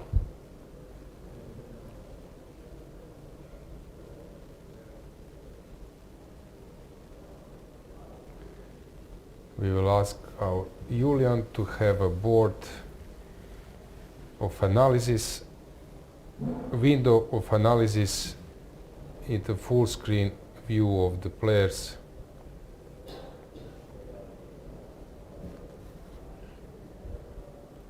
Okay, let's start with the full screen of the camera, then we will try to adjust. That's it. Let's go full screen.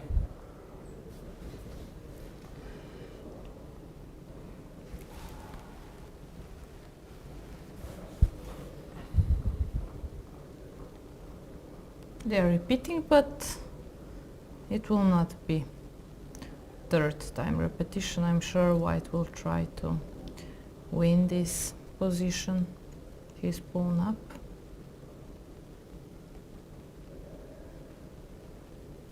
But it's not easy, especially in queen endgames.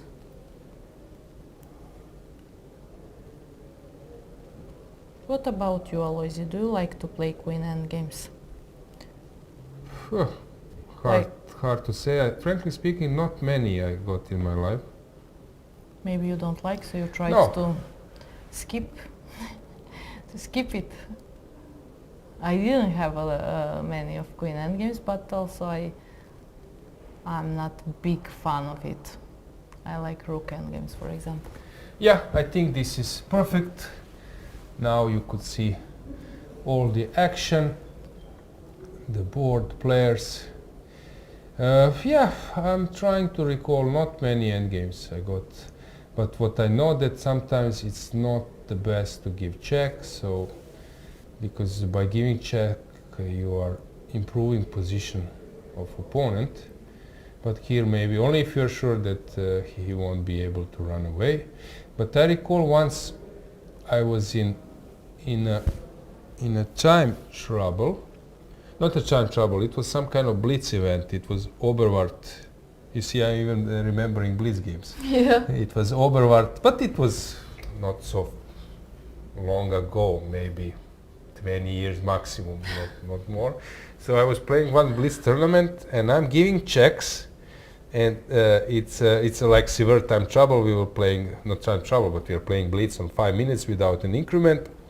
And I'm giving checks. I'm like weaker side because my opponent is a pawn up, but we are like on last 10 seconds, 15 seconds, whatever, 20 seconds maybe. And I'm giving checks, and I know that I shouldn't give check now because the guy is covering with the queen, and when he moves his king, I will be checked. Okay. That's typical trick in blitz and during game. But my hand is faster than my brain. My brain says don't give check, but my hand. It was over with. Yeah, but my hand is giving check. But this is typical motive in blitz, that he covers, and then next move moves the king, and you are checked. Let's say that here king is on d3, you give check on b1, queen c2, and then moves the king, and then you are losing time because suddenly you realize you are checked and you need to move the king, and he's now the one. So that's typical thing. Yeah, okay, in blitz games you don't have time to listen to yourself and to do that over the board, so it's not easy. In real games it's kind of different, but they are in time trouble. And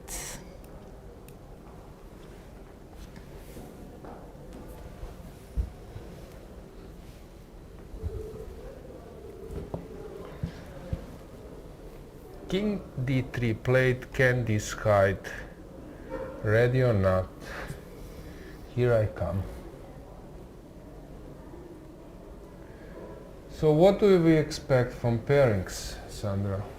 So we have Jufa with the as a solo leader, he played today as white, so maybe he will meet. We will have some players with, a lot of players with 3.5, as we had the draw on first board, on second board, and then those players with 2.5, some of them won a game. Well, I cannot predict. Okay, maybe David Anton regarding colors. No, he made the draw. No, so David Anton is not the one. So you mentioned the ones who won, so maybe Martirosyan. No, he made the draw. No, so sorry. Who won with 2.5 with the black pieces? No one.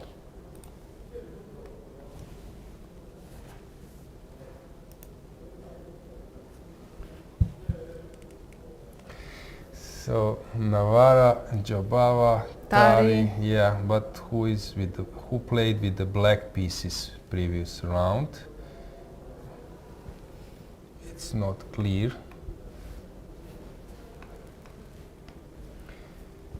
Šarić played with white pieces, Sargsyan with white, Hovhannisyan with white, Lagarde with white, Bluebaum with white. It sounds like all players today played as white. Fanfores played with white, Navara played with white, Gledura played with white. It's really interesting to see who will be the one who is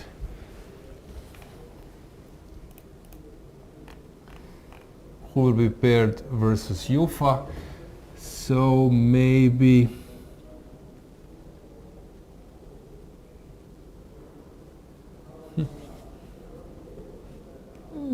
a lot of games were finished in White's favor. Yes,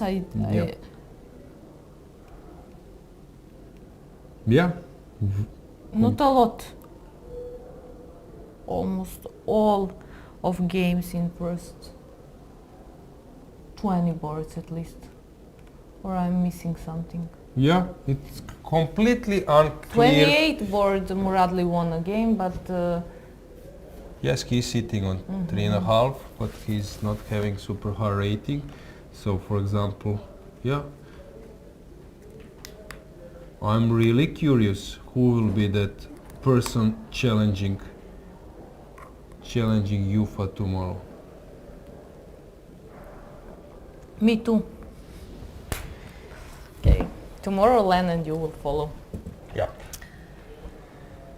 Very interesting. So has something changed? Not much. How about the last game?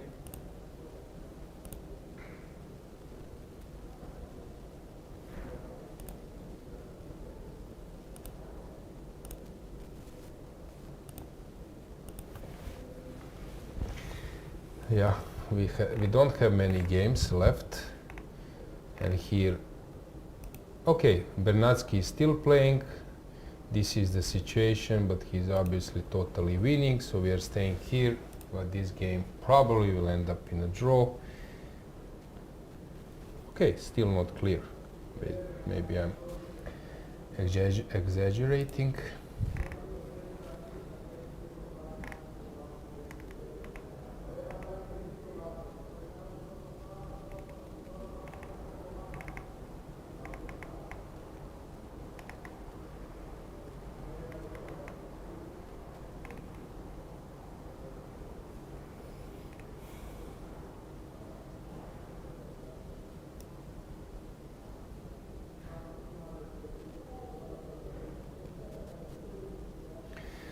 By the way, guys, check Florin Ardelan's photos. He's really doing a great job. I love the way how he's taking photos. That's awesome. This is something new approach. I really love it.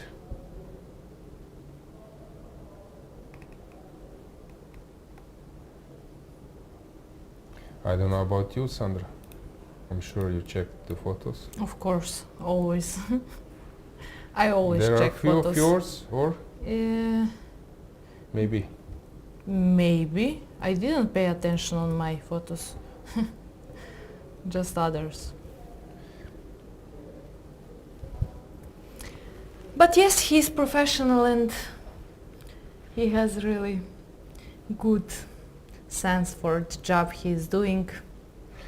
Maybe it's a moment that we touch our legendary player who is here, Vasily Ivanchuk, since he's having a birthday today. He was born. Yeah, he's an incredible chess player, and he won a lot of tournaments. Title of Grandmaster. He was awarded with this title in 1988. He won Linares, Vaikanze, Tal Memorial, Gibraltar, and World Blitz Championship in 2007, World Rapid Championship in 2016.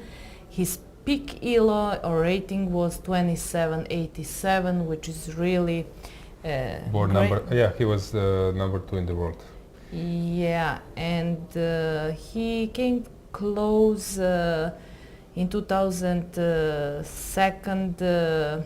to become a world champion, but some of them said that because of his nerves or whatever, he couldn't accomplish this. Yeah, Vasily is a true legend.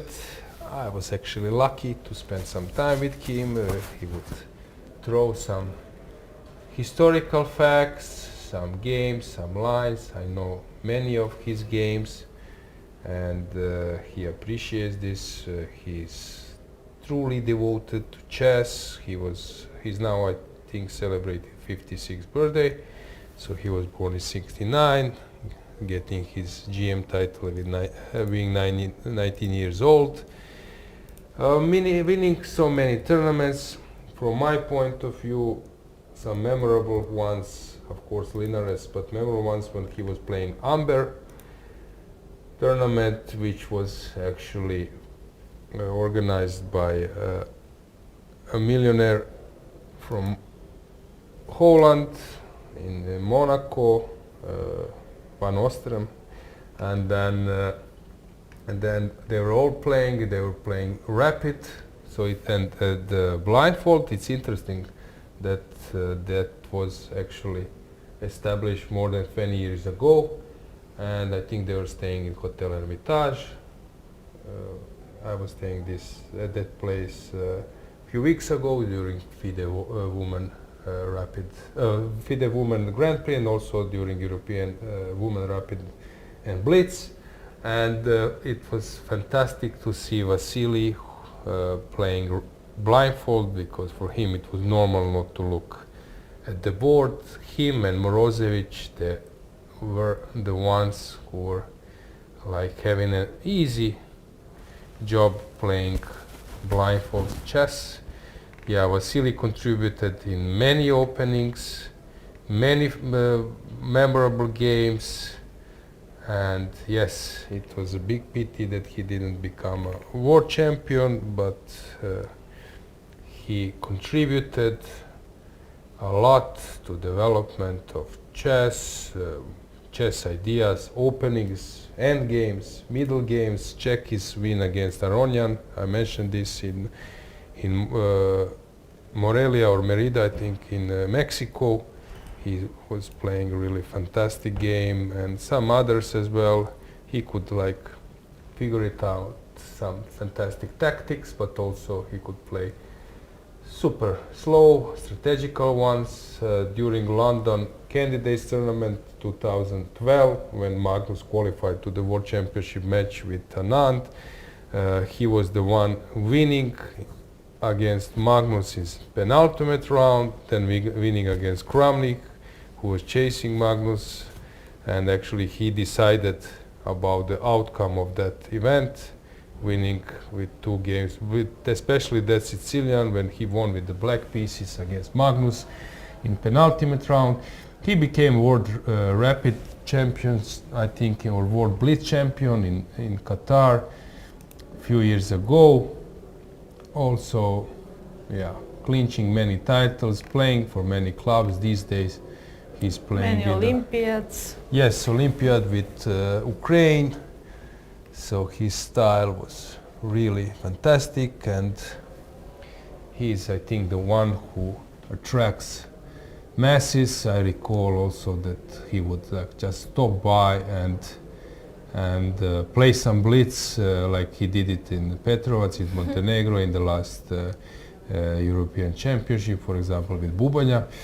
He was sitting there, and then Miloš asked me, can I play? I would love to that was like was my dream to have this wish fulfilled, that I played the blitz with Vasily.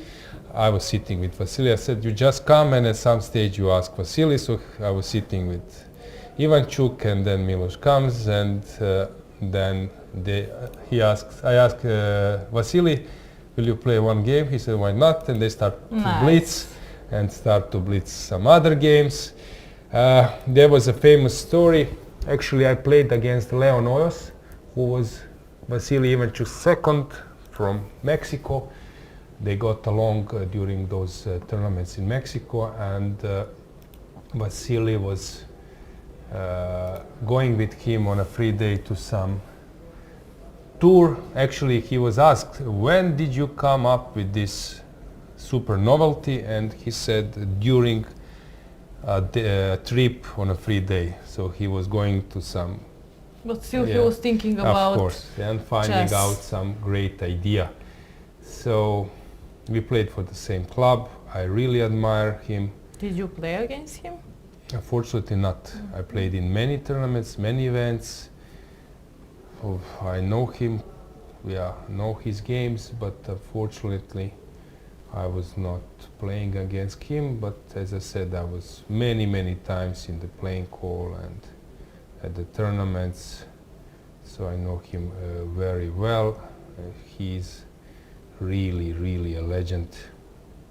So I'm happy that he is around. And yeah, I saw him at the breakfast. I congratulated him on birthday. And yeah, I like Vasily. He at the Petrovac, he was also playing blitz at the closing ceremony.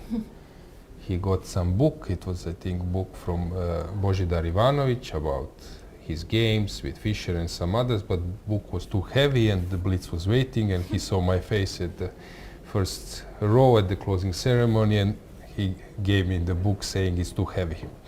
Yeah. And then ran to play blitz. He's a really chess enthusiast. I remember of one video, I'm not sure which tournament was, but it was closing ceremony. He maybe won a tournament, but for sure he was in first 3 places, and they were saying his name, but he was playing blitz, you know, and then someone said, okay, Vasily, it's time for you to go to get trophy.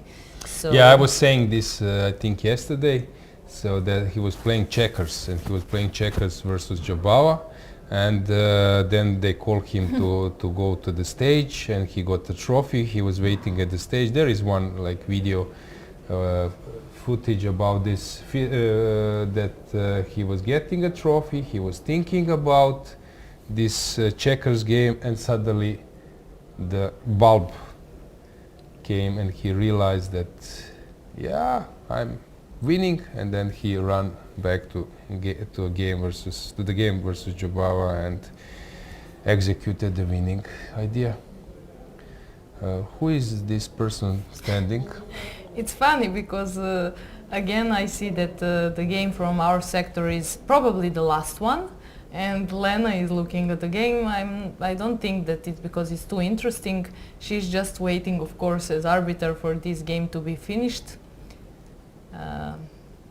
When I wasn't connected with this arbitering job, I thought that arbiters are interested in my chess style and they want to see my game till the end. Then I realized they're just waiting for me to finish, and that I'm first person for arbiters because I like to play end games and long games. So yeah, this game is from Sandra sector or Lena.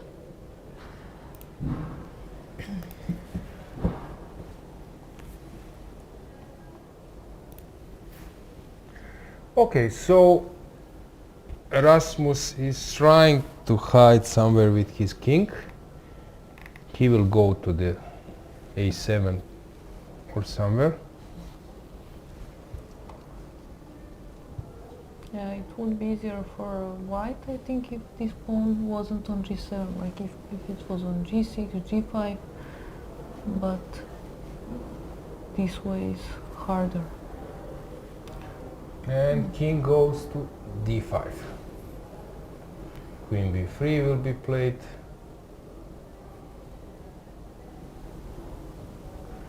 King goes to d6. Mm-hmm. And then? And then he to should give a7. checks or? To a7. This is what will happen. King goes to Yeah, d6. but black should take this pawn on f3, or he should continue. Probably with he check. should, but it's not a simple decision.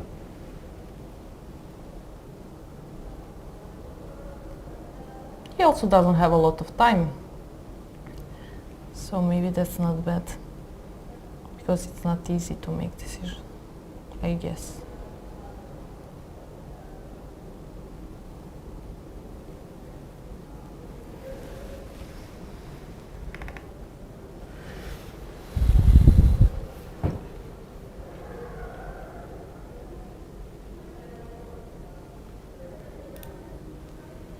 And king goes to c7.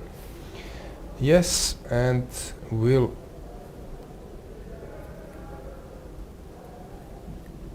black move on with checks? I don't believe. Because now if you give a check to c4, I go to b7 or b8. And this will happen. So you should give some other check. King a7, king a6, and you need to take, as you mentioned, Sandra, but now it's white's turn to prepare this push.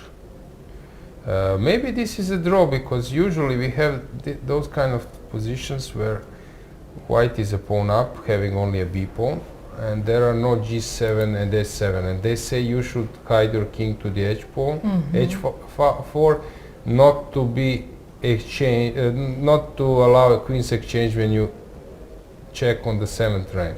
But here king is safe, so you don't need to be that's why I afraid of mentioned it. that it's good that pawns are g6 and h6. Yep.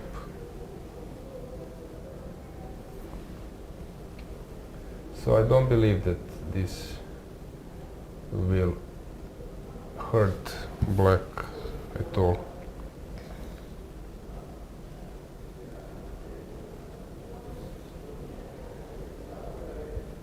But at least white has to try.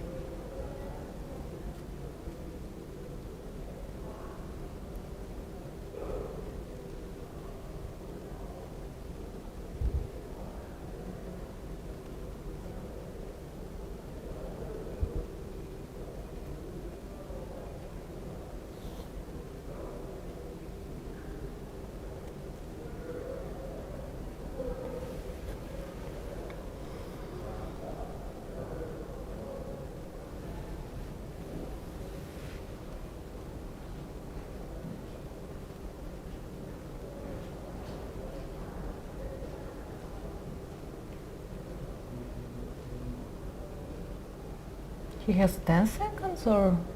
No. 10 minutes. 10 minutes. Okay. Then he has time.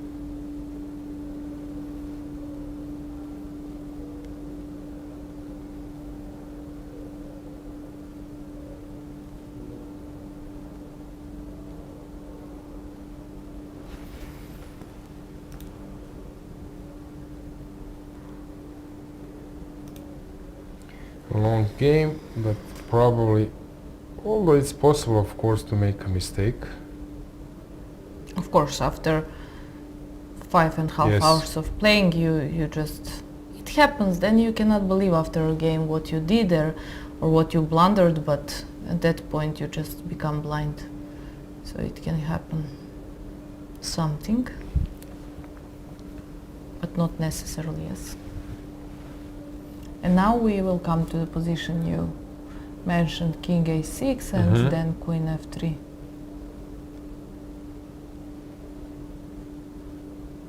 But isn't it a draw? Even if I have pawn on b7 and king on a8, I can always pin a pawn on this diagonal and otherwise to give without checks. pawns.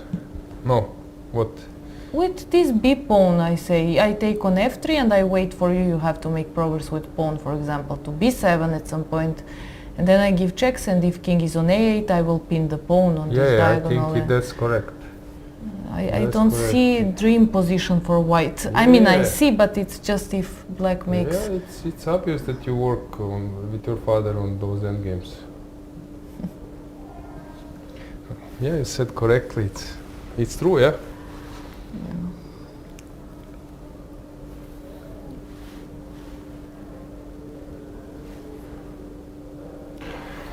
So, will he take the pawn? Probably he will. He's thinking, he needs to realize the thing what Sandra has just said. He will do it, he will take on f3.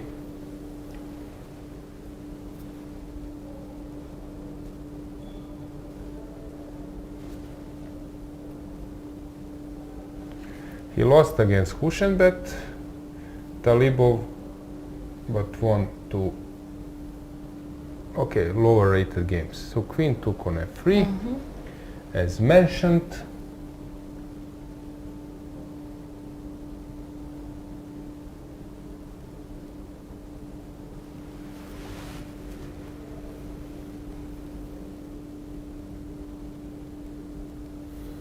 And it's white's turn to move the queen somewhere, but as you mentioned, there is no way to hide basically.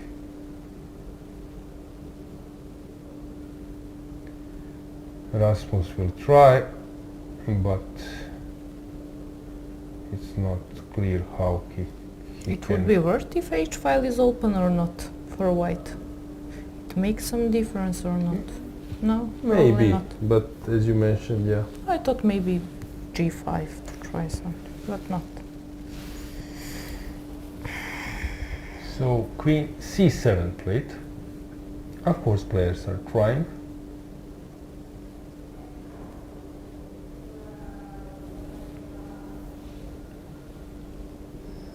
He can maybe even take now what you mentioned, but then some check will provoke the king movement, so it's better probably to start checking.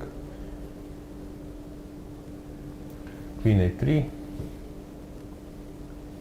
Yes, no, I thought if white should push g5 and then later if he can somehow use that h file is open with some checks and then to 8 rank like queen h3, queen c8 and to something, but that's not good probably.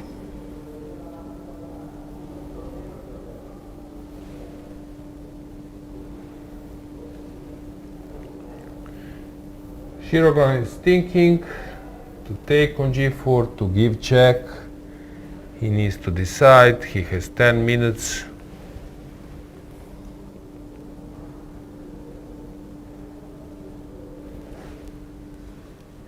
So regarding our poll, how are our youngsters doing? How many points they have after 4 rounds? We will check that.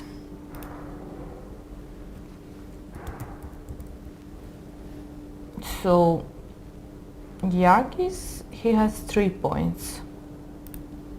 3 out of 4, not bad. Yes, he made a draw today. And then Samonenkov, he made a draw. He has as well 3 points. And let's just check one more. And Royal has 2.5 points. He won today against woman Dana. Close race? Yes.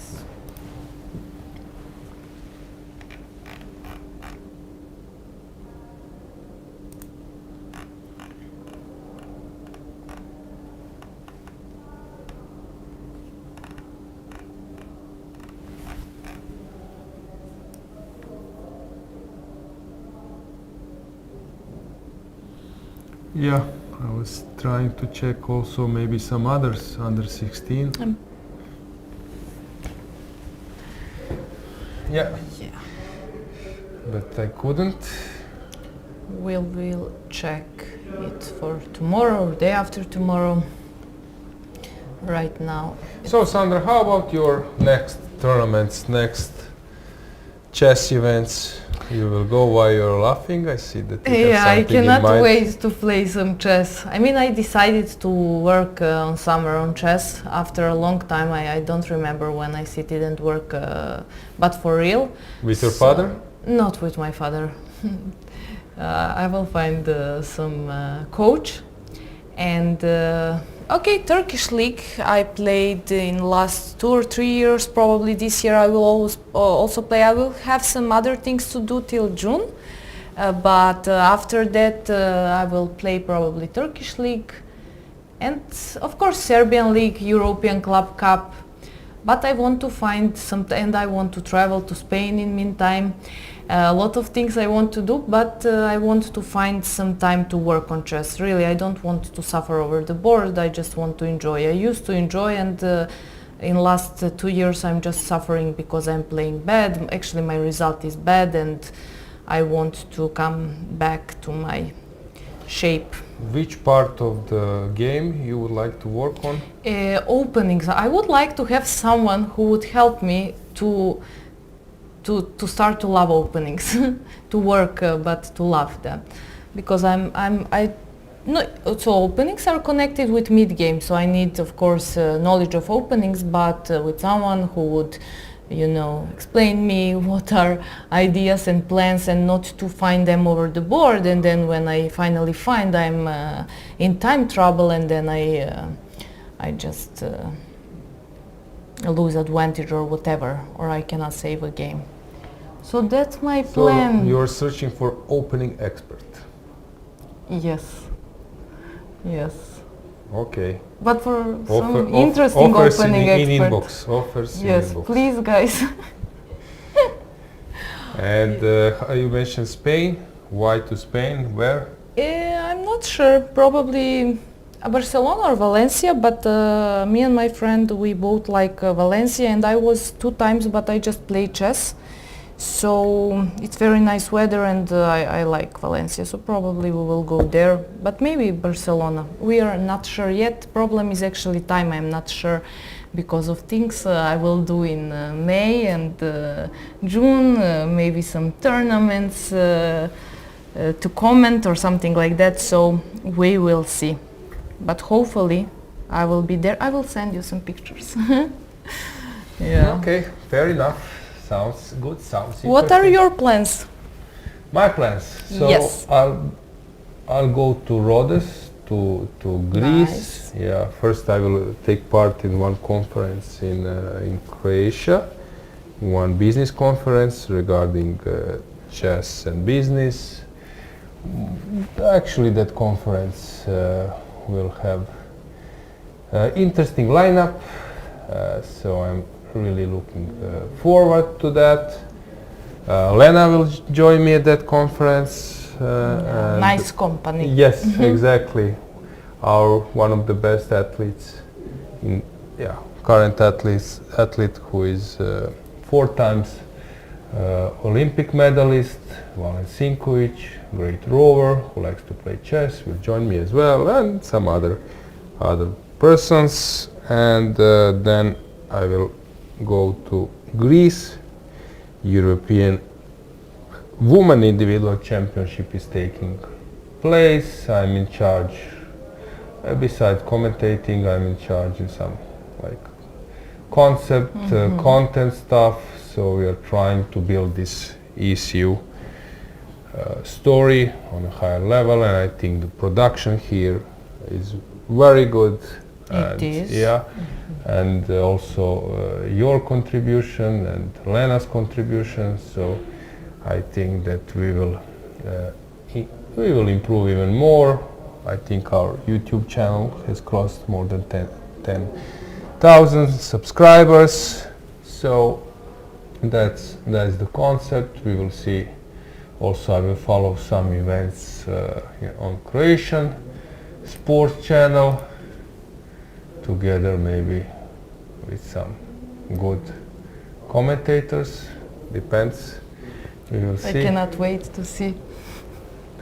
And yeah, looking forward nice. to some tournaments and so on. So everything connected with chess, yes? At the moment, yes. Yeah, good, at the moment, I yes. like that. Yes. So I think that chess is improving, ECU is improving, there are many, as I mentioned, training courses, quite useful. I think Trainers Commission is doing a great job, so I'm quite curious to see some even more improvements. And you mentioned Club Cup, so you're planning to play? Yes, probably. I don't know everything. I'm just, everything is easy. I can switch one day, but I think I will play. So far, I'm a player there so in future, but... So if I will be there, so I will need to follow your games. It's not an easy task. Yeah, why? Yeah, can because you explain? it's like nail biting nails biting, very, very, very dramatic. You have some dramatic games. I recall from the last Club Cup you were playing, I think, against Kume Frimski maybe? Yes. And that was like a really, really complicated game. I played good game. Yes. And then one move, like I really, it was a kind of strange game. It wasn't like regular with regular pawn structure or whatever. I played good time trouble, and then I think after time trouble I just made a mistake, after which she sacrificed the rook and I lost the game. I was very angry on myself, but good thing is that at least for 2 hours and then I'm like a new. But I think that you will get many supporters, many fans after those events you are doing as a commentator. People like you and Lena, you are positive persons, and I think we all... Thank you, I hope so. Not to like me, but just I hope that people enjoy our company, let's say, here. Yeah, I fully agree with that. I mean, we are here just Lena and me. I would say you're main here with your knowledge of chess and of everything else which is connected with chess, and we are here to try, you know, just to help you with some things, but I'm very happy to having you here. Yeah, who hadn't tried before, it's really tough to speak for 5-6 hours. Now it will be almost Not 6 for a woman, yes. Yeah. Nice one. So yeah, I think we had like 2 breaks, maybe small breaks.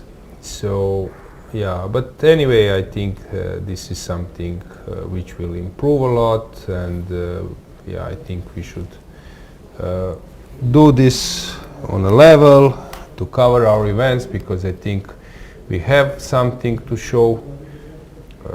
Splendid like conditions, players fighting, so I think that it's very nice. And when there are no tournaments, there are some kind of, I don't know, empty periods. I feel a bit sad, I don't know about you. And then I'm looking forward that some tournament is coming. Of course, always.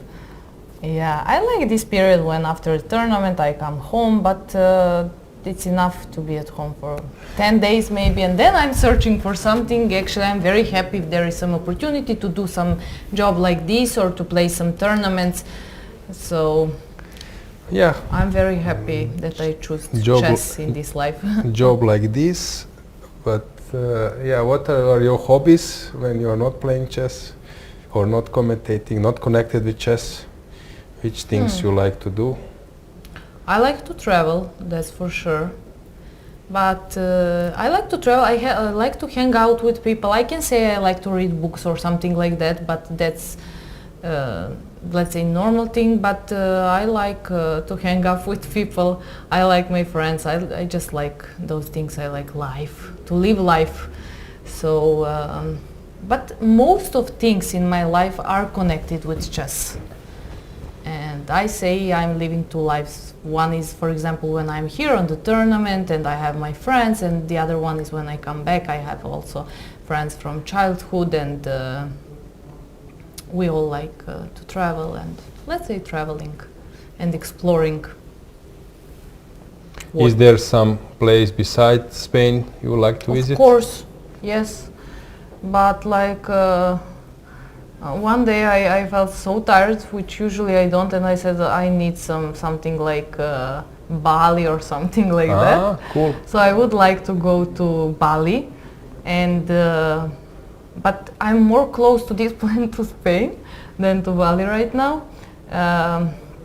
Yeah, that's, for example, that's on my mind.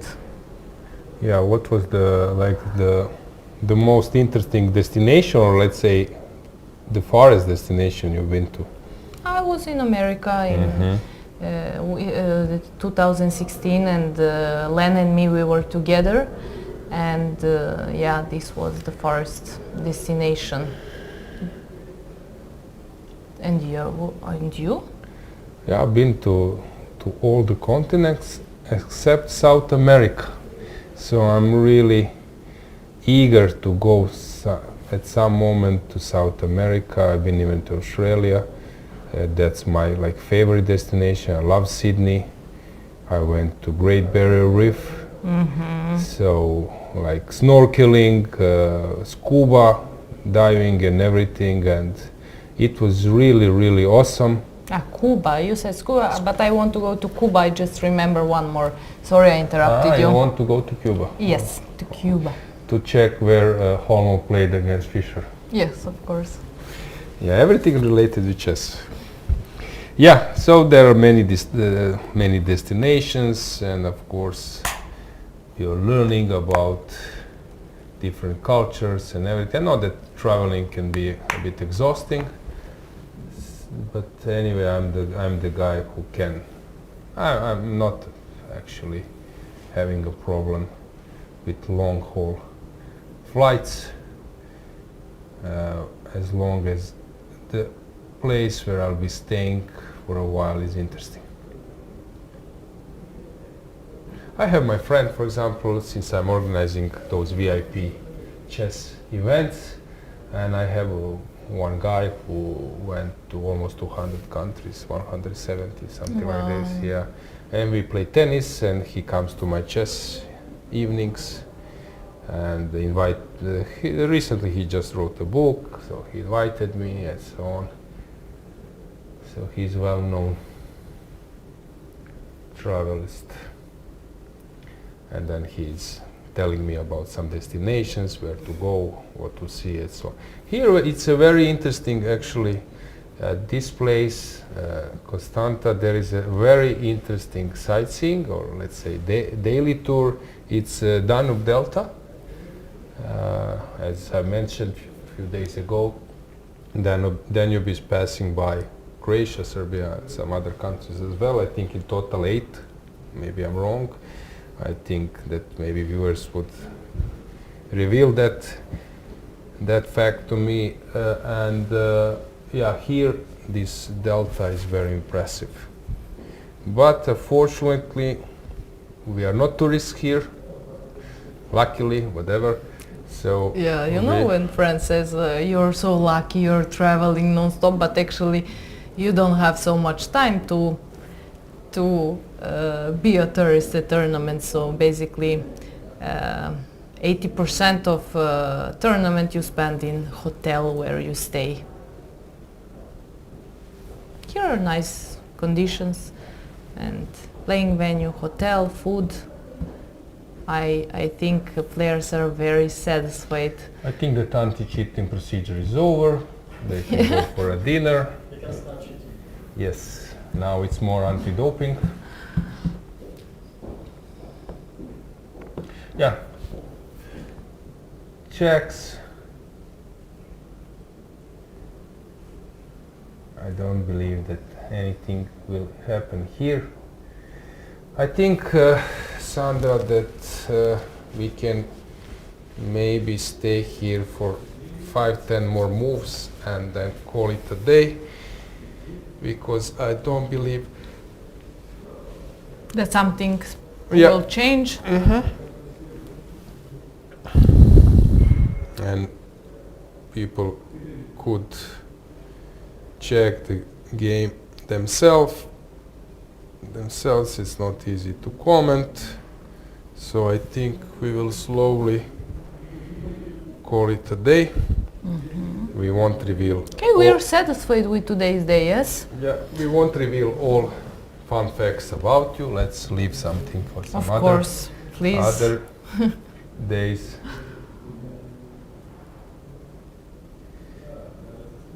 Checks, and I think that this will end up in a draw, because it's nothing basically to do wrong.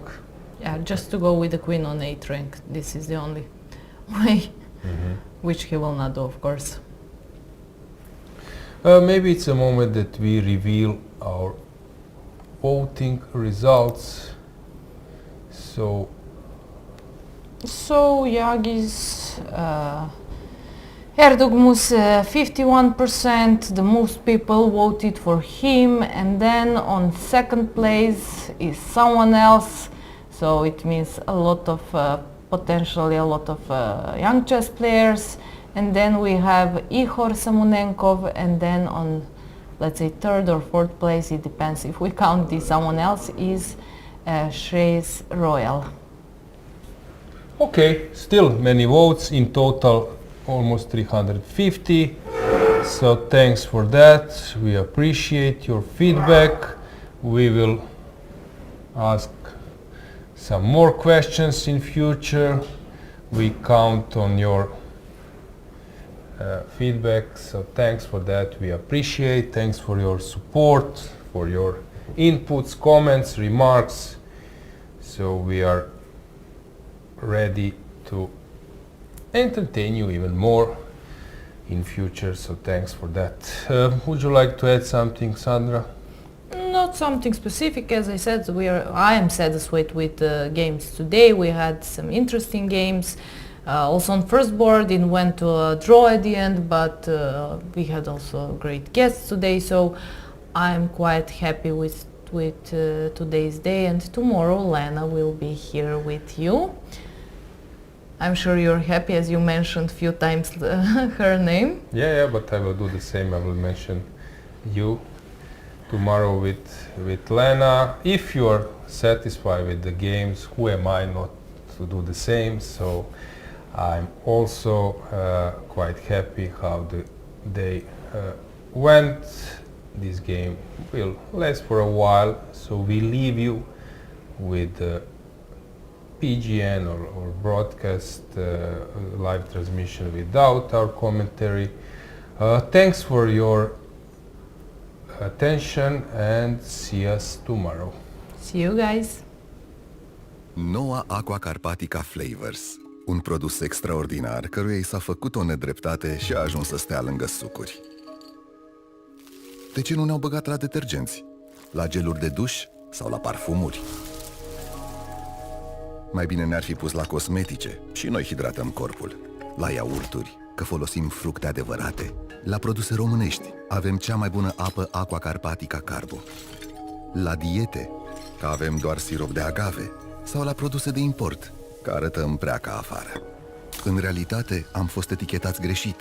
Aqua Carpatica Flavors, apă minerală Carbo cu suc de fructe și un strop de agave. Puritate cu gust de fructe.